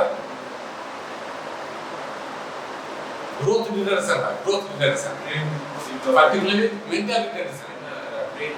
ব্রেনে গ্যালাক্টোজ দরকার হয়, ফর লাইক ব্রেনের যে সমস্ত এগুলো আছে না, সেখানে গ্যালাক্টোজ দরকার হয়। এই জন্য মানে ব্রেন খুব হ্যাম্পার করে, মেন্টাল রিটার্ডেশন হয়। আর গ্যালাক্টোজ 1 ফসফেট যদি খুব অ্যাকুমুলেট করে লিভারে, তাহলে লিভার ডিসফাংশন হয়, hepatic dysfunction, mental retardation, growth retardation and cataract. These are the features of the galactosemia. And the galactosemia থেকে cataract হওয়ার কারণ হচ্ছে কি accumulation of the galactic clot. কারণ গ্যালাক্টোজ নরমাল পাথওয়েতে যেতে পারছে না, নরমাল পাথওয়েতে যখনই তুমি বাধা দাও তখন কিন্তু সে অন্য পাথওয়ে খুঁজে নেবে, এটাই কিন্তু নিয়ম। আমি যদি নরমাল পাথওয়েতে যদি আমি বাধা দিই তাহলে কিন্তু অন্য পাথওয়ে সে খুঁজে নেবে সেই metabolite.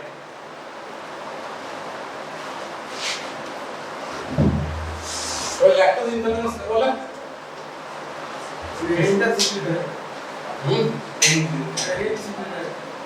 lactose intolerance is due to deficiency of the lactase. Sucrose intolerance is due to deficiency of the sucrase. ওটাকে এ হয়ে গেল, ও হচ্ছে কি সুগার, এ হচ্ছে কি এনজাইম। ল্যাকটোজ তাকে ভাঙছে ল্যাকটেজ, ল্যাকটেজ দিয়ে কি ভাঙছে? একটা গ্যালাক্টোজ আর একটা গ্লুকোজ। যদি ল্যাকটেজ ইনটলারেন্স মানে কেন হচ্ছে? Because of the absence of the lactase. Lactase কোথায় থাকে? ইন্টেস্টাইনে থাকে, ইন্টেস্টাইনে থাকে। তাহলে ইন্টেস্টাইনে যদি ল্যাকটেজ না থাকে তাহলে গ্যালাক্টোজ অ্যাকুমুলেট করবে, গ্যালাক্টোজ অ্যাকুমুলেট করলে কি হবে? ব্লোটিং হবে, ডায়রিয়া হবে, যেটা এগুলো তৈরি হবে, এগুলো হয় বেশি ইয়ে হবে, ব্লোটিং হবে, অ্যাবডোমিনাল ডিস্টেনশন হবে, তাকে আমরা বলি lactose intolerance. Lactose intolerance is very common, প্রায় অনেক আমাদের এখানে ইন্ডিয়ান সাবকন্টিনেন্ট এশিয়াতে lactose intolerance is very common. এই জন্য তাদেরকে আমরা দুধ খেতে বারণ করি। ল্যাকটোজ ইনটলারেন্স ধরাটা খুব জরুরি, কারণ দুধ খেয়ে যাবে আর সিমটমস আর যাবে না।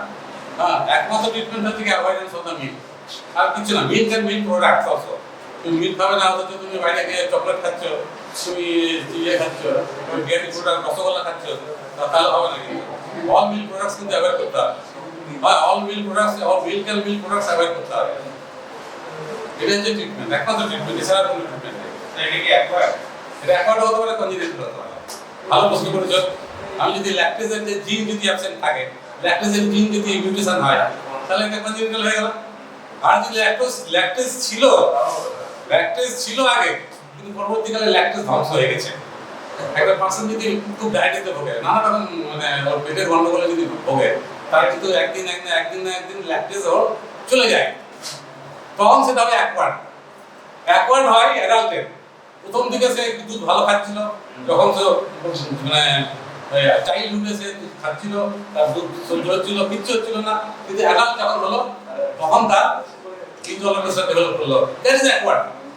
আর যদি from the very beginning of the infancy যদি তার ইনটলারেন্স থাকে, দ্যাট ইজ কনজেনিটাল। হতে পারে lactose deficiency may be acquired, may be congenital, both. আর কি আছে? ফ্রুক্টোজের কি আছে? Essential fructosuria, hereditary fructose intolerant. Essential fructosuria is due to absence of fructokinase. Fructokinase deficiency leads to essential fructosuria. আর hereditary fructose intolerance এটাই সবচেয়ে ক্ষতিকর। ফ্রুক্টোসুরিয়া নিয়ে আমরা চিন্তিত নই। ফ্রুক্টোসুরিয়া নিয়ে চিন্তিত আমরা এই কারণে, ফ্রুক্টোসুরিয়া থাকলে পরে এটা হয় পেনিটিস পজিটিভ হবে। একটা পার্সনের ফ্রুক্টোসুরিয়া থাকলে কি হবে? পেনিটিস পজিটিভ হবে। আমরা ভাবো তার ডায়াবেটিস, দুটো ডায়াবেটিস না, ঠিক আছে? হ্যাঁ, এটা ডায়াবেটিস খুব মিসলিড করে। ফ্রুক্টোসুরিয়া, এসেনশিয়াল ফ্রুক্টোসুরিয়া অনেক পার্সনের আছে। It is harmless.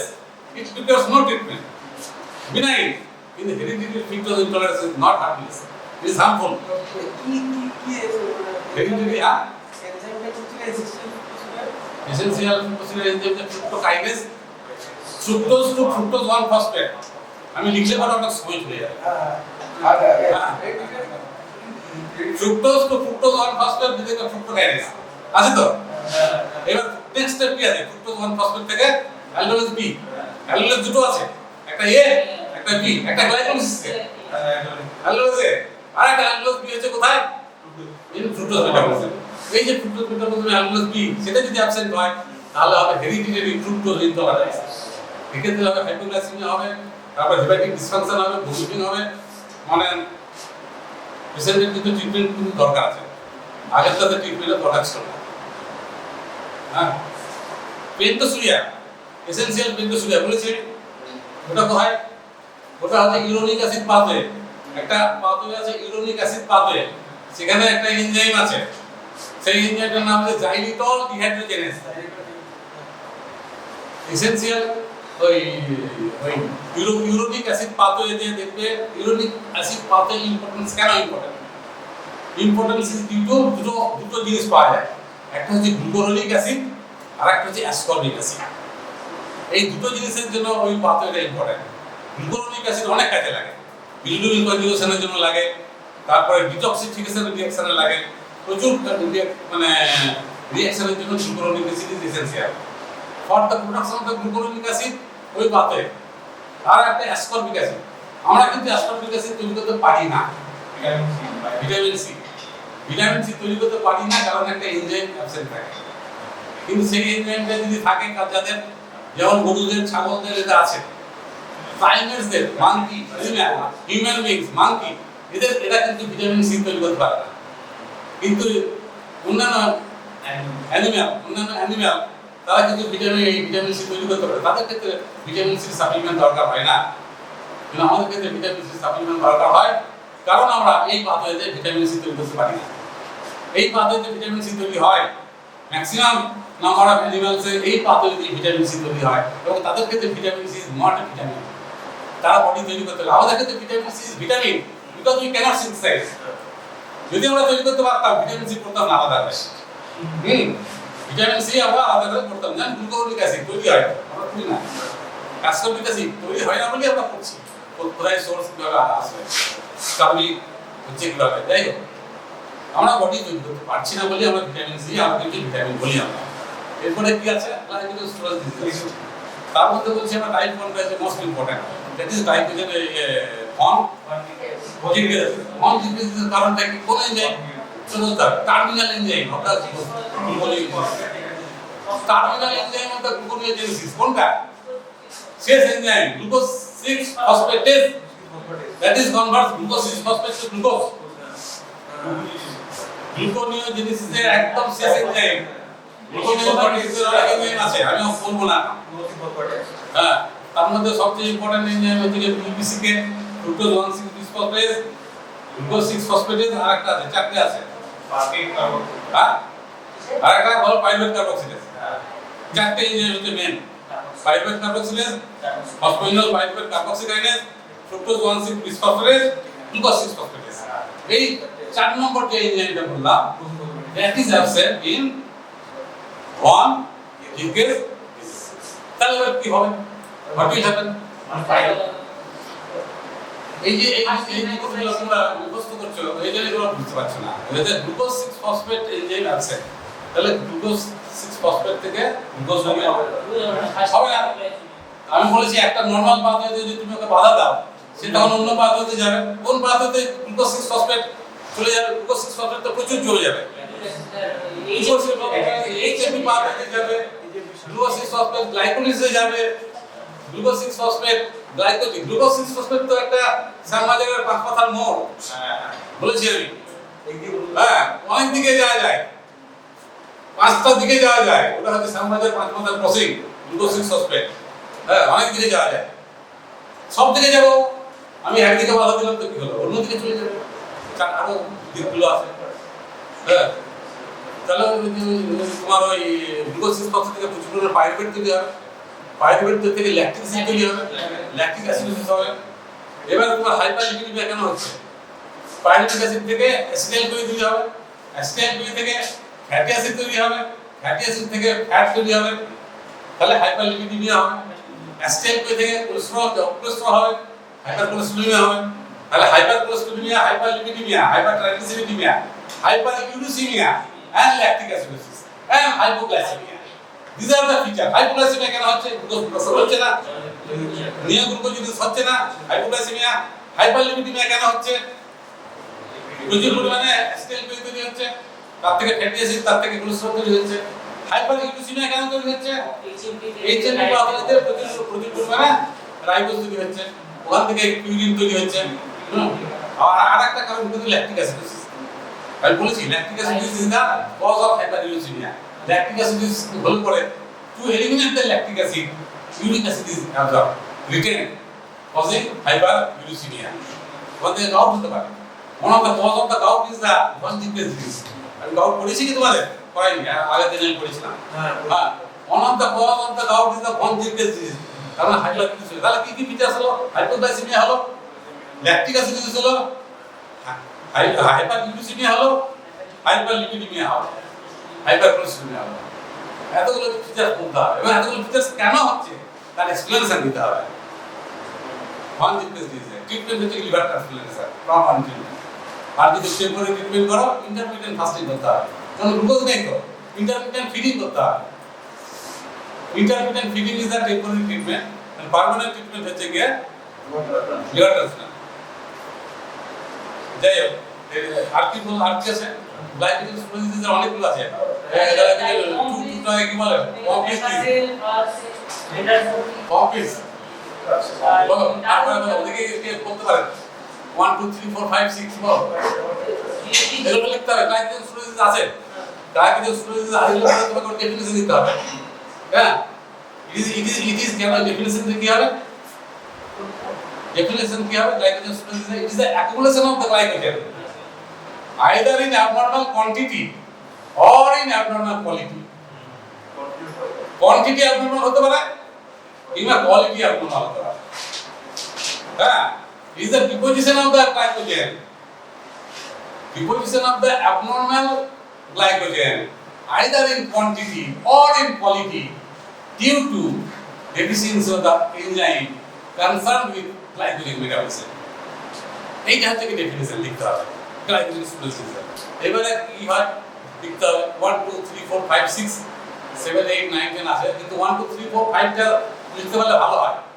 1 হচ্ছে গ্লাইকোজেন স্টোরেজ, 2 হচ্ছে কি কমপ্লিট ডিজিজ,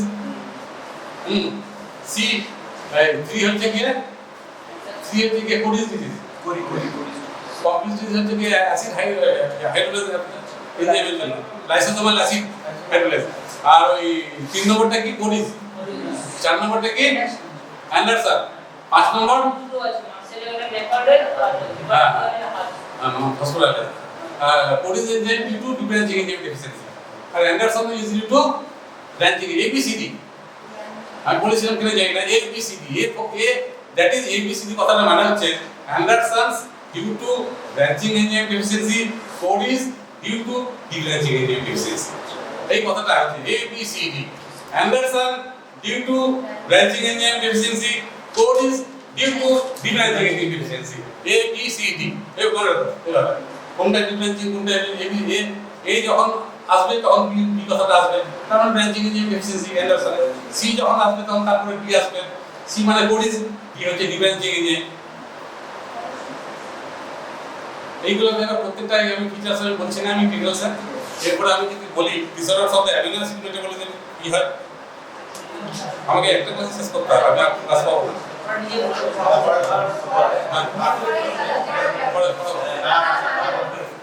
এইগুলো তুমি যেগুলো পড়লাম সেগুলো একটু দেখে নাও আমার একদম আজকে এই ডায়াগনোসিসগুলোতে ইনফেকশনগুলো কেন হচ্ছে, কিভাবে হচ্ছে, কি ডায়াগনোসিস, কি কি ফিচার হতে পারে, কি কি লেট ফিচার হতে পারে, কি কি আর্লি ফিচার হতে পারে, তো পড়লাম দেখে নাও, সোজা আছে, আমার কিছু কঠিন না।